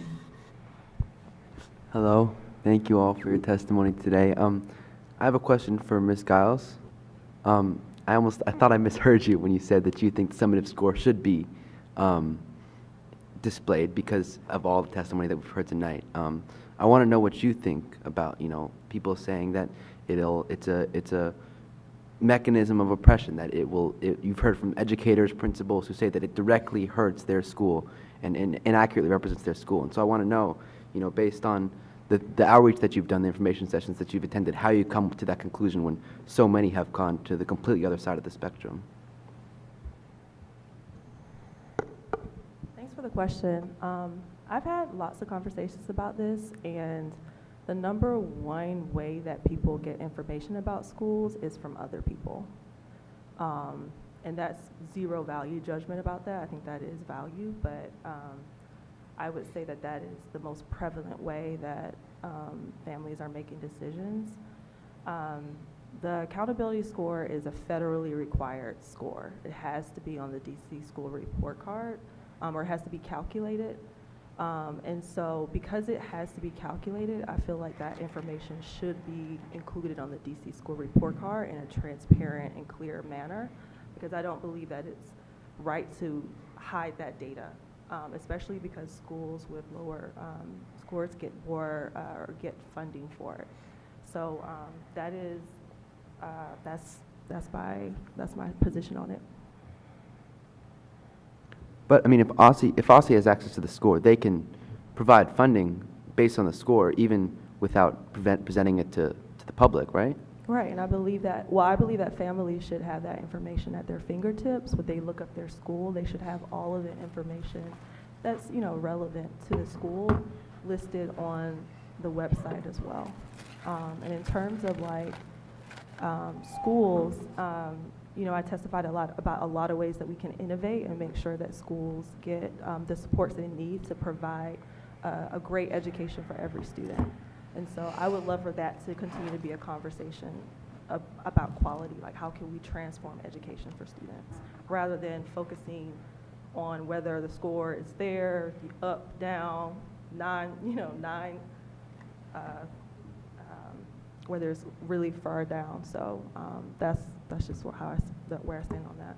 Thank you. And really quickly, for the people who are against it, do you think that the contextualization present in it, saying it's federally required, what it's based on, is enough?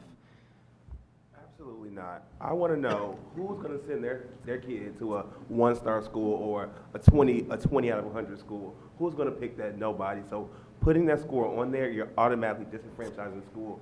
You're putting schools against each other. You're putting students against each other. Like, oh, I go to 100 school. Oh, you go to 20 school.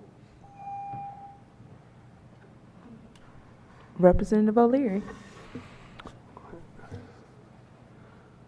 How does a score reflect what goes on in a school? That's a rhetorical question, all right? But it's a very important one, because the whole thing about a score is based on a standardized test, which is racist, classist, probably sexist, probably everythingist, and it doesn't, and I want to get to Mr. Wiley, because I know Mr. Wiley.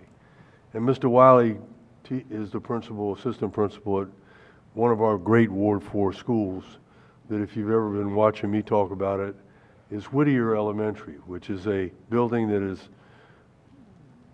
a third world building as far as the way, but the great things that go on inside that school aren't reflected on the report card. Mr. Wiley, you've got 2 minutes. Absolutely. You know, they always have this phrase, you can't judge a book by its cover. When you go to the DC school state report card, it could be on page 9, page 100. When I went through, I scrolled right down to some of the report because I am educated. Even if I wasn't, I know I'm looking for that score, and all this other stuff matters, but the main thing is that score. Whittier, we have hydroponics, we are Green Ribbon School, we are STEM school, we have none. I didn't see any of that. I mean, I may have seen it in a little debris bio, but if you drive by that building, the building is over 100 years old. I'm not gonna I'm not gonna go to that school. I'm gonna go to school across the street. Same thing with the score. You know, we have to make sure that we are not penalizing schools, because it's not a school's fault that they're 30. You know, the principal could be a new principal there, but you're a 30 school now. That's not fair. You know, who is that fair to? Who is the score benefiting? If I'm a parent, I want to know what you're offering my school. Every school, almost every school in DC has students who score either between 1 and 5 on these state assessments. So it doesn't matter what school you go to. If you work with your kid at home, or you work with them tutoring outside or in school, or whatever you do as a parent, your student can score a 1 or a 5, no matter the school. So we shouldn't be penalizing schools and students and teachers. If I'm looking for a job, I'm not going to work at a 1-star school, a school that's scoring a 10%. I am going to the school that scores the highest. But if that score is not on there, what does the school have to offer? Oh, I like sports, so I'm going to school that has sports, and I like teaching math. They have a strong math program. So I want to make sure that it's an accurate and fair representation. You know, I could be talking to my colleague, and she could work at a 10 school. I could work at a 20 school. She could work at a 100 school. And she's like, who's a better teacher? Well, look at the numbers, right? That score is not for families. That score is not for teachers. That score is for people who are funding these schools to see where the extra money should go. And I yield your time. Thank you, Mr. Ward. Representative Henderson. My question is for Ms. Giles. Ms. Giles, I prefer that we not display the summative score on the school profile pages, but in seeking compromise, I guess, I've tried to push for what I consider to be more transparency. And I appreciate that one thing that OSSI has done in their proposal is to show the breakdowns of the component parts and their respective weights. But I still feel like it's not as transparent as it should be. So I'm curious, given your value of transparency and how parents will use the score, one other thing I've pushed for is acknowledgement of the error that's involved in each of the measures. So every metric has its own amount of measurement error. The tests have measurement error. And we have data where we can compare across schools and figure out what that error is. Do you think that parents would appreciate additional information for them to make sense of the score? And I'm thinking in particular about if parents were to compare 2 schools and their scores were different by 10. How can we help parents know whether that is a statistically significant difference, or if those 2 schools are within each other's margin of error, and really there's no real way to distinguish the 70 school from the 60 school?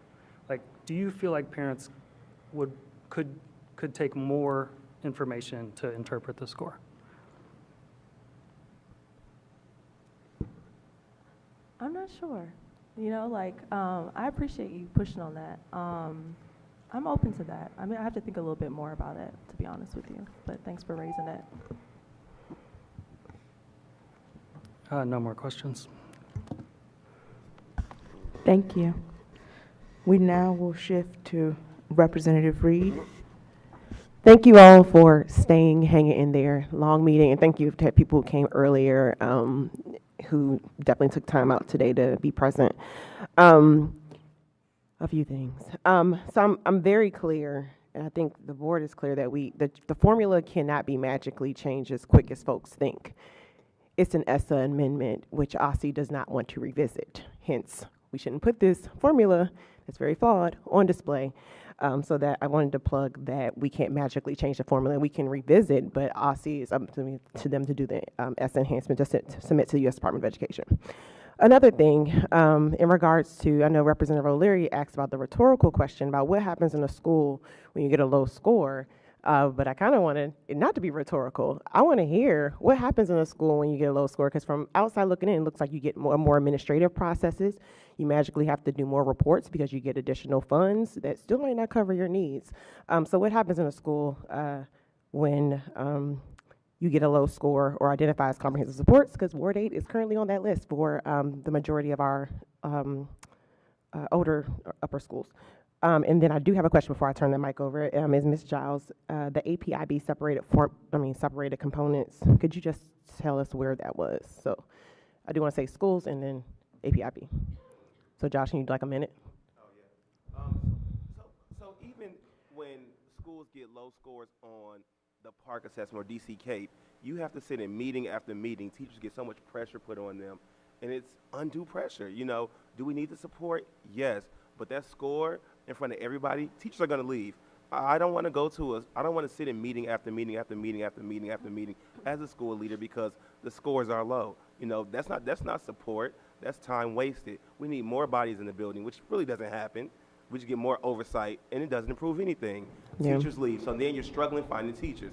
The school I work at is like an 84. Doesn't mean anything because we're still struggling to find teachers in some positions. If I'm at the minute mark. 30, schools at 30, yeah. it'll be even harder. But to tag onto that, I do know I have a lot of principals who are outside the building instead of building relationships in their building, trying to prove that they are making measures. To move on, Ms. Giles, that APIB thing that you mentioned. Yeah. So now on the DC school report card, like it says 60. There's college and career readiness measure, and it says that 66% of 12th grade students who also enrolled in 11th grade at the same school participated in AB, IB, or dual enrollment. That's all clumped together rather than separated out. I love to know like which schools, you know, have AP, IB, how students did in each of the various courses. Did students get dual enrollment credit while they were there? Did they get a CTE? I think there's more information that we Yeah, could, good points, especially with the CTE focus now. And thank you for that. I'm looking at a school's report card, and yeah, thank you. Representative Goulet. I think Mr. Wiley hit upon it, the right word for it. You do have to search for the summative score. I just searched for it right now. On it, it is 9 screens down, and I want to thank you all for your testimony, but I really do feel like the improvements that have been made in this versus, I actually was looking back at shots of this from just years ago, have been dramatic. And I don't think that anyone who's not searching to find the summative score because they want that information to compare, you know, just to make the best decisions, you know, for their family and their children, will find it and stumble upon it by accident. You have to look for it.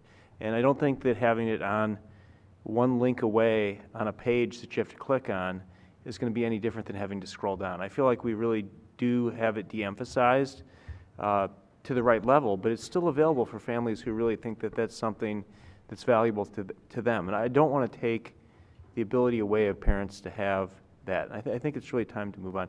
Ms. Giles, you brought up something that is just, to me, extremely powerful if we're going to keep education on the right track, and that is making sure we fund the UPSFF. I mean, it is all I'm getting emails about right now in our ward. The schools, the parents, the LSATs are really concerned about the cuts that they're seeing. I mean, 24% buying power cut at Lafayette, at Janney. Those are huge cuts that will destabilize those schools. I mean, every school is probably getting a 5% cut in buying power at least. So I would ask you, my number I've seen in terms of teacher, the cost per teacher increasing looks to be about 16 to 22%, depending on whether you measure from the initial budgets last year to the approved. And I think maybe some of those ancillary costs got shifted to central or something, and that may be the difference. Have you been able to analyze kind of the cost per teacher and, you know, what you've seen is increasing and kind of how that's driving this this gap? I haven't analyzed it, I'll say, but you know, our teaching force, you know, educators are the most important. Yep. You know, for academic achievement, and so we want to make sure our educators are well paid and treated respectfully and compensated. I'd have to come back to you on like more to your answer. We've got, you know, all the way through the budget process, March 22nd, and then 10 weeks after that to focus on this. So I just want to thank you and for your advocacy on public education funding, and I think that's what we need to really shift a focus to now, is making sure that we have enough money in public education to keep the momentum going. And I'm really concerned that there's a big shortfall right now in the initial budget. So look forward to working with you on making sure we can close that gap. Quick housekeeping note before Director Butler calls the next representative. Please speak into the mic. We can hear you in the chamber, but we might not be able to hear you online. So please make sure everybody speaks into the mic. Thank you. Representative Best. Yeah. So I think we're a lot closer than it appears. But I want to once again thank you all for your advocacy. I appreciate the passion everyone is showing, and once again, we don't even get to this place without you all. So I want to take some time to share what's actually on the report card, especially for those who are watching who may not have had an opportunity to see exactly what is on the report card. I believe that a lot of the things that I've heard from people are actually here. And once again, most of which because of the things that you've been advocating for. So it starts off with the school profile, with the title status, the grade serves, instructional hours, before care, after care, whether it's paid or whether it's not paid, school programmings, minutes of PE, extracurricular and enrichment activities, parent organization information, health staff data, like is there a nurse, is there a licensed clinical social worker. It then goes on to academic growth, the percentage of students that have met their growth targets, the median students that grew in ELA and math. It then goes on to academic achievement for ELA and math and sharing proficiency. It then goes on to student attendance, ELA proficiency, school environment. So, you know, classroom organization, emotional support, instructional support. It then goes on to enrollment, to students who have re-enrolled or have ever enrolled, enrollment by student group, enrollment by race and ethnicity, student mobility, are students leaving. Summative score, which it says this section displays summative scores, and summative school performance scores based for DC ESSA school accountability system. So it kind of shares a little bit about what it is. Teacher and school leader information. So this year, this percent of teachers were retained. How many certified teachers, in-field teachers, teachers' years of experience and demographics. It goes on to school discipline. I know I only have 30 seconds left. What else would you like to see that is not currently reflected in that? Well, also we want to see how long has a teacher stayed at a school? You know, I've been in schools that teachers have worked, helped taught the kids and the parents, you know, and that matters because you have teachers that say, hey, I teach first grade, but I can come support you in fifth grade. That's really important. Time's up, so go ahead. And also just school safety and how discipline measures are. Thank you.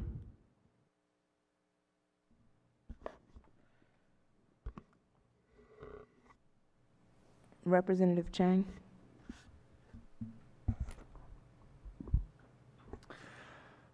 Mr. Wiley, first, I think Whittier has the second highest subscore for disadvantaged students, and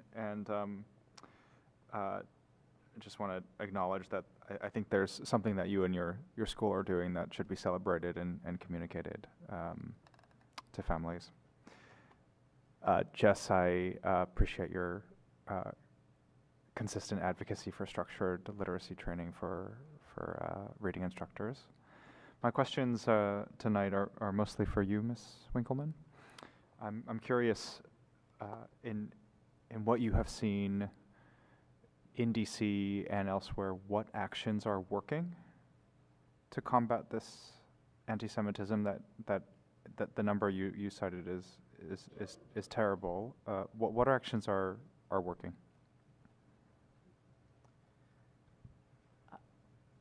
I think it depends on the school, but I think that a strong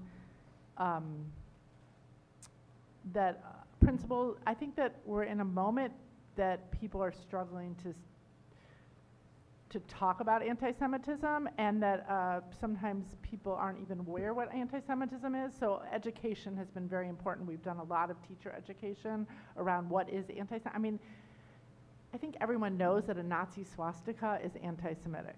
Okay, so you see that on the wall, you know you have an anti-Semitic act that happened in your school. But kids saying things to kids that can be more nuanced and complicated, like using anti-Semitic tropes to explain a conflict in the Middle East, for example, is something that teachers aren't necessarily capable of understanding. I mean, they just don't necessarily have the background to understand why that's problematic. And so that can lead to Jewish kids having anti-Semitism happen at them. So I think education is key, both for the teachers and then for the kids, like bringing in education programs like you would about any culture, religion, etc. And as you think about what success looks like for the work that you do, how do you measure it?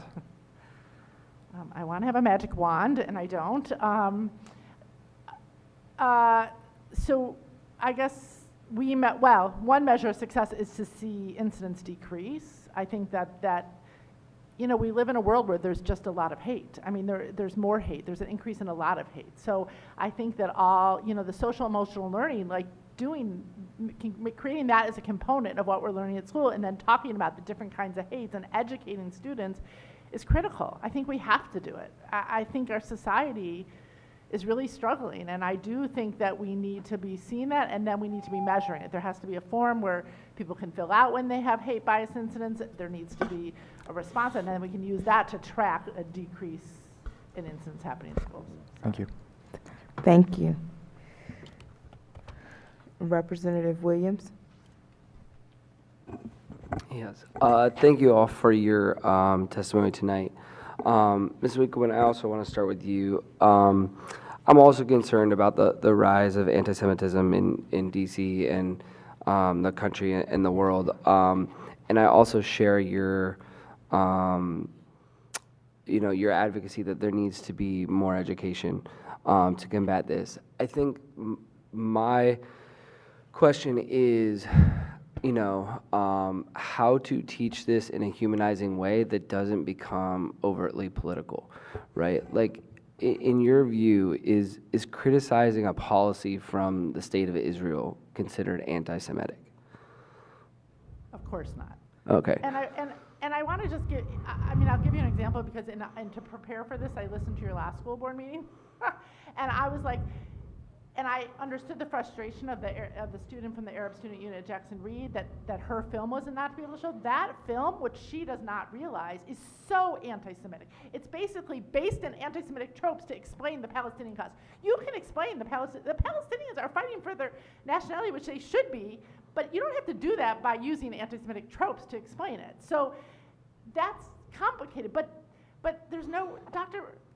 Brown isn't necessarily an expert on this issue and doesn't, so he responds to people saying like that film's not appropriate, but he doesn't have, he doesn't have the tools to give the right film to her to show so the group can show it. So you're ending up sort of hurting two groups of people at the same time.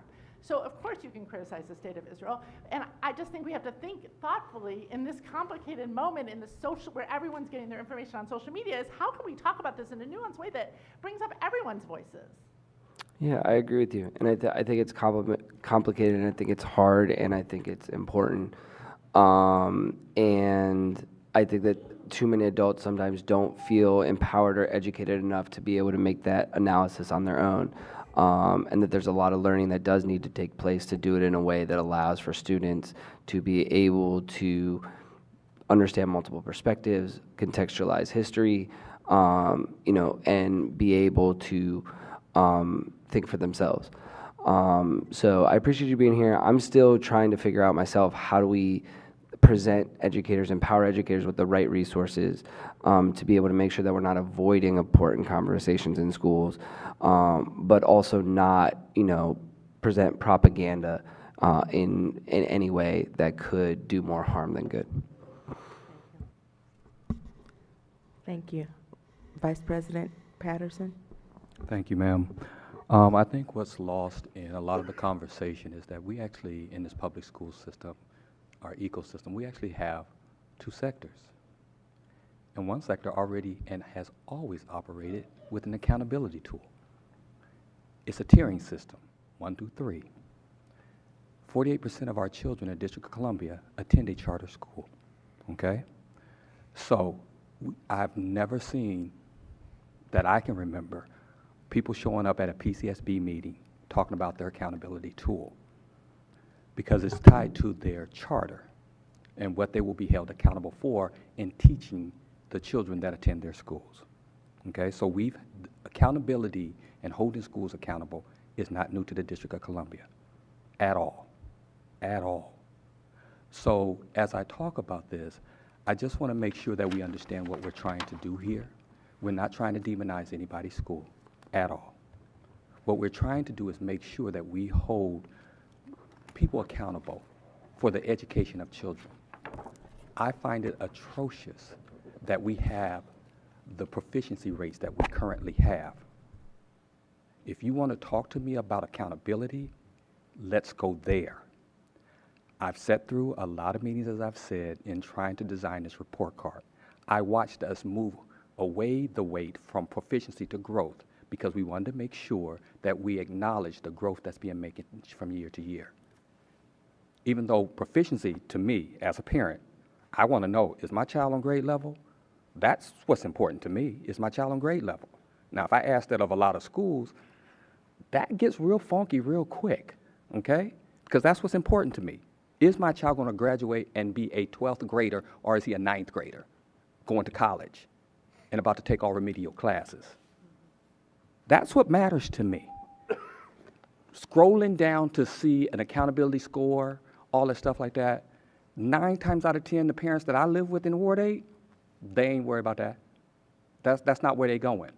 They want to know, is their child being educated every single day? Are their children being nourished every single day? I've yet to meet a parent that said, you know what, my number one factor was the accountability score. That's the first thing I went to. I'm sorry.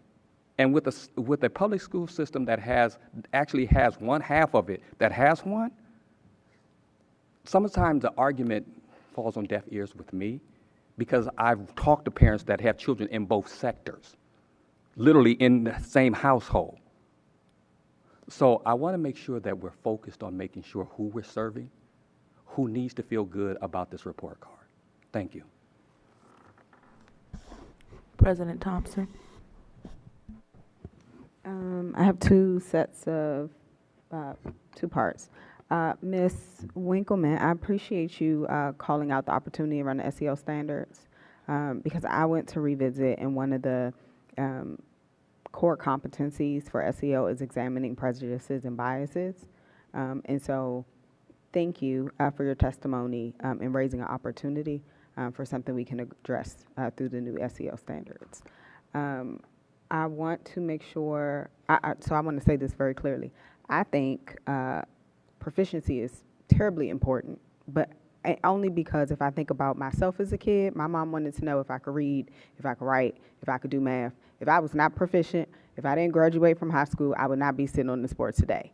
And I think that a shift to also account for growth was important because I was that kid who sat in class and they had me stapling stuff or grading other kids' papers. And so if I'm not being taught and I'm not growing, that's important too, not just for kids who are behind, because all little poor black kids like me are not behind, but we should be growing every day we are in school. I think the shift to weight around subgroups is particularly important and good for those reasons, because I think we have to hold people accountable for teaching brown and black children. I just want to say that because growth is not always about everybody that's behind. I think that's important. I do want to note for the record that Mr. Wiley, teacher retention data is on the report card. How many years? Teachers are there, so that is there.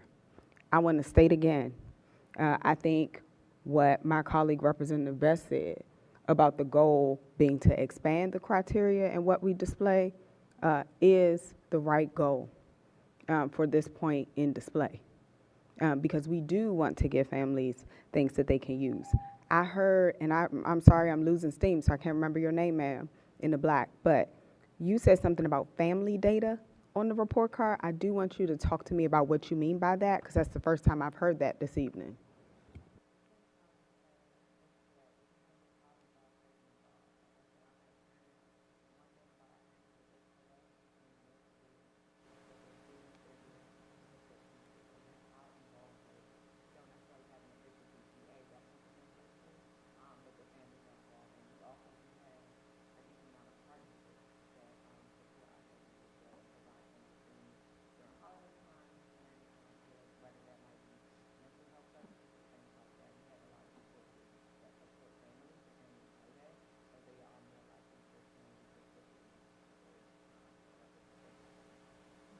All right, thank you for that. Thank the panel, and Ms. Giles, I heard you about the call out for separating. I think it's the right one. Thank you all. Thank you all for your public testimony this evening. We will now call our last two public witnesses. Kathy Riley and Davinia Sehi.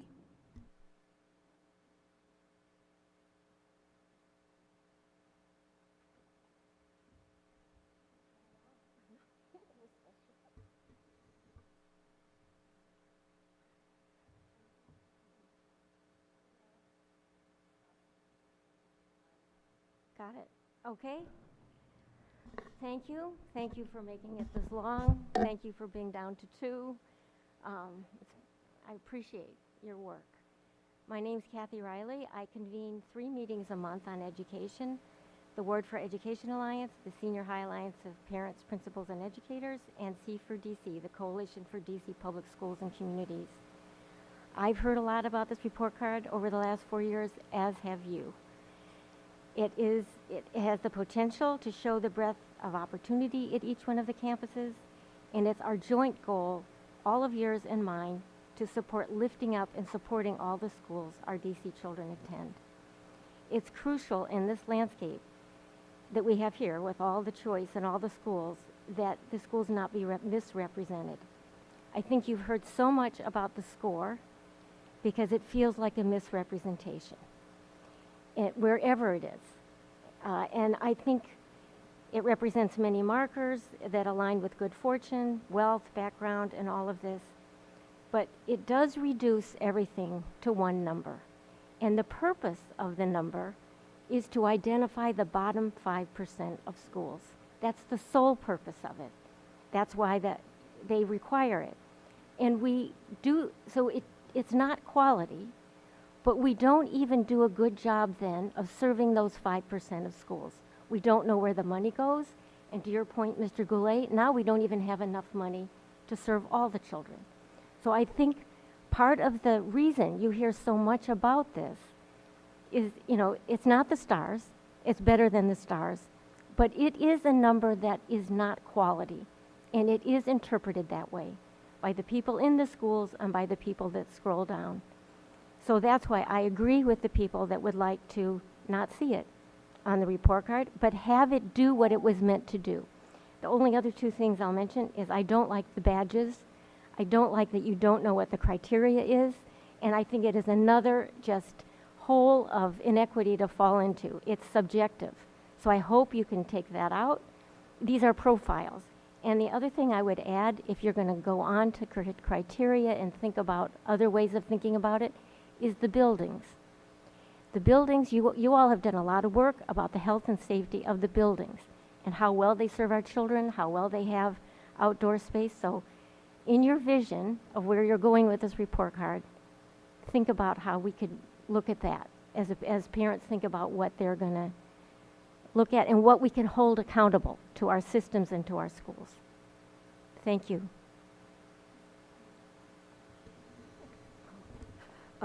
Good evening, members of the State Board of Education. I'm not here to talk about the report card. My name is Davinia C. I'm a Ward 7 resident and a parent of an elementary school student at a language immersion or dual language school in DCPS speak in Ward 7. I'm also on the executive board of the Stokes East End PTO. Right now, Ward 7 has 3 elementary schools with language immersion or dual language options: Spanish at Houston, Spanish and French at Stokes East End, and Mandarin at Global PCS.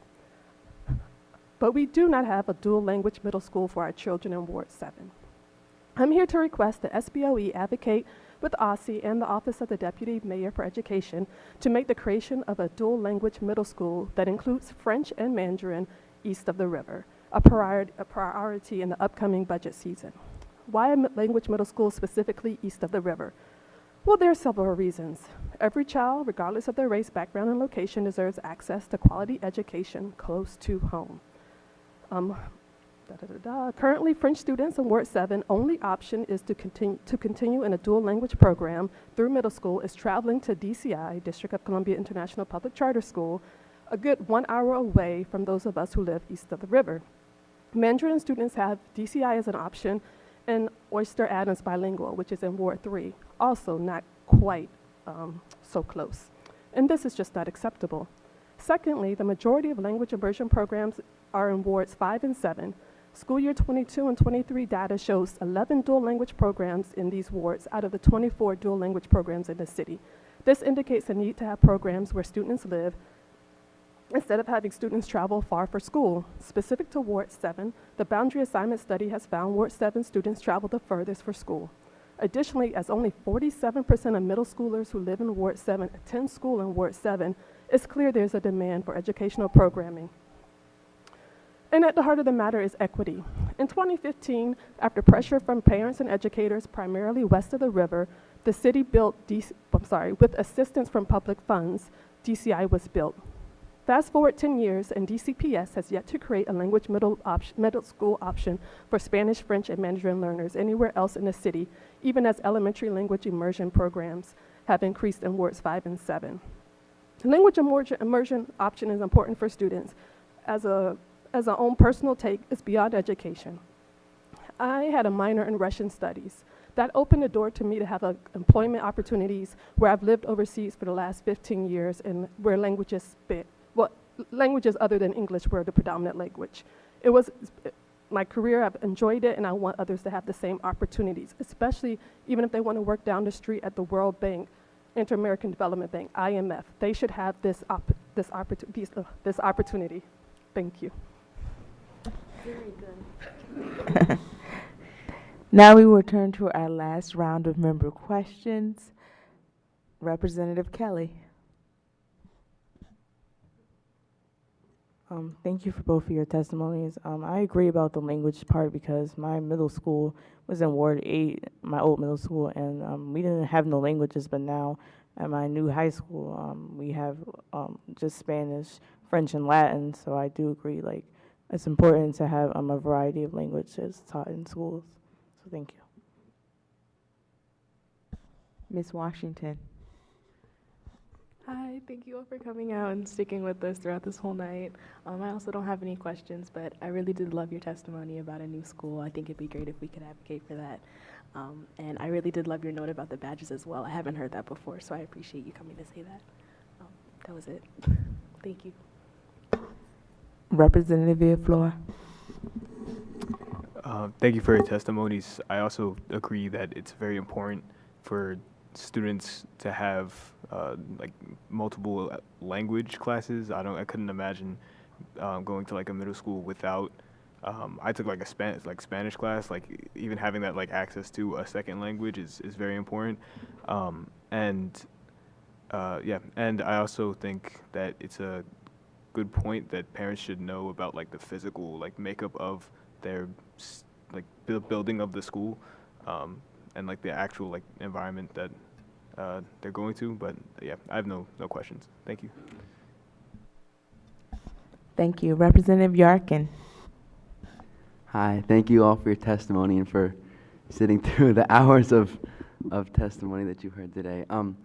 Real quick before we vote, I want to comment on Vice President Patterson and President Thompson's comments about accountability, how the accountability score can promote accountability.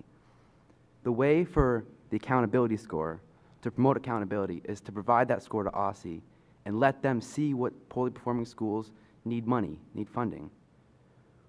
The accountability score being published on the site promotes accountability in a very different way. It holds students accountable for the poverty, homelessness, crime that they face. It holds educators accountable for the challenges that those students face. And it holds the schools accountable instead of holding OSSE and the educational system accountable for letting the schools fall to that point in the first place.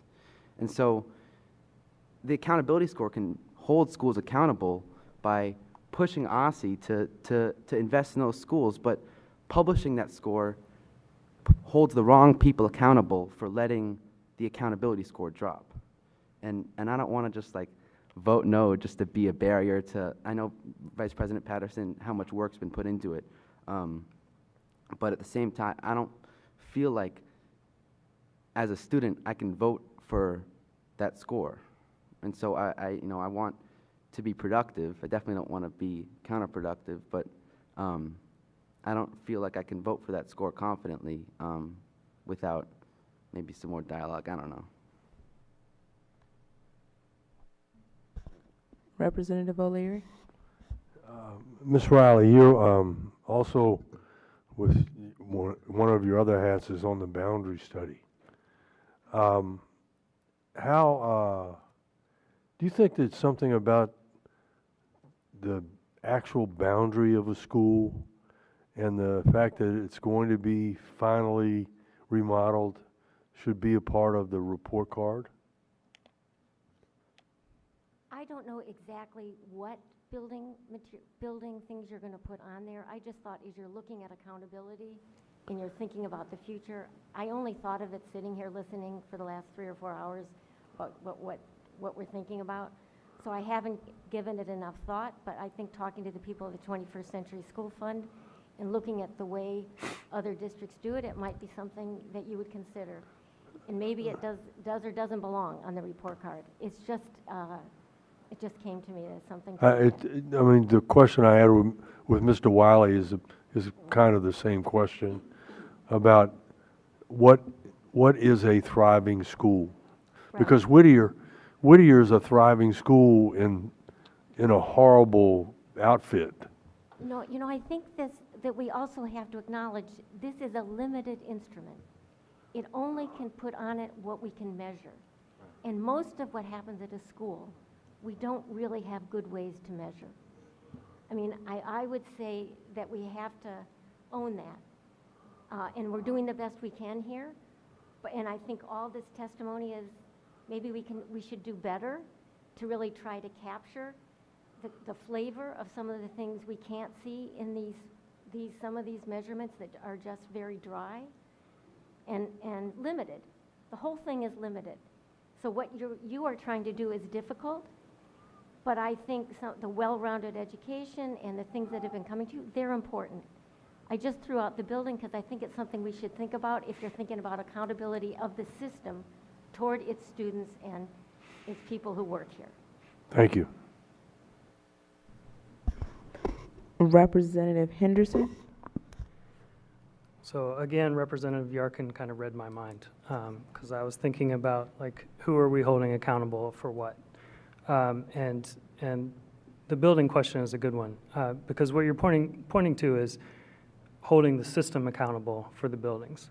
We don't want to hold the principals accountable for the buildings. No. We don't want to hold the students accountable for the buildings. So I think that's a really important point. So there's a separate question to me of, like, how do we hold the whole system accountable? It's probably not through the report card.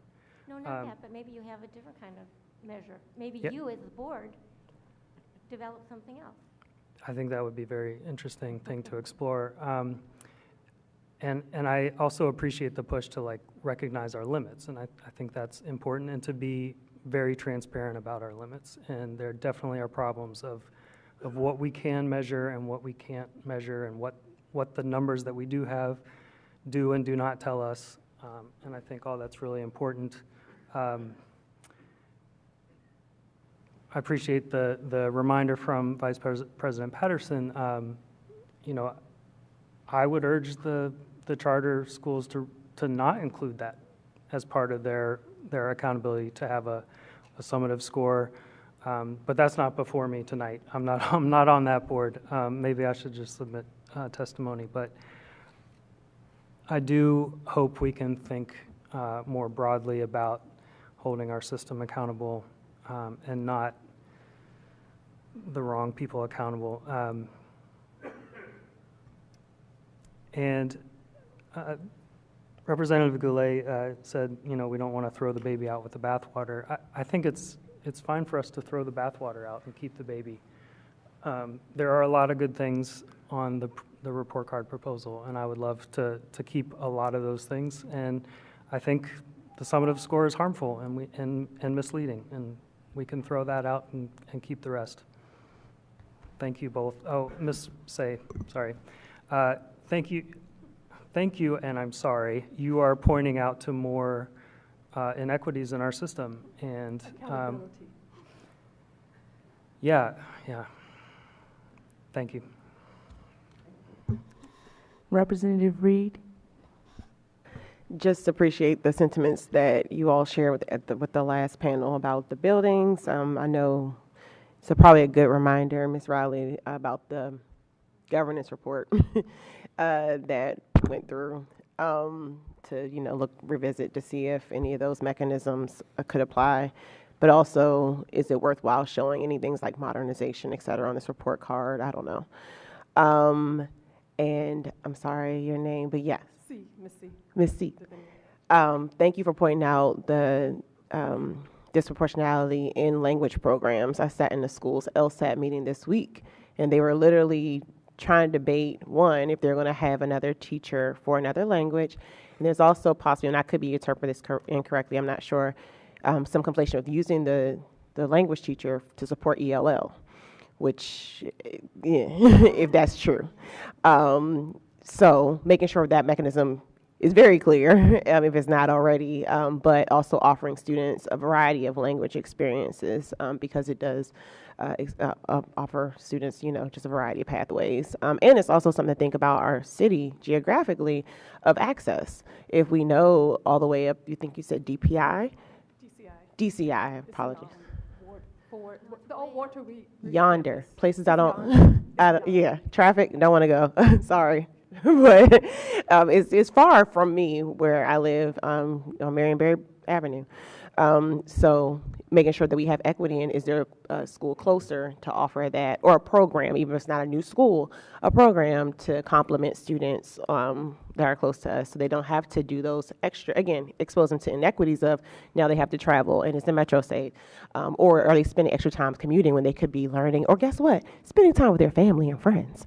So I appreciate you for coming and sticking around to push that point, especially when it, is not the topic of the day, but you definitely caught our ears, which seemed like we needed a break. So thank you. Thank you. Representative Goulet? Well, I want to thank you both for your testimony. I fully support the idea of trying to get more language options for our schools. I think that's really important. And that's why we need to fund our formula, because that's all funded through our Uniform per Student funding formula. And then you give the parents and principals, LSATs, the power to make sure those programs are added in schools. So that's why we've got to fund our schools. And just thank you for raising that today. I think it's really important. Ms. Riley, I've known you probably since, I would probably be dating myself on this, maybe 2003, but definitely have followed your work, since 2007. And we really need your budget expertise this cycle more than ever, perhaps. And I'd love to share the spreadsheet I put together with you. Looking at this data is scary to me, because I think, am I right to assume that it's around 16 to 22% on the cost per teacher going up this year versus last year, even though the formula is only going up 12.4%? Is that accurate, or what have you seen on that? It's not only the teacher cost, it's the custodian cost. On principals as well? Yeah. The costs are huge. Yep. And the budgets are really difficult, and from what I understand, the rest of the agency budgets are also going to be difficult. So we have a difficult time ahead of us. But I will be there with you, with all of us, for the schools. And I think, I don't want to be harsh. I mean, I was the bad guy the last time in other agencies, but we made other agencies during the Great Recession take the cuts, and we put our kids first. Because if you don't put kids first during these tough choices, I mean, we would have lost all the ground on education. Every year we were able to fund an inflation increase on top of the teacher salaries, and that was not easy to do.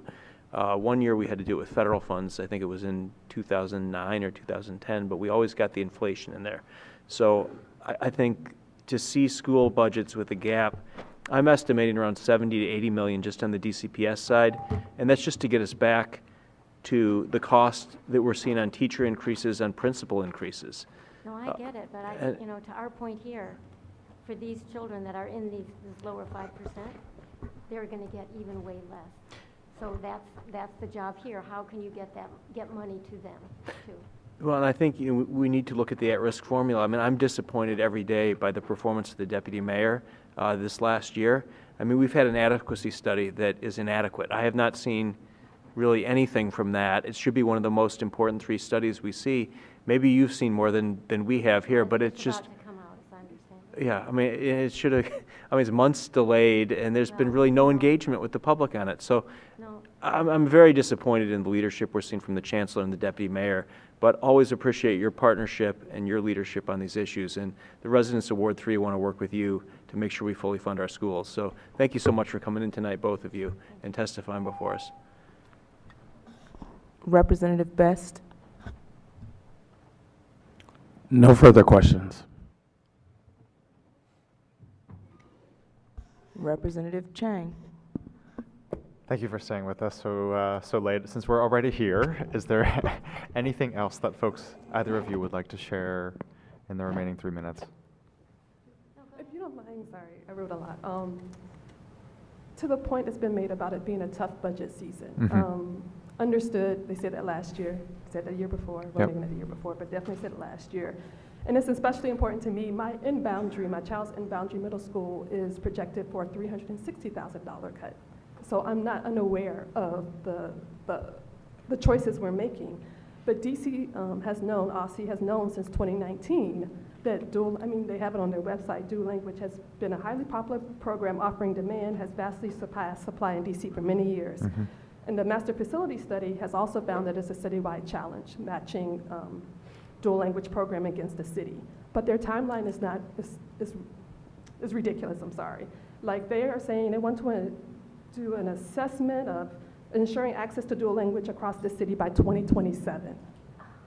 And the recommendation, there is a recommendation to assess where dual language programming has no time to assess dual language programming, specifically for Ward 7 and 8, but they don't even have a timeline for that in their latest recommendations from their February meeting.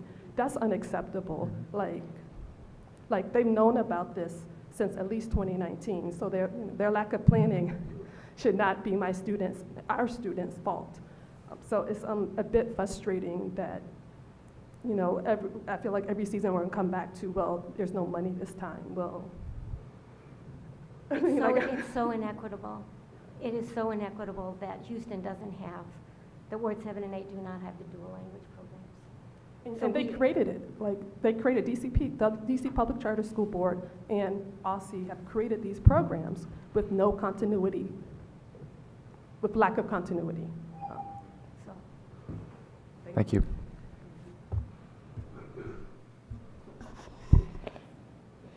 Vice President Patterson. Excuse me, Representative Williams. Thank you, Director Butler. Ms. Riley, you had said that you were encouraging testimony.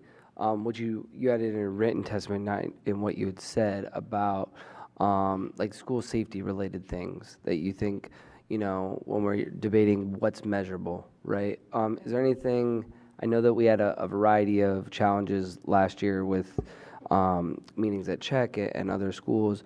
Are there particular things that you would like to see included around the safety issue in the report card? well, it's interesting as we think about the building, you could put in there, does the PA system work? Are the doors working? I mean, this is one place you could call that out. And, I don't want to punish the school again if it's DGS and that, but I think we could work that out. The other thing, I think the presence of those preventative measures and also the qualification that what you can measure is what's going on inside the school. And then, because I think the point is well taken, that we do not want to punish schools that are in neighborhoods that are not safe, that it is not safe around them. But I think there are some things like that that you could put in there. And I'll think about it more and get back to you, because I know that the safety recommendations that they're working on for the council have some things in it that might be able to carry over. Mm-hmm. Thank you. Yeah, I want to be thoughtful on that, and I know that it's a need. At the same time, the model that Pennsylvania uses where how are discipline incidences resolved could be something to show, are we responding with things with restorative justice? Are we contacting families? Are we, doing things through suspensions and expulsions? Just to kind of give some data to parents as to the approach for the school with handling school discipline. I think, too, that you want to make sure that the schools are getting the inputs. Mm-hmm. You're largely judging outputs. Right. And there is very little measure of the inputs. So I think, to your point, too, you can't hold a school responsible for not having dual language when they didn't get the money for it, but I think we have to look at the inputs. Thank you. Yeah, I want to be thoughtful about that. And thank you, Missy. Your testimony is well taken. Vice President Patterson. Thank you. There's a reason why we kind of jokingly call Representative Yarkin Governor Yarkin. He doesn't know that? Okay, I apologize. We kind of, jokingly call you that because of how well you speak to the issue and how clearly and concise you will hit the nail on the head. A lot of times, I've been sitting next to colleagues sometimes and they'll go, that was a great comment, that was a great comment. So we appreciate that, and I especially appreciate it at this particular time in this debate, in this conversation, because it is about the resources and who should be held accountable for those resources. And that's what we should be focusing on for all of our schools, because we know it is not the fault of the teachers. It is not the fault of the schools. It is the fault of historically marginalizing certain schools in certain communities and certain zip codes and not having the resources. That's generational. It's not just right now or just since we invented the school report card or ESSA came along or No Child Left Behind. This is historical. And now we're stuck with trying to say what makes a quality school after everybody got it wrong beforehand and put that responsibility on us. So I'll shift and say to you, Ms. Riley, thank you. Thank you for being that person that continuously says this is where we need to focus our energy to make sure we have quality schools.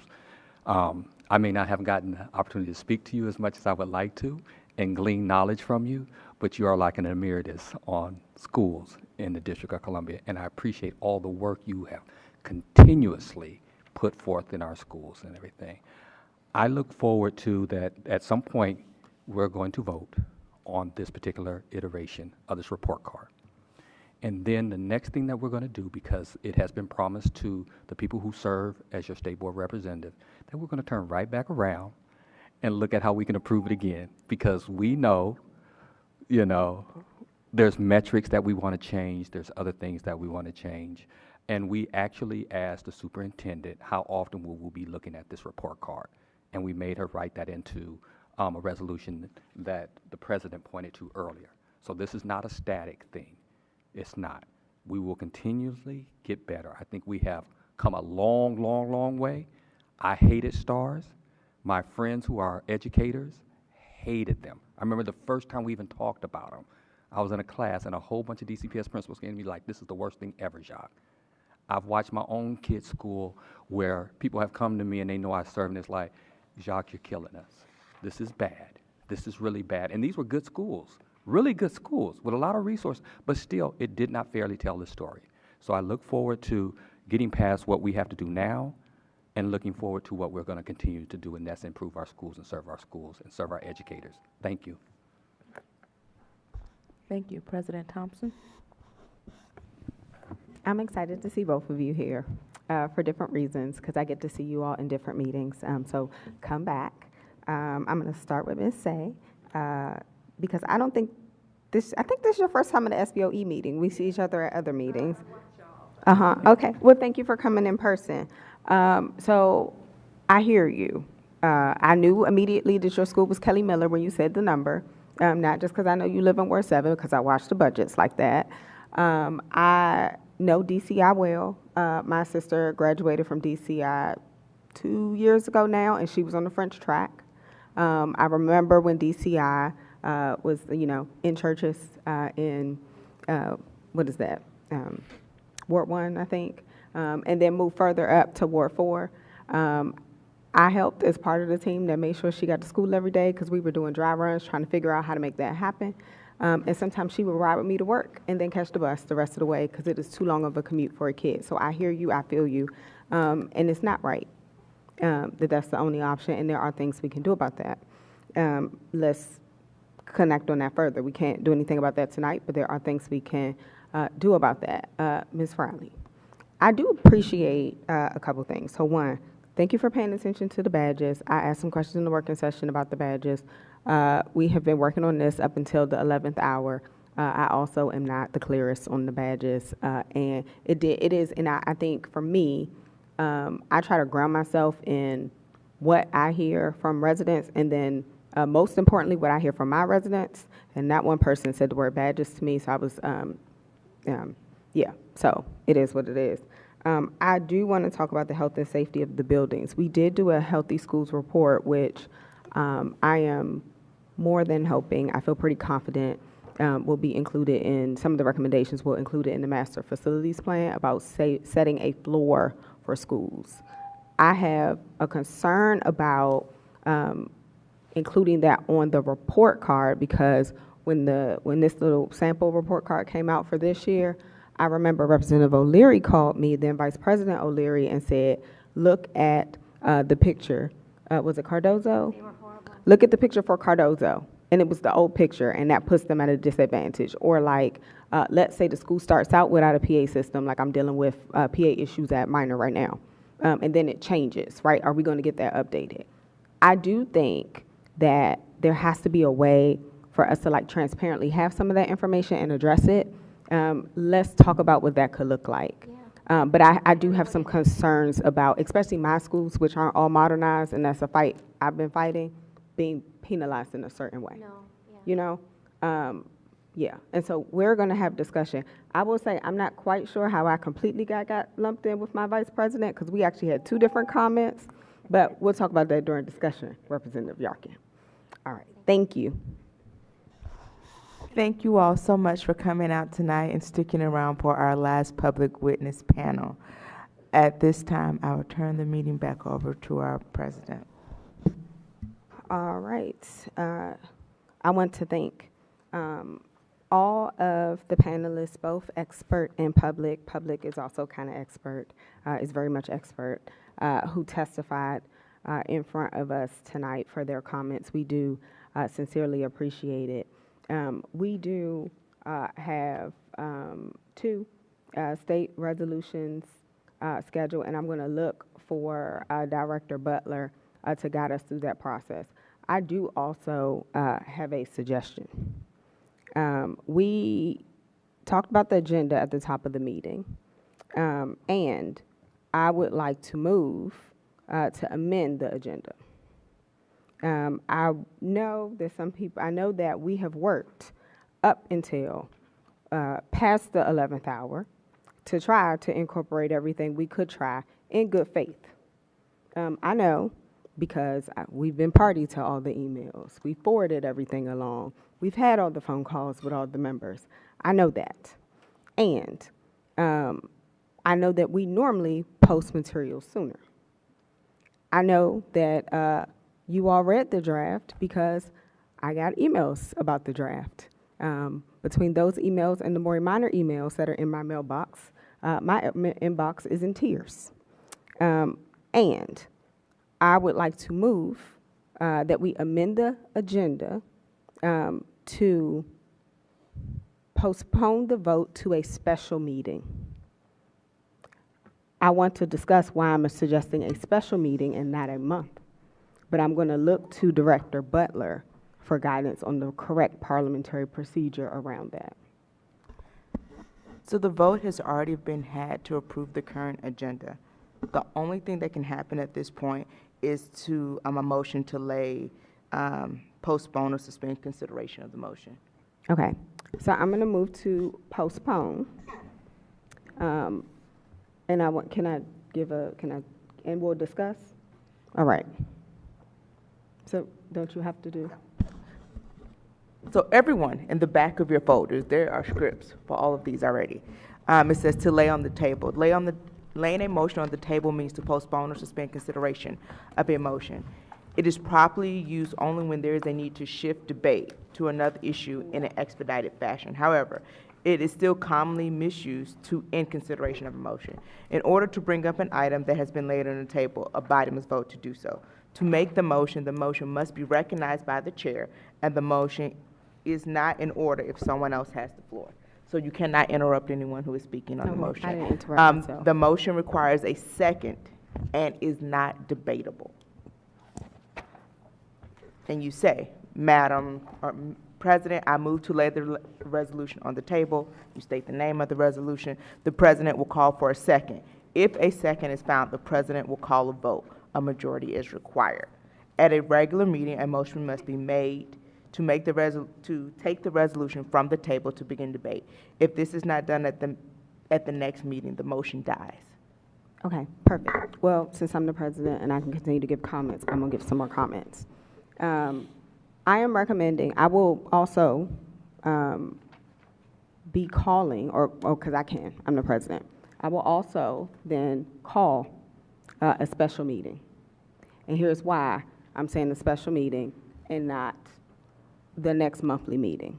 I am very clear that we do not want to revert back to the report card of the past. And I want to make sure that as we get to a place that is better than we are, OSSE has the time to use the resources available to them, which do have time constraints, and we do not have a month to get that done. So we have to be honest and adults about that.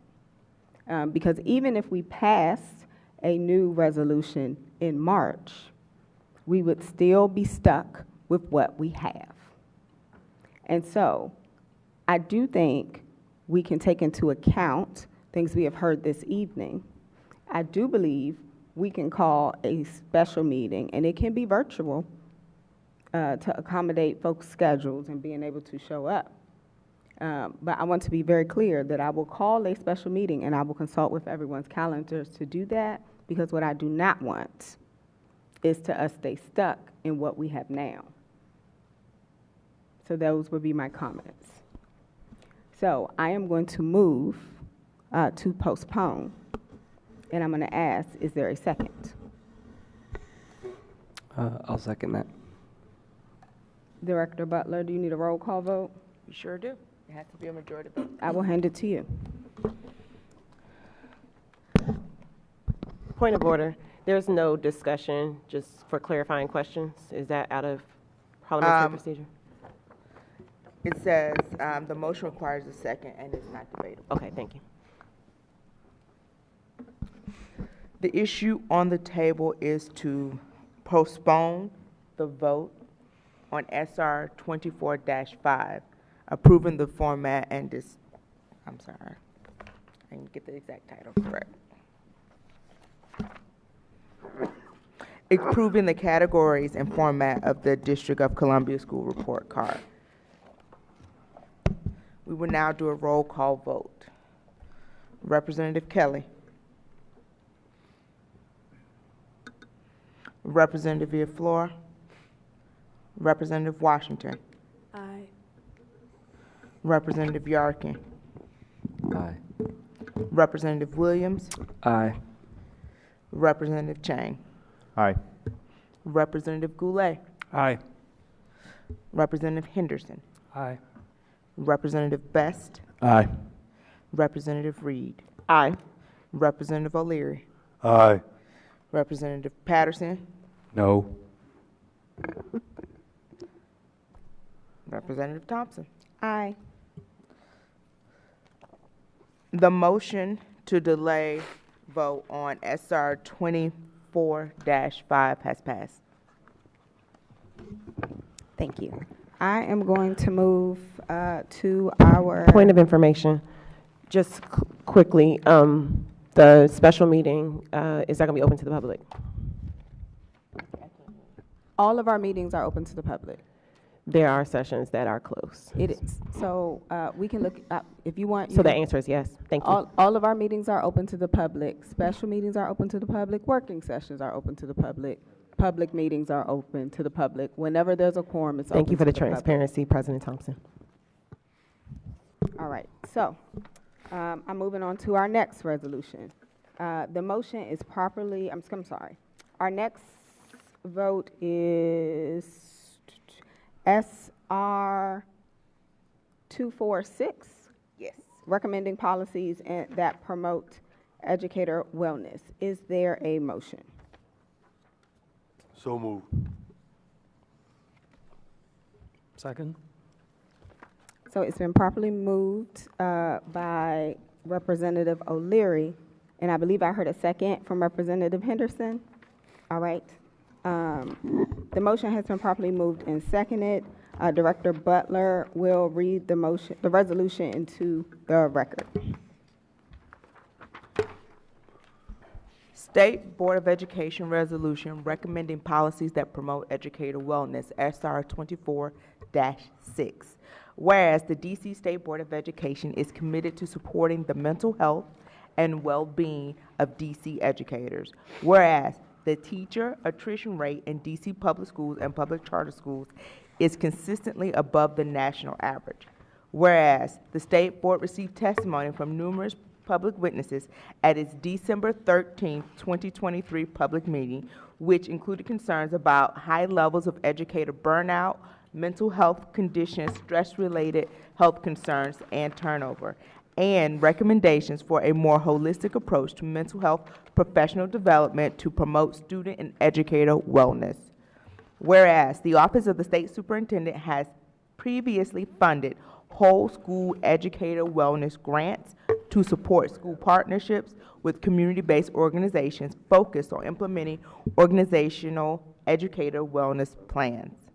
Whereas the MedStar Wellbeing in School Environments program, an OSSI-funded whole school educator wellness grantee, reported reduced stress and feelings of burnout, in addition to improved mental health among participating educators.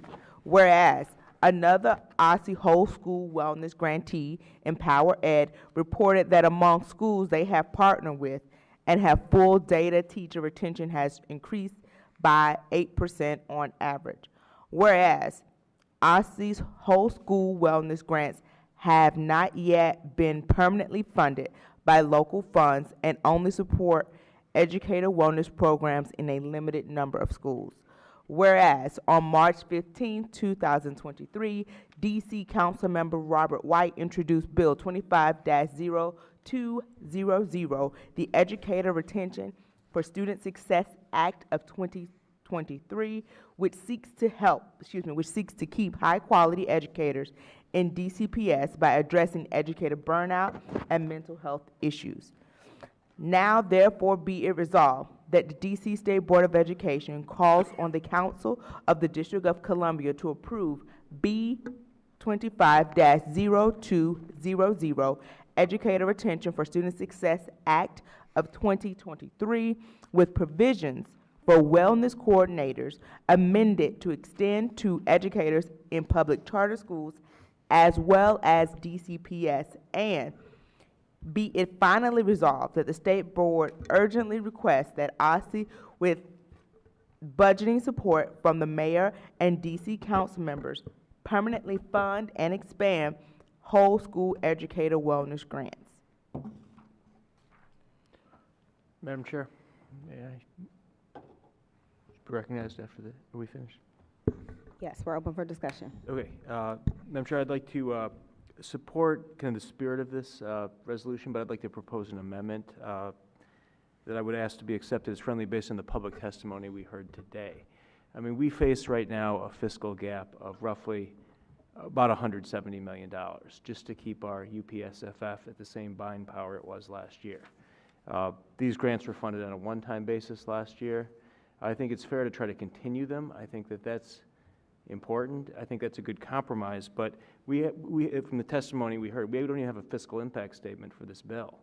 And so to have the State Board go on record supporting a bill where we don't have a fiscal impact statement yet, and to also in the final resolution then say we should fund and expand grants, we're not going to have the money to fund the basic services in our schools. It's not been identified, and the schools in my ward are facing cuts between 5 and 24%. So I would move the following amendment and ask for either it be accepted as friendly or for the support of the board. I'd like to move to strike lines 36 through 39, the clause that calls for the support of the bill. I think it's fair in lines 32 to 34 to say that the bill has been introduced, but I motion to strike lines 36 through 39. And then also, I would move to strike the following words. Permanently on line 42, and the two words, and expand. So what that would do is it would allow, even in a time of extreme fiscal shortage, it would allow us to fund on a one-time basis again these grants, which I think is going to be important to continue this.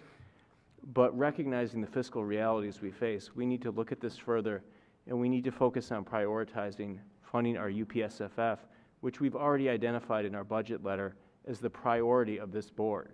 So until we do that, I don't think we should be calling on expansions for other bills. I appreciate it. I move the amendment. Just a point of clarification. Yes. You said lines 36 through 39? Struck in their entirety. And then on line 42, strike the word permanently, and then the two words, and expand. Okay. So that would call for one-time funding again this fiscal year, which I think is a good compromise.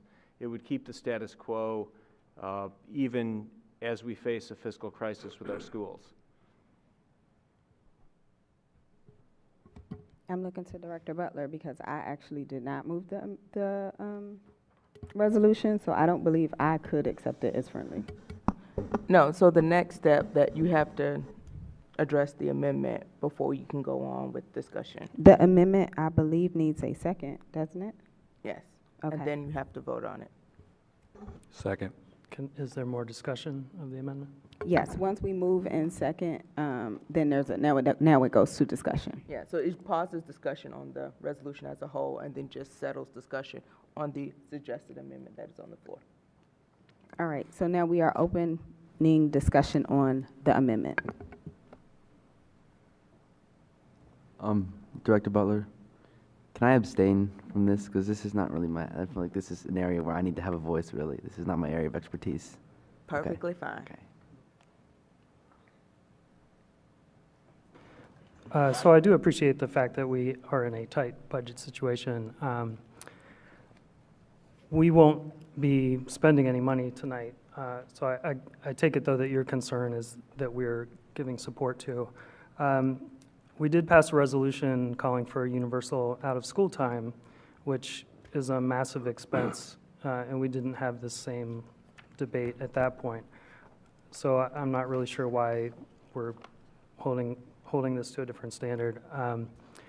We can't solve the budget issues. That's the purview of the council. I think this is just an expression of things that we value. So with appreciation for, yes, it's a difficult budget year, and I know that the council will have to work that out, and I trust that they will. My intent was just to show that this is something that we would prioritize. And to your previous point, Representative Goulet, about making choices of the entire budget to put our kids first. And so I see this as putting kids first by supporting our educators. So that's my position on that. So I have thoughts. I actually have a different concern, and I know because everybody got a lot of emails. But I sent an email, I think, yesterday. It feels like a week ago. But I do worry that we have not had adequate conversation around if we as a board support Councilmember White's bill. And I know that, and I'm sure that some of us do, but I do think that is a discussion point we should have. I also, and I'm not going to call anybody out on not doing their reading, but I also know it's some members who didn't even realize that provision was in there. They just assumed grants and nothing else. I personally wholeheartedly support the grants provision and think we should pass the grants provision. I also think that we need, or we have a responsibility, and I've heard that we are starting to do work to put something fuller around teacher retention. And I think that should be that should be part of the larger discussion around teacher retention. And so just like tonight, I was like, okay, have we really had enough time with to consider all the things in front of us? It's more in the spirit of that I would recommend striking. It's, for me, I support the 36 through 39. It's not, I have not been able, because I haven't had the time yet to get into all the budget things that I want to. I know some of the things, but I do want to make sure that we are discussing and supporting the core of it, which is the grants, without getting into the larger, which I don't feel like we've adequately discussed. And I will also take some responsibility for that because of how our working session went. I was really disappointed in how our working session went, and I did my best to kind of navigate us through that. But normally we would have taken more time with the resolutions in front of us, and we didn't. And so I don't mind owning my part in that, but I also just and I believe in the spirit of this resolution, so I want to make sure that moves forward, which is why I would not vote against the whole resolution. But I would be in favor of Representative Goulet's amendment, just for different reasons. Second round, or first round to Representative Reed, sorry. I'm waiting to be acknowledged by the chair, I guess. Okay. So for me, one, it came out of committee that discussed it thoroughly. Two, reading your email, President Thompson, as well as looking through doing the committee work, I'm not sure if it was the holdup is because Councilmember Robert White introduced it, or because there are 8 other council members who are also behind the proposed bill. So I would advise that the committee's work be acknowledged, and we at least move forward with entertaining the resolution, and also hold Representative Henderson's sentiments related to we voted for things previously despite fiscal impact, and even if it can't be acknowledged this budget season, it can be entertained by people who have maybe a bigger scope or lens of when it could actually be addressed. Second round. I think Representative O'Leary was in there, and then I have no, I didn't see your hand.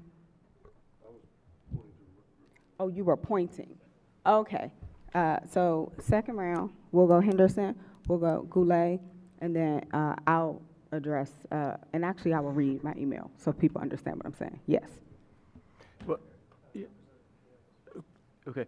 Well, I actually think the out-of-school time is a good example, and it's why we should approve this resolution today, but with some one-time funding in there to continue these grants again this fiscal year. I would support the same thing for out-of-school time programming right now. There's no way in this fiscal climate we're going to, even within a 4 to 10 year period, be able to fund universal out-of-school time. What we could do, though, this budget cycle, and what is affordable, is to do some pilot programs in schools or neighborhoods that are hardest hit by the crime crisis right now.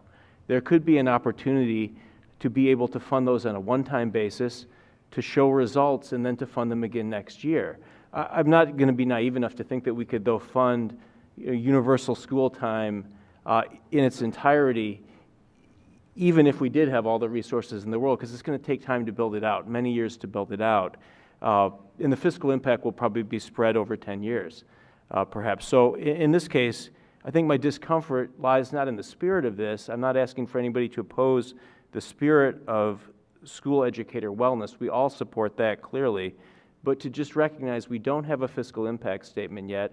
Perhaps when we do, we can come back then as a board and support a resolution in support of this legislation. But once we also have a better picture on the city's finances, we haven't even received the February revenue estimate yet, which comes out February 29th from the CFO. And what we have received, the initial school budgets, has many public school parents panicked because the cuts to buying power are really extreme in those budgets and will mean that we're laying off teachers and ending programs. So I don't want to have this sound like I don't support what you're trying to do in your leadership on this Representative Henderson.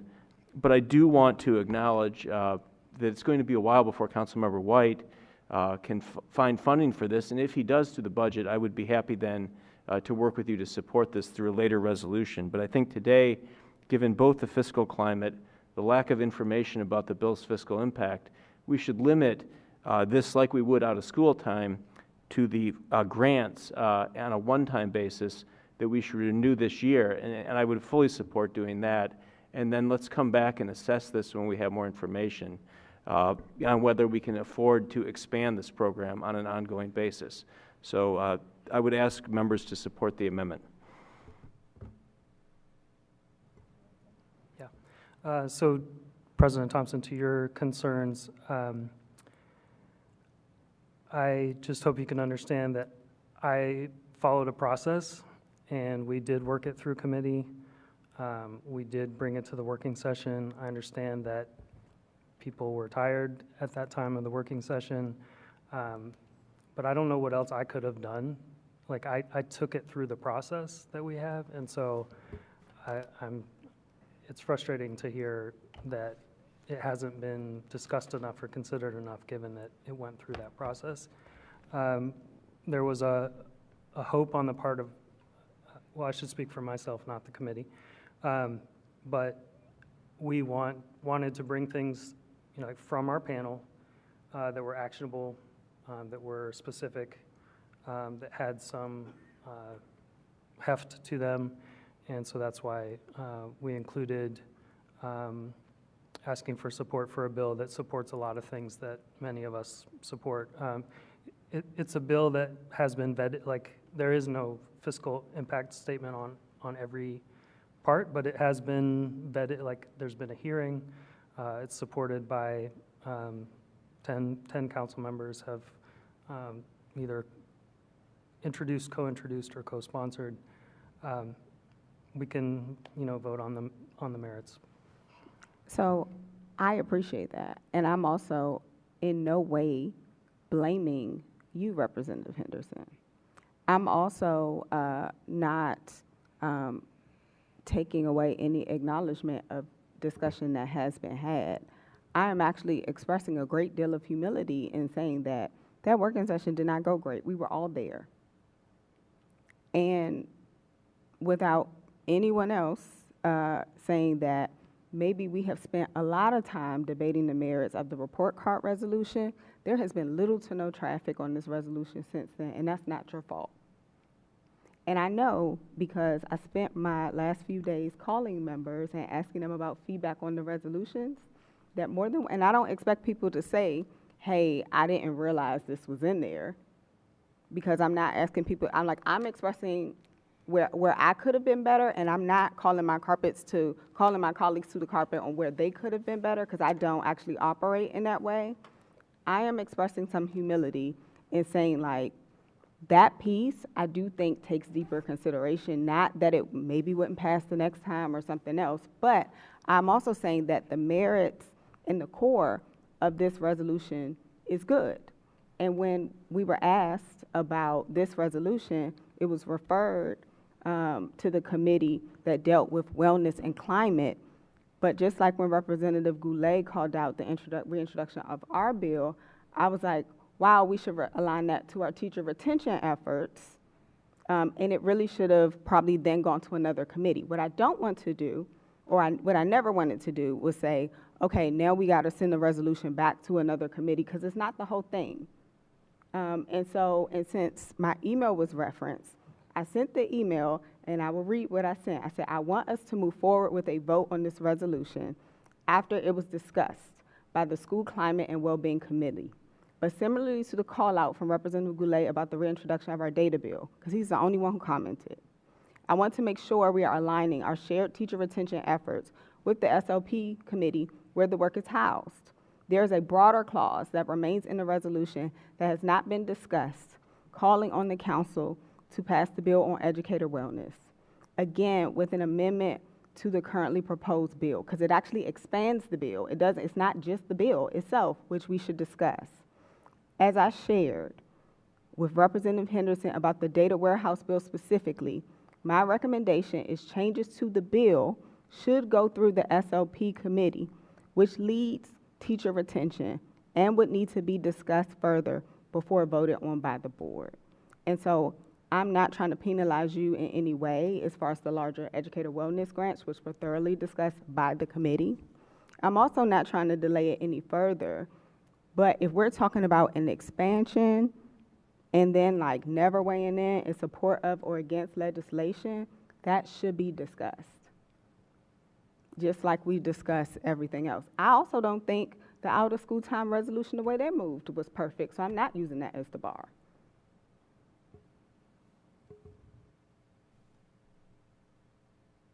I don't know if there's further discussion or we need to call for the vote.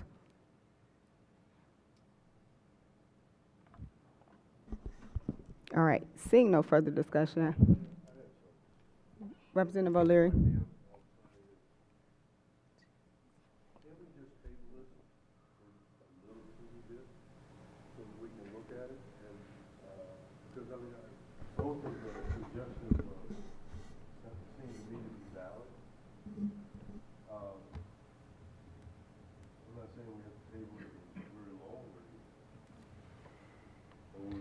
We're voting on the amendment. Well, I think we have to, I'm assuming we have to vote. No, we're still in discussion. I'm going to assume that since it's a motion on the floor, we have to deal with the motion on the floor first. Yeah, there has to be. And then the question of could we table, we could table. But I was also kind of hoping that we didn't have to delay it further. And so we could. The answer is yes, we have the ability to. Representative Goulet. Representative O'Leary, I agree in part with that, but I think there is a matter of urgency here, that we do want to, with the mayor's budget coming out March 22nd, I want to be supportive of Representative Henderson on this, and I think it's important for us to support continuing these grants, because we may end up with nothing on this, and with the fiscal crisis we face in our schools. So a vote today to continue these one-time grants at the schools they're at right now, I think is really important, and I support Representative Henderson's leadership on that. So I'd be concerned that a vote to table would miss the pencils down date for the mayor's budget, and we wouldn't then be able to show our support for continuing the educator wellness grants in the current schools at the current levels they are right now, which I think all of us wholeheartedly support. With the budget coming out March 22nd, I was testifying at the OBP, Office of Budget and Planning hearing today. They need 10 days pencils down for it. So it would be March 12th when the mayor would have to stop work on the budget. And I'm just not sure we would be able to then, even if we took this up at a special meeting, influence that. So I appreciate your sentiments on the tabling, but I would like to go on record today supporting the continuation of those educator wellness grants with the option to bring another resolution back in the future once we get the fiscal impact statement to be able to fully support this bill if that's something that the board supports. That's fine. I guess my question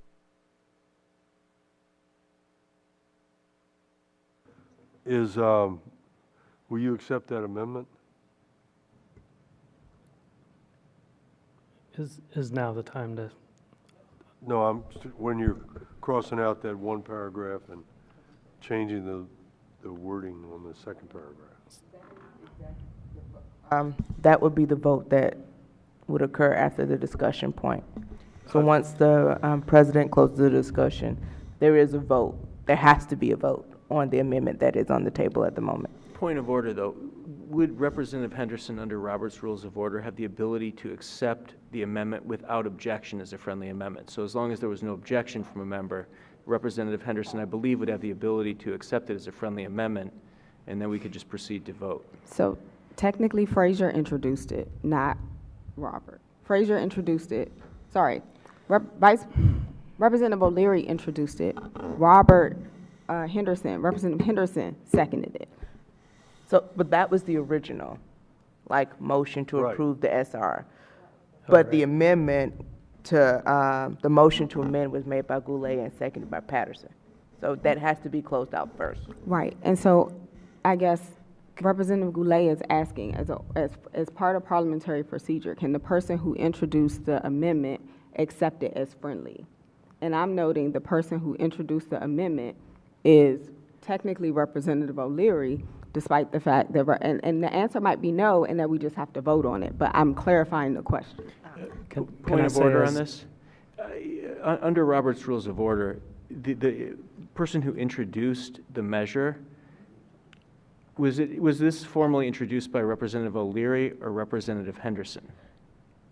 When she called for a motion to, like, for the original, that was Representative O'Leary, and then it was seconded by Representative Henderson. But this is Representative Henderson's resolution. Correct, but that is not what. may That I, might be may the I? case, but that is not Yes. how. Representative Henderson wrote the resolution and has been spearheading the moving forward of the resolution. When I asked for who would move it, I was too slow. he was too slow. And so therefore, Representative O'Leary actually introduced the resolution. I mean, I don't make the rules. I'm just recapping what happened. Yes. May I? I was unaware of that. So, Okay. if I may add to discussion, though I am deeply frustrated by this whole proceeding, I will yield and will accept the amendments so that we can pass the core of the resolution. So If- you can't accept I know the I amendment. can't. I'm telling Representative O'Leary that I would be pleased if he would do that. So what do I have So- to do? I think at this point, we need to vote. Someone needs to close the discussion on the motion to amend, and then we need to vote on that amendment. Okay, I'm gonna close it and we will vote. Okay, I'm gonna close it and we will vote. But I think if it was friendly, you didn't need a vote, was the point. But I will close it. Right, isn't that the whole point, that if now Frazier says that that's okay? Right, then we don't have At least ask Frazier if he will say that, to say that. Yeah, Robert's rules say if no one objects, Representative O'Leary is the mover, can accept it as friendly without objection. Representative O'Leary, do you accept it as friendly without objection? Representative O'Leary, do you accept it as friendly without objection? Yes. Oh, for the love of God. Thank you. All right. So, to be clear,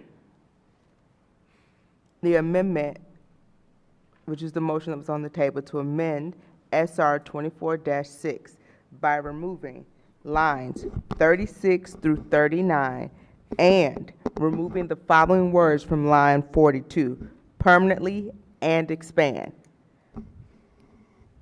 That amendment has been accepted by the maker of the resolution. All right, so now, we are voting on the amended SR, Lord, I have too many sheets. SR-24-6. All in favor. We have to do the roll call vote, because oh man, I want to go home. I know, All right, but you got to. I'm turning to Director Butler for the roll call vote. I'm so sorry. The action on the floor is to approve the amended SR 24-6 State Board of Education resolution recommending the policies that promote educator wellness as amended. Representative Yarkin, oh, you abstained. From the real thing, I can vote aye. I was gonna abstain by about the amendments. I mean, it doesn't matter. Do whatever you want. Do whatever you want. Whatever makes it easier. Representative Yarkin. Aye. Okay. Representative Williams. Aye. Representative Chang. Aye. Representative Goulet. Aye. Representative Henderson. Aye. Representative Best. Aye. Representative Reed. Aye. Representative O'Leary. Aye. Vice President Patterson. Aye. President Thompson. Aye. Amended SR 24-6 has passed. All right. We have one more to go. We will now move to vote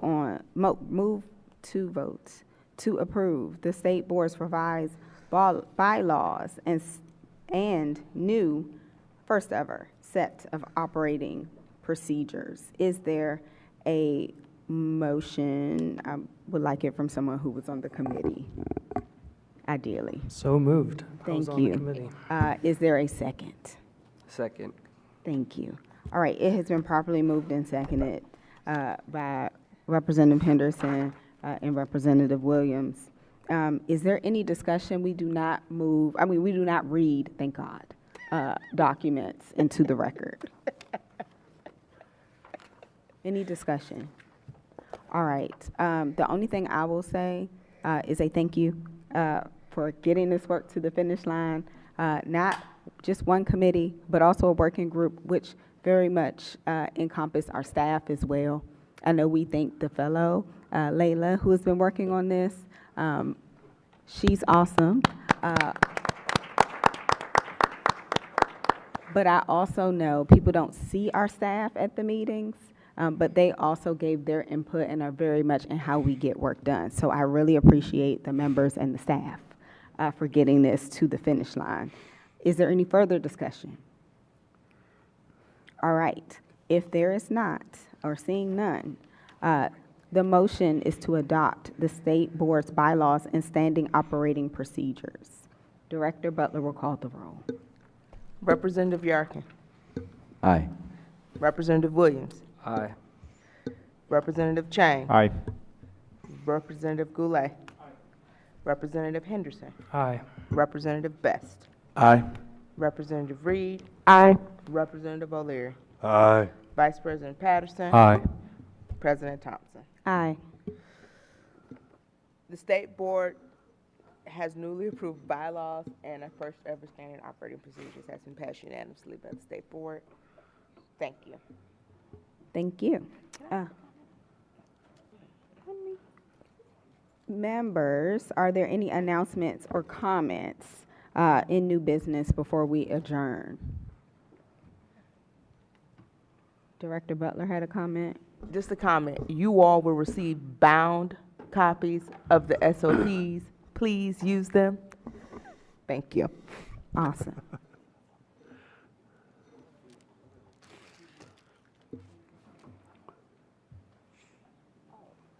You can if you want. Do you have a comment about Dr. Edlin? You can. Mm-hmm. I do have one comment, ma'am. The community, I won't just say the charter community, but the whole educational community lost a giant this weekend, Dr. Ramona Edelin. Anybody who knows her knows of her history. She literally, at one particular time with Jesse Jackson, coined the phrase African American. She goes back so far in fighting for kids and equity. It's just amazing how much work she's accomplished across the board. Not just for charters, although she's known as a charter advocate, but for education in the District of Columbia. I'm going to, in our next meeting, move that we do a resolution for her dedication to the children and the families of the District of Columbia. And I wanted that to be known in front of everyone that's here. Thank you, Vice President Patterson. Yeah, I know that it's fresh, and so I appreciate naming it now. All right. I don't know if anyone wants to follow that. I'm assuming people don't, unless you do. Are you? Me? Yeah, you have your hand on your mic. I make a move, we adjourn. No, that's my job. Okay.